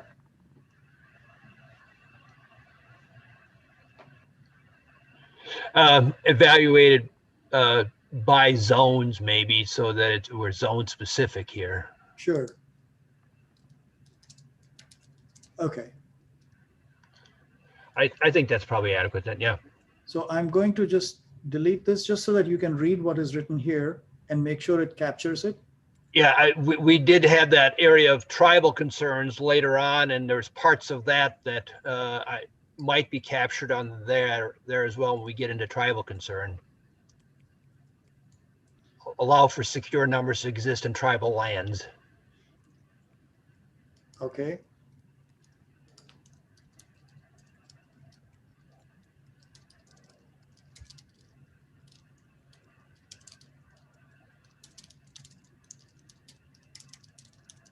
So if I add that here, is it okay if I delete this part and leave it like this? Yeah, that ecological functionality should be part of the criteria. I guess I don't know if we want to totally lose that. Okay. No, I'm just reacting to what you were saying, so I'm just typing it down. Based on ecological, what was the noun you used?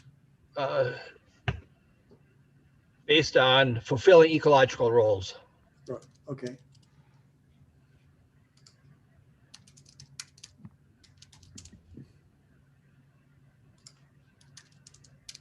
All right.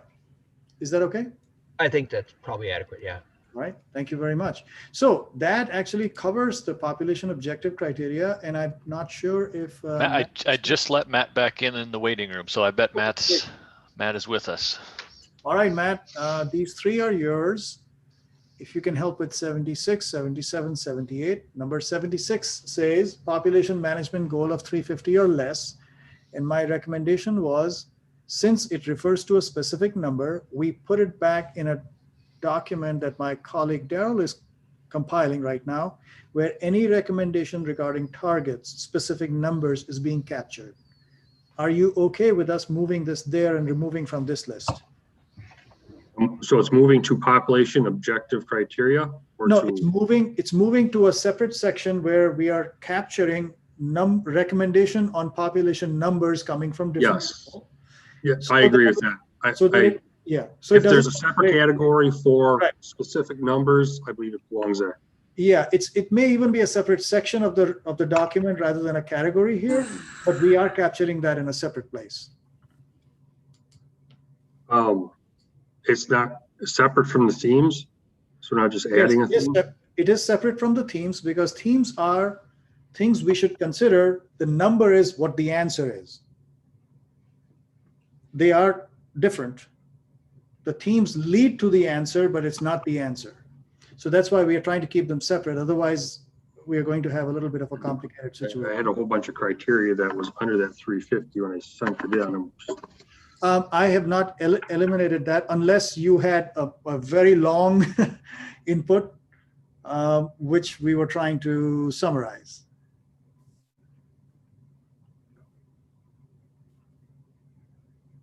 There's a lot of input on it. Okay, so yeah, it was probably a few paragraphs. Is that the one you're referring to? Yes, it is. So we would not be able to capture a few paragraphs here. So we are trying to summarize. So if you can help us with that, that'll be great. You can also do it. Don't have to do it now. You can do it as part of pre-work number 2. Raj, move it to the new category. Okay, Daryl, could you capture number 76 and Wisconsin Wildlife Federation and goal of 350 or less? Got it. Okay, thank you. Hey, why? So the only other option to that would be just to remove the 350 and leave it as establish a preconceived numeric goal. That way it stays in there, right? The population objective would be to have a numeric goal rather than an actual number, which still is a population objective, but not leaning towards a number as we previously discussed, not allowing because we're not supposed to. Does that make sense or not? Yeah, that makes sense to me. I'm sorry I wasn't privy to the earlier conversation. So the only reason is Matt, is I hate to see it be, so this is kind of a failure of the program here, because if he had several paragraphs written about why this was his population objective, so we simply removed the number, but because it didn't capture his paragraphs, that's a failure of, the verbiage here. So I would just suggest that we just remove the number, but leave population management goal, or put in numeric population management goal, something like that. Just a recommendation. Yeah, so that's and we could go back and do that in the previous ones that also had a number. Advocate for a numerical goal. I like that because it keeps it in the themes, the categories that we're going to be. Right. We actually have that at number 75, which is just above yours. It is exactly that. Establish a clear population goal. So that should also, yeah, but it's so broad. Numeric is definitely more defined than population goal. Okay. All right. I'm just being specific because I don't, and like I said, even going back to the person that had 1,000, I mean, if we're not supposed to talk about a number, so be it. But if you believe that there's a numerical goal, you obviously have reasons for that. And I want to make sure that that is captured because it is important. Sure.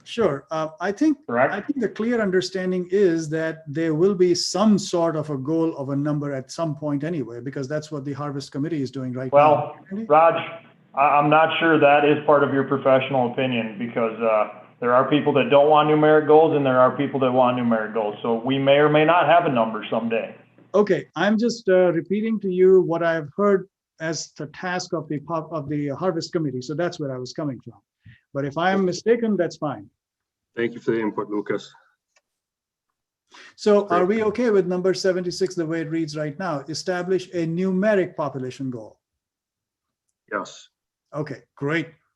How about number 77?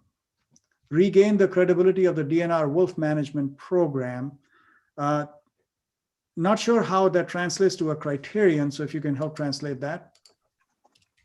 So this was, again, a bunch of bullet points with this one, but we've seen the goal change over the years from 80 to 100 to 250 to 350. It's just going up and up. So okay. They're building better confidence in the population modeling and estimates that are out there. Right. I'm just going up because there was another one which talked about have a goal, consistent goal. So, and maybe I'm not seeing it right now. So I'm just going to go back to here. Is this about having a consistent goal, Matt? Is that what your recommendation is? Consistency. Quit changing our minds. Okay, so quit changing the goals. Quit. Maintain consistency in goal setting. Is that what you're saying? Goals, minimum counts, harvest quotas. Okay. Anything else that you would like to add to this? Conflicts. Could you help me? Conflict understand? resolution. Yeah, go ahead, please. Conflict resolution, what? Yep.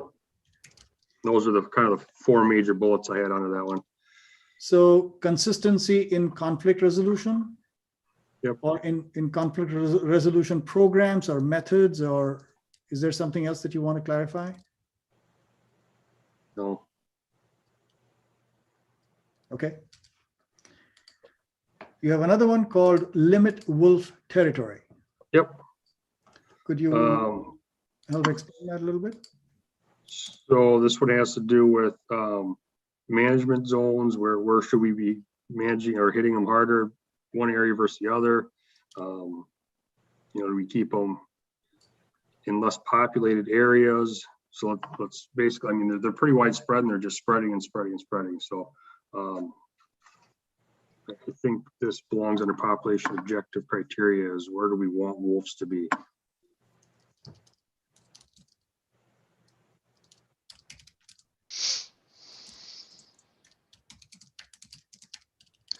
I do see a hand raised here too. We'll get to that in a second. Am I the only ones getting changed like this? Sorry, I had to step out for work, but.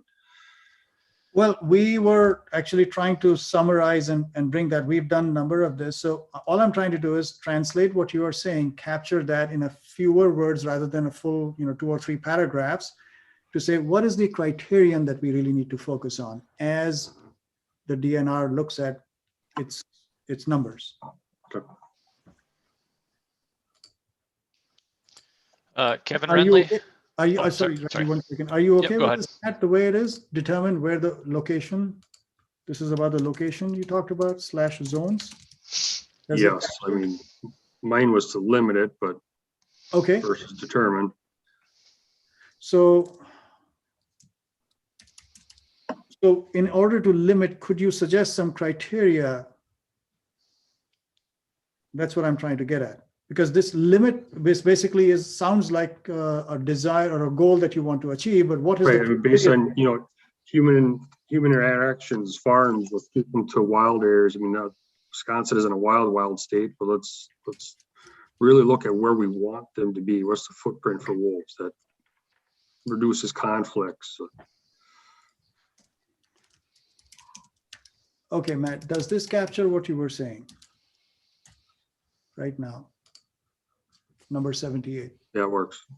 Okay, thank you very much. Sorry, Randy, you wanted to say something? No problem. I just saw a hand up. Kevin Renly. Yeah, thanks, Randy.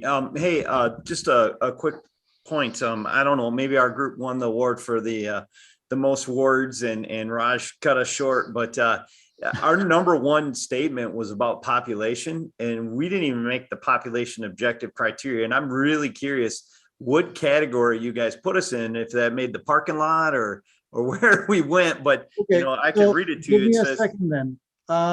It says manage the wolf population is the first statement of the statement. So I would think it would fall under population objective criteria. It seems kind of odd. Great Lakes Wildlife Alliance, right? And Kevin, it is very possible that, I might have made a mistake. So that's exactly why we want to confirm. Yeah. Number 111 to me is a statement about, no, hang on. Yeah. Number 111 to me is a statement about population. It even calls out manage the wolf population. To me, as a public trust resource, blah, blah, blah. You guys can all read all that. But to me, that should fall, the group I represent, that's our statement of how we should manage the population. And I don't know if the other, wolf advocacy people got their statement in the stewardship portion. I don't know. But to me, it seems like if we're going to talk about population, and I'm equal, I know there's 2 sides of the story here, right? Both sides should be able to present their case in the population portion. So Kevin, we are happy to change that. But the reason we put it in the stewardship was you don't like me? What's that? Teasing. Go ahead. Could you say that again? I couldn't hear you. I said you don't like us. I was teasing you, man. I have no opinion, unfortunately or fortunately, because I'm absolutely a neutral party. I'm not party to this in terms of which side. I know. I was just injecting humor. So that's fine. I understand and I appreciate it. The reason I want you to know why we put it there. When we read this, we picked up on a lot of public trust, natural resources, and those kinds of things. So that's why we thought it belonged here. But now that you have clarified it, I'm happy to put that in population objective. I think it should go into population objectives because that's fine. To me, it presents the other side of the story, right? There's two sides of the fence and two sides of every story. And I think it really should fall in that area.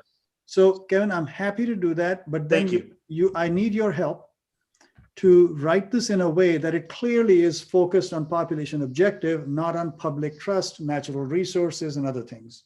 Well, I think it is clearly, I would argue that it is focused on that. It says manage the wolf pup, and I think you might have chunked it up a little bit, but it does say manage the wolf population as a public trust of natural resources. And it goes on to say DNR must maintain a healthy and sustainable population of Wisconsin wolves, which is a public trust natural resource at a high enough level to make the risk of reaching the state listing level nearly zero. So it even goes on to say what level it should be at. To me, that's part of the population. So to me, that's starting to get into a recommendation part, which we will get to. Well, we weren't allowed to put numbers, but again, we were allowed to put numeric goals in some portions. To me, that's kind of like a numeric goal. So we have taken out the numeric goals, Kevin, from here, right? We have put them in a totally separate section. Yeah. Numeric goals are not in this input anymore. But we have allowed to indicate that we have a notion of a numeric goal. Right. So yeah, I mean, I didn't throw a number out there. I didn't say verbiage for numeric. Time out, folks. I think we are really missing the point here, frankly. I don't want you to get upset. I want you to understand what we are trying to do. This is not about numeric goals or non-numeric goals. What we are trying to do in criteria are, what is your input that the department should consider? What should be some of the criteria department should consider as it sets a goal? So help me write that down in a way. I think it says that, Raj. Allow me to finish. Help me write that down in a way that is concise, because we just don't have the capacity to have pages and pages and pages of doing that, right? I'm respectful to that. I am respectful to that. I think the key point is we want to maintain at a healthy high level enough to make a risk of reaching the state listing nearly zero. Okay. I think that is a number, right? It's a thought concept behind population. So Kevin, that resonated with me. If you don't mind, could you say that again so I can type it to make sure it reflects it? And the other thing I want to say is, in terms of how we get there, we will have more than enough opportunity to I'm not arguing with you, Raj. I don't have the effort of but I'm trying to just make a point. So, I understand everybody's perspective here. So, the only thing I don't like is I feel like you water down the statement a little bit. And to Matt's point, who's, obviously he feels like he has comments in there that got eliminated and I respect that as well. But, if you could at least maintain a healthy and a sustainable population of Wisconsin wolves, which are at a high enough level to make the risk of reaching the state listing level nearly zero. So I know it dumbs down, it kind of waters it down, but at least it makes a statement about population, which I think everybody on board is pretty adamant about the population, whether you believe it should be zero or you should believe it should be, 10,000, right? Or whatever, or 1,000. So. Okay. So I do want to address your concern about watering down. Our job is not to water it down. Our job is to maintain the essence, but at the same time, condense it. And when we get something that is many paragraphs, we are just not able to handle that. So we are asking for your help to translate multiple paragraphs into a condensed statement that keeps the essence of your document. And that is what we tried to do. And as I said earlier, it is very possible that we did not get exactly the essence because we are not subject matter experts by design. So that's why we are doing this exercise and asking for your help to maintain the essence without hopefully having many paragraphs. I understand. And I wish we would have known that going in. We probably would have condensed it a little more. But yeah, actually hindsight's 2020. We had asked for that, but that's okay. Yeah. That's all right. It happens. Gotcha. Condensing is not the problem. We can do that. That's exactly what we are doing. And that is why we have not lost the verbatims. So I think you could get rid of this is codified if you want to make a statement just about population objectives, you could keep DNR must maintain a healthy and sustainable population of Wisconsin woods, which is public trust, natural resources, a high enough level. Yes, what you have there is fine. Okay, great. Thank you, Raj. Very helpful. That is very helpful. I have a similar question in the chat from Jim, Wisconsin Conservation Voices, basically saying that none of their issues have been classified as a population criteria. And I suspect it's the same situation where perhaps our interpretation of it didn't fit. So, and Jim, if you're listening, maybe we can take a quick look through. Yeah, and I pulled up the Wisconsin Conservation Voices, you said, Randy? Correct. Yep, I pulled up their 5 inputs, and please help us. Again, I think the challenge that we had was if there is a lot of content, we cannot just put all of that here. We have that in the verbatims, but help us translate that. We are very happy to do this. We went with the opposite route of very, very little content. And I don't blame you for not putting any of these directly into the population criteria. My question is, will we have an opportunity to contribute our perspectives to this conversation if one of the 5 initial statements we had hasn't been put here? Especially since some of our ideas might change a little bit based on how the conversation is going. Yeah, Jim, so that absolutely, yes. And that is what I was trying to say earlier, that this is a good starting point to get everybody's input. Everybody will have ample opportunity. Great, that's all I need to know. Yep, thank you. Yeah, great, thank you, Raj. Yes. Awesome. One more, Peter, David, question. Yes, similarly, Great Lakes Indian Fish and Wildlife Commission had a point that we certainly consider a population objective that wasn't classified that way.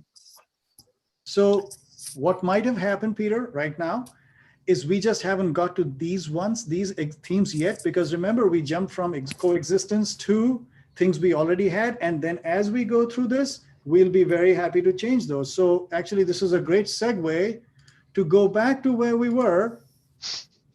We had stopped, I think, right here at this point, number 16.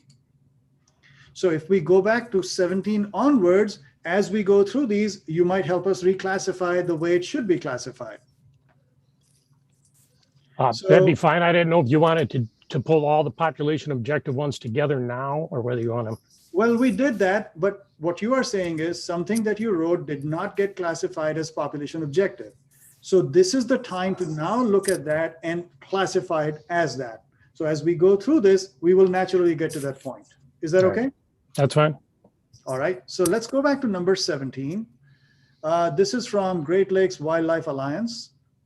And we thought this was hunting, trapping, management, but maybe that's not what it is. I will read it out to everybody. Although Great Lakes Wildlife Alliance opposes any wolf hunting on scientific and moral grounds, if the DNR proceeds with this unpopular and needless killing, then tightening the regulations and substantially reducing the quota would be needed. Regarding tightening regulations, the Wisconsin February 2021 wolf trophy hunt was conducted with inadequate hunting regulations. The kill quota was exceeded by 83% over the state licensed quota, with 218 wolves registered as legally killed.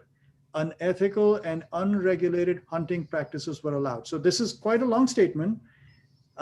If the Alliance could help us figure out what is it that we really want to focus on. I got it, Raj. So we can boil it down for you. I think it's number 1, it's in the right area. Number 2 is, basically, if there is going to be a fall hunt, we want tighter regulations, period. Obviously, every organization has a stance, whether they believe in the hunt or not believe in the hunt. And we told you our stance, which is kind of not necessarily the objective here, but we want to tighten up the regulations on means and methods for a fall hunt. Quotas being exceeded by that amount, I started the statement with I'm a hunter, and I want more kids and youth into hunting. And to me, blowing the quota, just not good public perception. So what you're saying is, from the hunting trapping management perspective, your main item is tighten up the fall hunting regulations. Kevin, is that? Well, with the caveat, if we have a hunt, right? If there is truly a hunt, we need to tighten up the regulations and the means and methods, period. Right? Obviously, you know, as I represent Great Lakes Wildlife Alliance, we are against hunting, against the wolf hunting. Sure. So I added this saying if a hunt is held. Does that capture your point? Yep. Are you okay with me deleting the rest for that? Well, I think you're gonna, so. Well, I have already. I get the intent of the exercise, so I understand. Okay. Thank you. And we maintain the integrity of what you wrote in the verbatims. That's precisely why we shared that. Okay, thank you. All right, let's go to number 18. Hey, Raj, yes. One more point.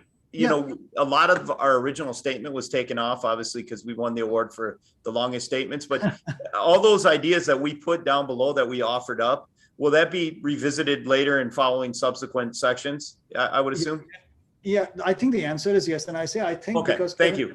I don't remember exactly what you wrote, to be honest, because we had a lot of input. But if they are about how and some of the specifics, we will definitely have opportunity to talk about that. Does that address what you were saying? Yes, it does. Thank you. Okay, thank you. Okay, number 18 is from the Ho-Chunk Nation. It says hunting season timing and length, breeding season, weather, conflicts with other hunting seasons. Could you help elaborate a little bit on A, is this in the right category of hunting and trapping management? And B, could you add a little bit more detail about what you were trying to say here?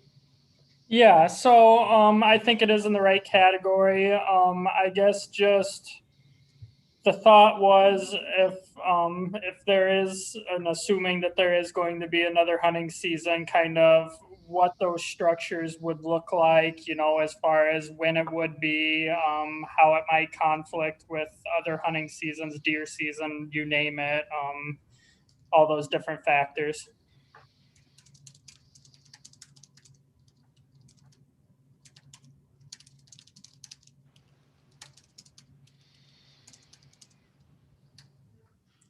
So Brandon, just going to repeat back to you what I wrote. I said, okay. I modified that to say, define structures for hunting season timing and length and how they might conflict or align with breeding season, weather, conflicts with other hunting seasons. Yeah, sounds good. Okay, thank you very much. Yep.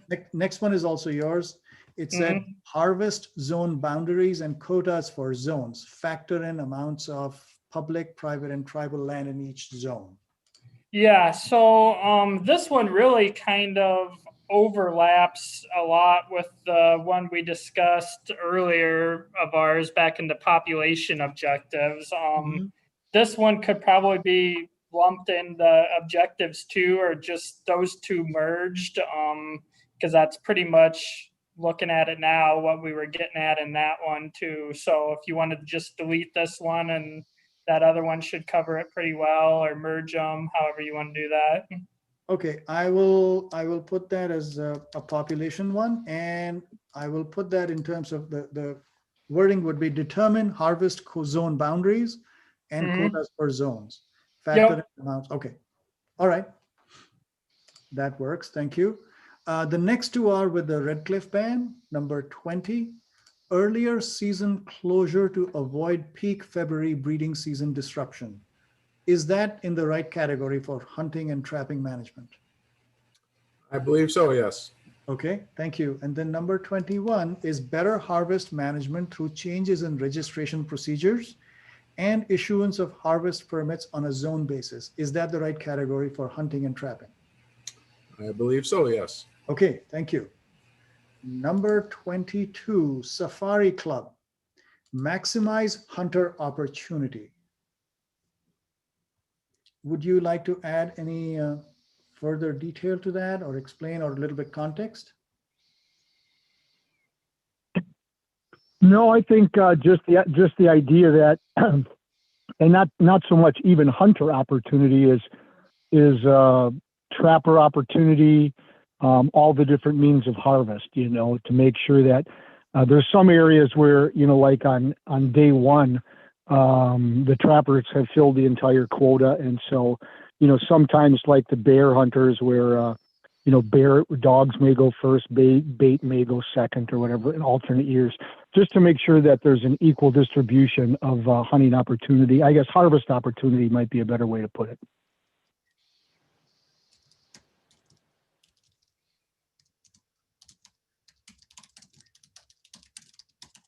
So what I have here, based on what I heard you say, was maximize opportunities for all types of harvests, hunting, trapping, etc. Does that capture? Sure, that'd be fine. Okay, great. Thank you. Number 23, Sierra Club. Wisconsin's updated wolf management plan should entail strict regulation of hound hunting of wolves, addressing private property trespass and nuisance issues, hound vaccination, and needed limitations on timing, place, and duration of hound training on wolves. Is that in the right category of hunting and trapping management? Yes, if there's going to be ongoing hunting and trapping seasons, those will be important criteria. Thank you. Thank you. The next two are with the Stockbridge Muncie community. Number 24. The use of dogs on small parcels to pursue wolves, leading to increased conflict with landowners. Is that an accurate category? Yes, I would think it's the accurate category, and I don't know if you want to consent get it smaller or not, or I think it's kind of clear. Okay, I'm sorry. You wanted to elaborate something? I'm happy to do that. If you feel the need for us to elaborate, I can. If you think it's fine right there, we're fine with it. So is there a direction that you are suggesting when you say use of dogs? Are you talking about less use of dogs or more use of dogs, or which way are you leaning? I'm just trying to make sure it's very clear. It would just be where they can use the dogs. So it could fit under zoning. Okay. So basically, if I hear you correctly, you're saying determine locations where the dogs can be used. Is that right? Yes. Yes.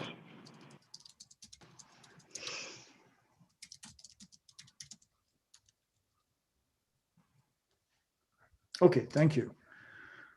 The next one is also yours. The creation of low harvest zones in areas with little to no depredation problems. Is that okay in the hunting and trapping management category? I believe so, yes. Okay, thank you. Number 26, Humane Society.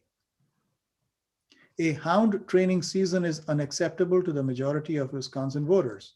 That is, using packs of radio-collared hounds to track, chase, and ambush wolves is not sound policy and is akin to state-sponsored dogfighting. Most Wisconsin voters, 66%, oppose hounding.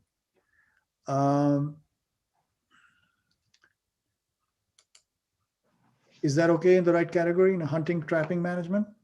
The category is correct. Okay. Yeah. Is there any modification you wish to make?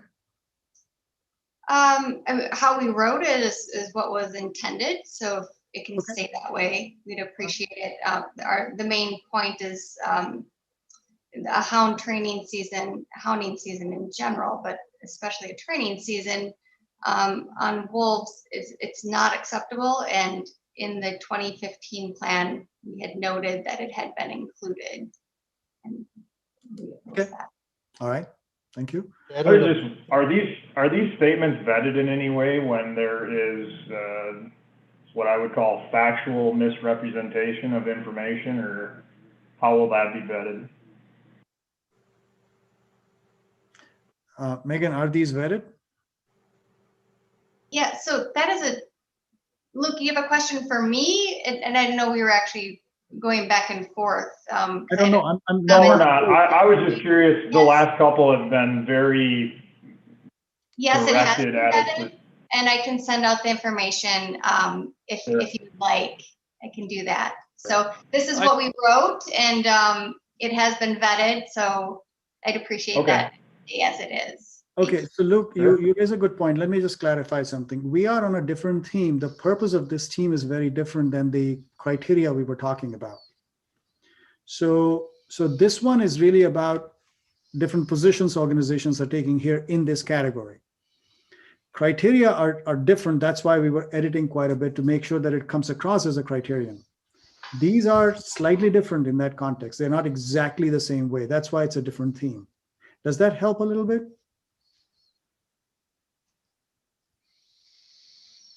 Sure. I'm good with, people making their own statement. I was just curious if the things that you wrote were vetted by any type of actual factual information, or if we were just allowed to say whatever we'd like. So I think it comes back to, I think it comes back to, differently. It's been vetted, Luke. I can send that to you if you'd appreciate, if you'd like to read it.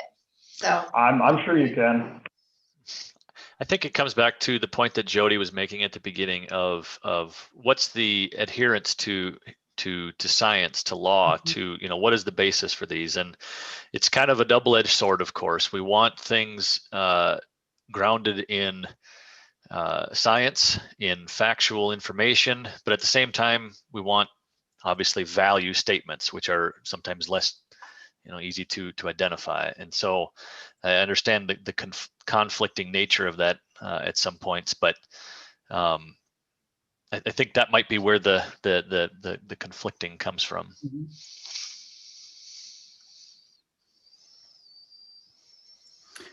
Okay, so moving on to the next one, number 27. This is from the Forest Service. Issues surrounding hunting. EX bait, I'm assuming that's for example, baiting, hounds, night hunting, etc., and associated motorized access. Could you clarify that a little bit? What are the issues? Yeah, I think it fits in there. It's in the right location, and basically we're again looking at the impacts to national forest lands that stem from whatever may come out of the plan that defines or what's allowable hunting methods and practices. So I thought maybe something like, if you're going to reword it, sure.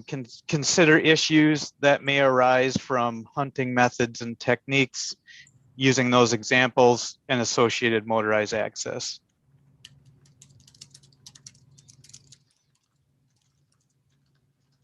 Okay, thank you very much. Sure thing. Number 28, Wisconsin Bow Hunters Association. In unsuitable habitat where the DNR has said in the past that wolves don't belong, over-the-counter hunting and trapping tags need to be available to prevent conflicts that are detrimental to not only the affected citizens, but also the general attitude towards wolves. Is that the right category? Yeah, that's the right category, and it's fine as worded. Okay, thanks, Mike. Number 29, Wisconsin chapter of Backcountry Hunters and Anglers. Updating registration requirements to ensure more timely harvest data required for tracking harvest numbers and managing season closures. Is that in the right category? Yeah, I think so. Okay.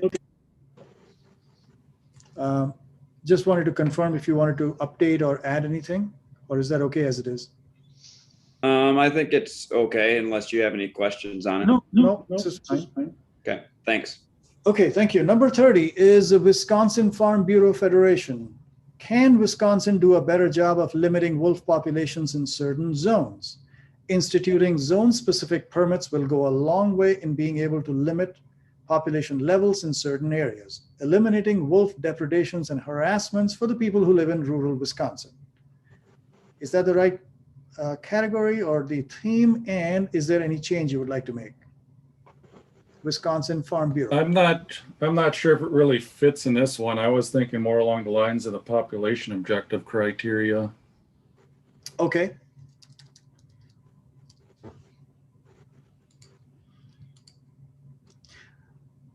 So the criterion would be, you're suggesting zone-specific permits. Is that right? Yes. Okay. So if you don't mind, just to keep consistent, consider instituting zone-specific permits.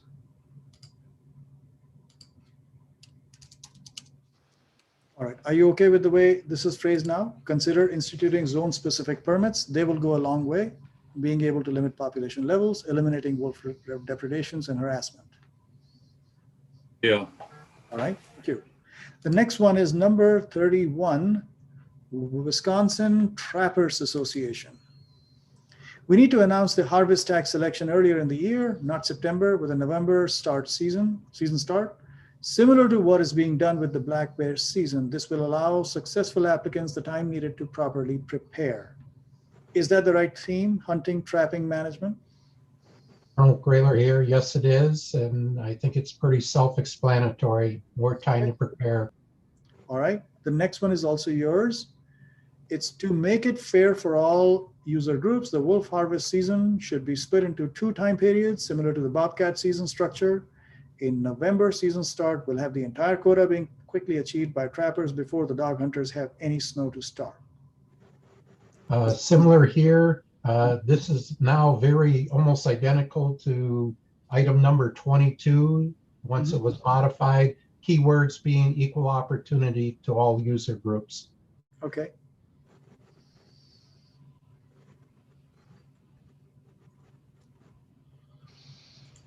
Is that okay if I add that at the front end? Yes. Okay, thank you. Number 33, I'm also trying to be conscious of time. Wisconsin Wildlife Federation. Connect hunters and trappers with landowners having wolf issues. Is that the right theme for hunting, trapping management? It's conflict management, basically, and getting it part of the wildlife damage and abatement claims program. Okay. So you will remember we talked about, I'm just using coexistence just as a label for now. We will go back, revisit that. It might be split into multiple labels. We'll figure that out, but I'm just using that. Is that okay? If we're going to split it out later, sure. Yes. And I don't know if, Matt, you were in the room when I wasn't, so that's why I'm trusting you. If we're going to split it out later, make another category. Yep, I'm going to give you a quick background. There were recommendations that we break this separate into conflict management versus coexistence. We will come back as a group and think about what is the best label to use. Sounds good. In the interest of time, I just wanted to make sure we have the right category. Howsoever we divide that. It would fit in there with that definition and knowing it's going to be split, it fits there. Okay, thank you. And that will be really part of your pre-work number 2, where we'll ask for your input saying what is the best label, what is the best theme. Okay, the last one in this group of hunting, trapping management is from the Wildlife Federation. Yours again, manage harvest quotas correctly. Yes, so a quota is a quota. Okay. It's not half a quota. You only need to meet half. We did good. If the quota is set, fill the quota. So I think manage harvest quotas correctly is, I think that's the short version of it. Meet the quota, fill the full quota, or don't set it. Okay, so I'm just trying to make sure I understand. Is your concern right now that the quotas are not being filled? Is that where it's coming from? Or correct. There's a quota. It's separated by resident, tribal, and for some reason, someone's decided that we shouldn't meet the whole quota, and I disagree with that. If the quota is set for 200 or 500, whatever it is, it needs to be met. If we have people that aren't going to participate, too bad. Set the quota, set, meet the quota. Okay. I'll just jump in. I understand what you're saying, Matt, but I do want to point out that's tribal rights, off-reservation treaty rights. I understand what it is. Let's call it what it is or do whatever, but I want it there. It's under hunting, trapping management, and I want to stay just like that. Manage harvest quotas correctly. Okay.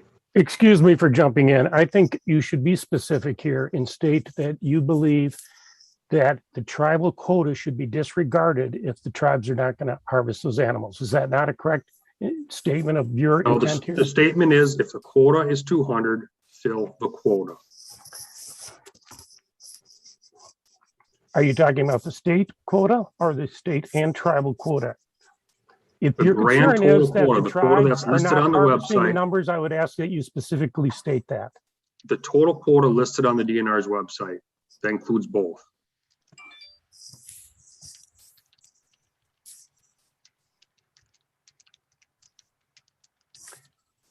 Okay. You know, I am independent, so I don't have an opinion either way. All I'm trying to make sure is what we are writing here reflects what the organization wanted to put. And then there will be the process of the committee to look at, you know, where the agreement or disagreement might be. Okay, so we are at 2:50. We have about 10 minutes left. Obviously, we are not through all the way, but we have covered a lot of ground because we already covered the population objectives and so on. We will send this out to the committee as pre-work number 2 in the coming, I would say it might be about a week or so, because we have to process a number of things that we heard today. What I thought we would do is go back to our agenda. Hey, Raj, I have a question about that.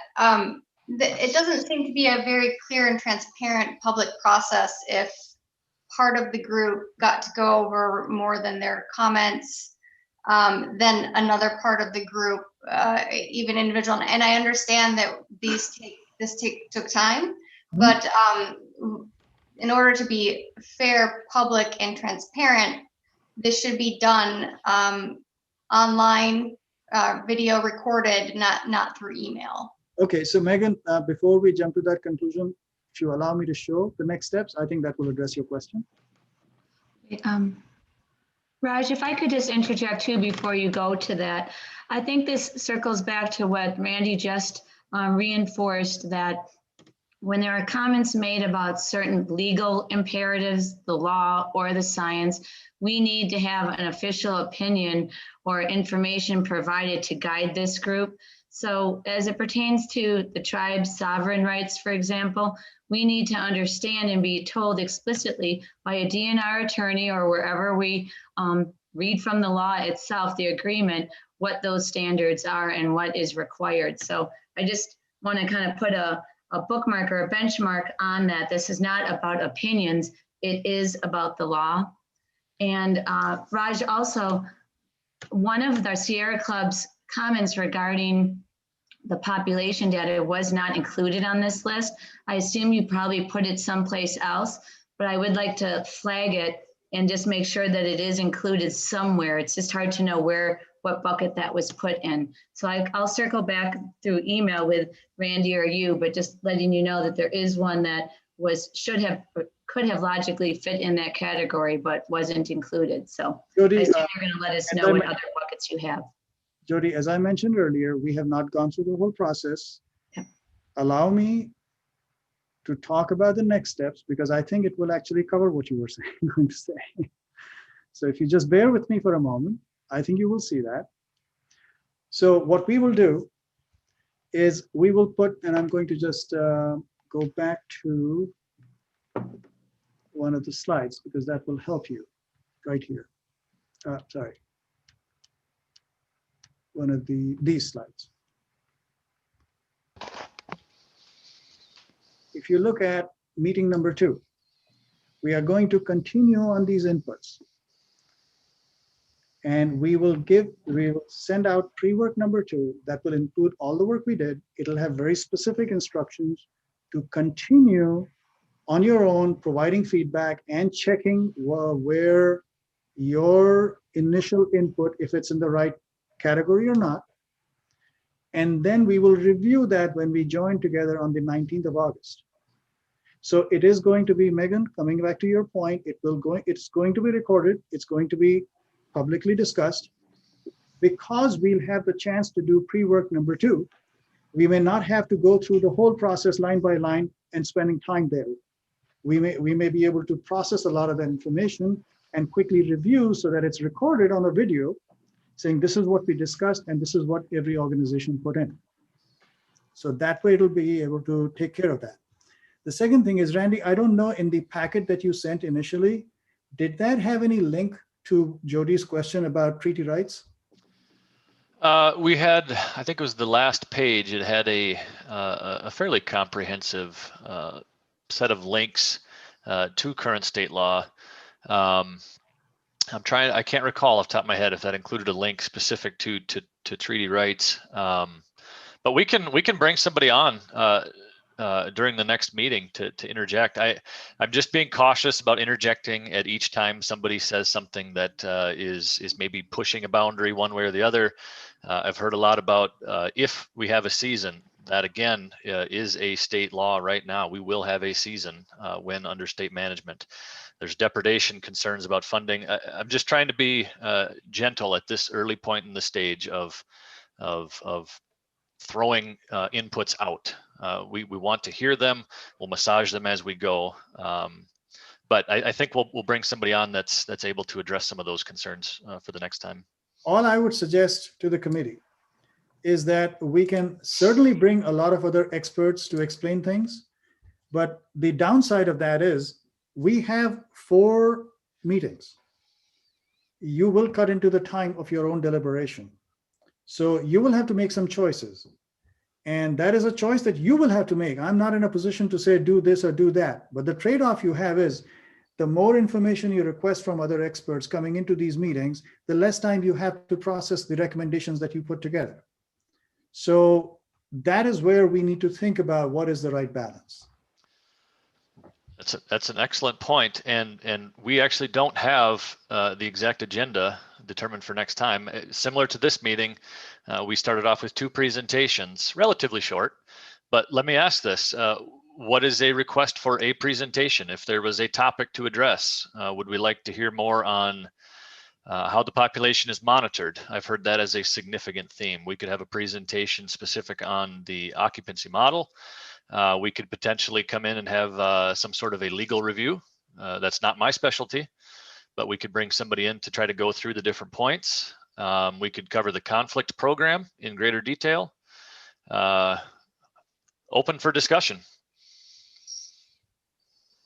One thing that came up earlier, this is Jim Feldman, is on the distinction between the non-representative sample of the comments and the prospect that there's been a consistent set of ideas in our understanding of public attitude towards wolves based on the 2014 study and studies in Minnesota. I'd be very curious to see some of that information provided. All right, let me grab a piece of paper and write some of these ideas down. And that is, I don't know if Ben's still on, but I believe that work is still underway, perhaps by a month from now, even if it's a short update. Any other thoughts or ideas? I see hands coming up. Eric Olson. Yeah, I think the suggestion you made about hearing about the legal aspects of wolf management, I think that would be a good idea. All around, everything from tribal state management requirements to the current state law. Things like that. I think that would be a really good overview for everybody. So there is a considerable amount of information in the packet that Randy had sent on state law.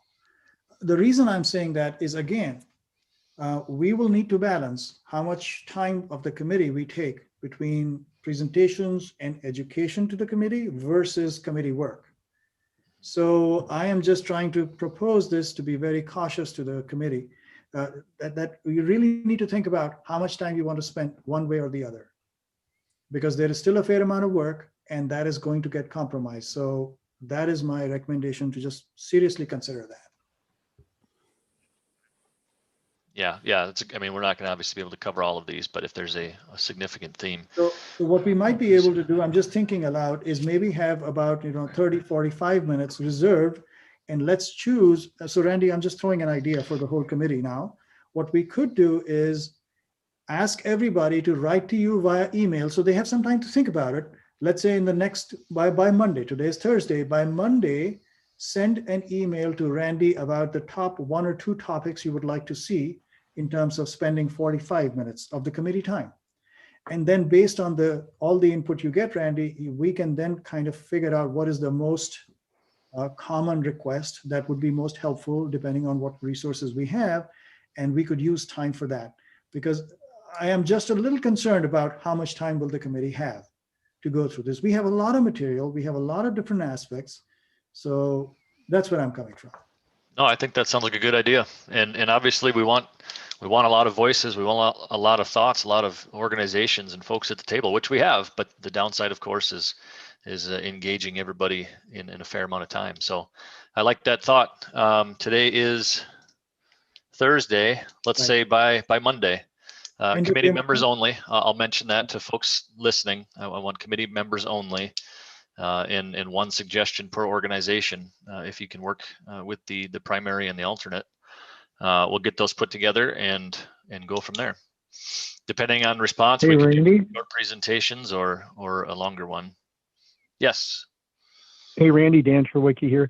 I'm just wondering if we have some topics that people are interested in, you could put them offline, and then people can view them as they wish or if they wish. I sort of agree that there's a lot of information that I don't know how it's going to get covered. And if we start going off of a venue of trying to look at presentations and view presentations, we're never going to get this thing done. I mean, if there's a way that a presentation could or multiple presentations could be put together and then made available for separate viewing, should you choose to do so. I think that's another good idea. And one we talked about, should we spend half of each meeting giving presentations, or should we focus our time on discussion? And we thought that committee discussion was the more important aspect here. Again, we'll massage things as we go if they are out of bounds, but we want to hear from the folks. And we have a huge group, and we don't want to spend hours and hours and hours and many months Randy, doing this. Just a quick suggestion here. I think it's also the responsibility of the committee members, since we were chosen for this committee, to do our due diligence and do our research on sovereign rights. That's very available.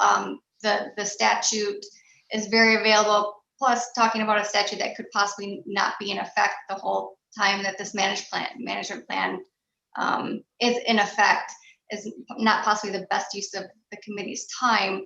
So I would just put that out there that we all could use our own time to do the research as well.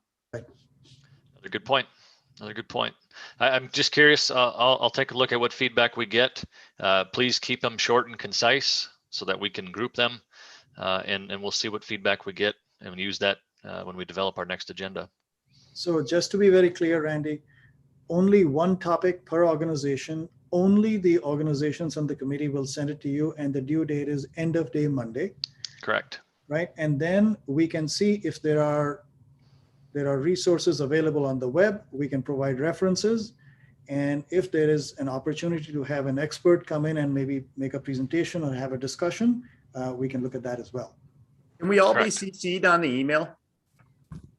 Can we all be copied on the email so we all know what each other say, so we're prepared for the next meeting?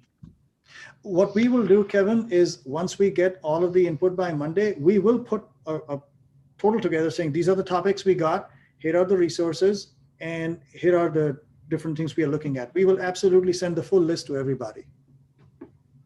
Would that help?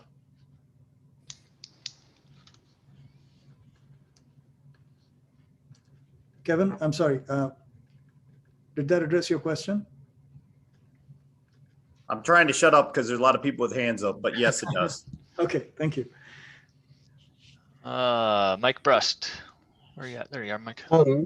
I think that any presentation should probably be offline, or we'll never get done. I mean, for those of us that were on the previous committee, all those little details, we spent 1.5 years, full day meetings every month, going over all those details, and we've covered almost all of them. So anything that is a presentation at this point really needs to be offline, or we're never going to get done. Mm-hmm. Thank you, Mike. I share your concern. Lori. I feel much of this process today could have been done individually with members rather than as a group, because I really felt like it moved very slowly and I wasn't contributing or exchanging ideas.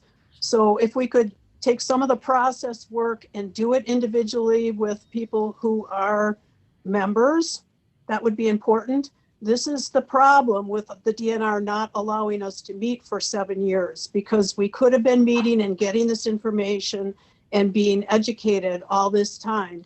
And now it's a catch-up game. So I blame a lot of this on the DNR.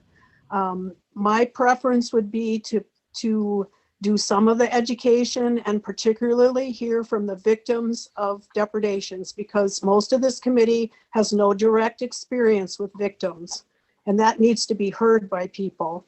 It's not a popular topic. People run away from it, but it is out there. Let's go to Peter. May I just offer one suggestion to Lori? Sure. I heard you about trying to meet individually. Part of our objective today was to have everybody look at what other people in the committee are saying, not just their part. So that is why it was important for us to do it as a committee. We understand that it takes time, but that's really part of the process of making sure we all look at what other people are saying and understand each other. And I did read through the list and totally understood what every advocate was saying. Peter, please.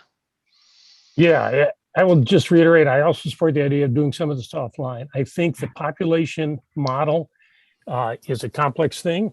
People need to understand it as much as possible, and that's not going to be a short thing to do. I could see a 3-hour seminar just on that topic outside of the scheduled meetings. I also think that the treaty rights somehow needs to be in front of the entire committee. There needs to be an understanding of the federal law behind that. Because the state does not have unfettered discretion to manage the wolf population without tribal consultation. Most people don't understand that, and I think it's important to bring it in front of the entire committee. Let's go, Abby. I agree with topics that Peter and Lori are bringing up, carnivore presence on livestock farms and what that means for farmers, treaty rights, and just the science behind population monitoring, and just want to revisit. This is why I was asking up front why we thought that 4 meetings could accomplish this update, even with work being done up to 2015. Every year since then, the available research addressing these questions that exist among all of the different groups who have spoken today has expanded. So I would just ask again to reconsider trying to fit this all into 4 meetings, especially if there's already a separate committee focused on what happens this fall with the state's plan to go forward with a hunt. That committee has met and their work is finished, and that's why this committee is now picking up. I know we have a lot of hands and we're at the end of it here. Let's see, Abby, Luke. And I'll just point out, this is the reflections at the end of our day, part of the agenda here. Luke, go ahead. I just wanted to keep it brief. I feel like the goalpost just moved a little bit. I feel like we just moved away from maybe the outline of what this committee was set here to do. We were set here to look at a benchmark plan and make modifications and changes as we discussed based on all of our own opinions. And, you know, it is not the priority of this committee to educate people about things that it's a fine line there. So I guess I'll just go on to say that I agree my time is not best well spent re-educating people about things that they can read about and learn for themselves, because the goal of this committee, although some of us are privileged to have being involved with it in the past, is to look at the wolf management plan and make recommendations back to the Department of Natural Resources. I fully agree that all of those points that were just made are important, but I feel like the goalpost just moved from working on the plan and recommendations to re-educating people about certain avenues of state statutes and treaty rights and things like that. They're very important, don't get me wrong, but that's not what this committee is set forth to discuss, because we don't change those things. That's all I have to say. And perhaps, not to speak on your behalf, Luke, but perhaps that means those items that the committee is finding important should be included in the management plan update. Let's see, Luke. Eric, hands up. Yeah, I think Mike said it, that, you know, maybe a good suggestion is any presentations that we do have could be provided offline outside of the meetings. And I think that's a good idea. I also agree with Abby. I think it's important to try to follow the agenda and the scheduled meetings, but how we're going to be able to get this done in 4 meetings, I'd be surprised, and or at least skeptical of the degree of actual interaction that all of us as stakeholders have contributed. We're not anywhere near the sausage making part here. We've just started to pull some of the ingredients together. So yeah, I guess my encouragement would be to really think hard about whether or not we're going to have to stick to the scheduled 4 meetings, or you're going to need to reevaluate having more meetings.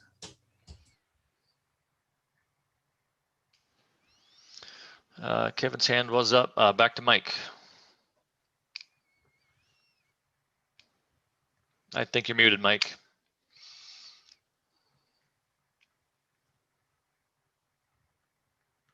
Sorry about that. One thing that is a problem for the department right now is the credibility of the numbers. And we have to figure out a way to educate the public as to what the numbers are, whether they're right, whether they're wrong. But right now, there are very few people, at least in the hunting community, that believe that they're right. So that has to be fixed, or you're still going to have problems. So whatever we can do to educate the public as to how the numbers are arrived at, and if they're arrived at fairly and correctly, is going to be important.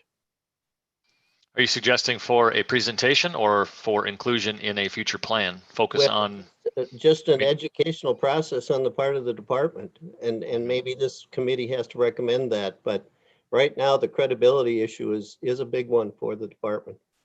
And we heard that in a couple different inputs. Maybe we didn't even get to them here today, but there's an entire public education theme along with the credibility. And I think I totally agree with you. Thank you. That's all the hands I'm seeing. We're a little over schedule. Raj, any final thoughts? Yeah, the only thing is, again, I just want to thank everybody.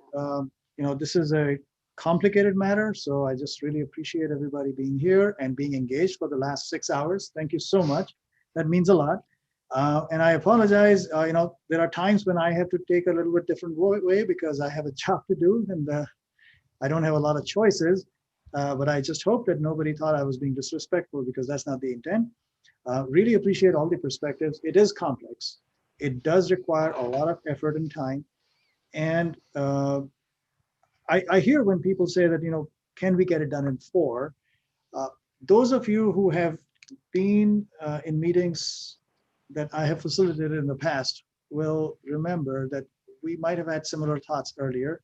But if we hew to the agenda, particularly with 4 meetings and 4 pre-works, that gives us 8 opportunities, not just 4, to get the process moving. If we try to be efficient, we can actually get there. So I would not suggest that we disbelieve the number of 4 yet. Let's see what happens. Let's see where we get by the end of the 3rd meeting, and then we can certainly reevaluate, because things might come up which we have not anticipated. But I believe we can actually make a very good impact if we keep the focus on this committee is identifying inputs that it wants to send to the DNR as DNR is making its decisions about the plan. So it is not the plan that this committee is proposing, it's making recommendations and inputs. And this committee's job is to identify them. We've already actually made good progress today. We have a number of recommendations coming from different organizations in what we have in that table, in that spreadsheet. And we will keep cleaning that up. We will consolidate them, identify new ones, join some other ones, and then prioritize those inputs. And I believe we can actually get to that point by the end of the 4 meetings. But let's just keep our options open just in case we need more time. But again, I just wanted to say thank you. Awesome. I see one hand before we call it a meeting. I saw one more hand come up. Jake. Yeah, I've sat through several meetings, or more than several, with Raj related to deer, and I found the process to be rather efficient. And so while I'm I'm skeptical we can do it in 4 meetings. I think the process that Raj has used in the past, I feel pretty confident in. And I think whether we hit that target or not, we're going to make a lot of ground in 4 meetings, and the importance of the offline pre-work. The more you put into it, the further we can go. Jake, thank you. I couldn't have said it better. Offline pre-work is really key. Thank you. Absolutely. As well as educating ourselves too. We've heard that here. I think we can all undertake that as well. With that, I guess we'll wrap it up. I'll echo Raj's thoughts. Thank you everybody for your time today. It was a full day. Thank you for the good discussion.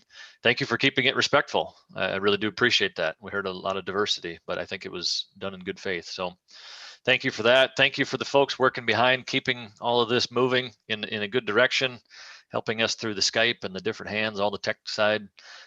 Shout out to Daryl out there for taking the meeting minutes, capturing all of this. Appreciate that. Any final thoughts? Randy, one request. Could you, Daryl, and I just stay on for a little bit after that to cover a couple of things? Yeah, absolutely. A short debrief. Very good. Okay, well, thank you, everybody. We'll be in touch via email. Please send me those thoughts by Monday. Thank you, Randy. Thank you. Thanks.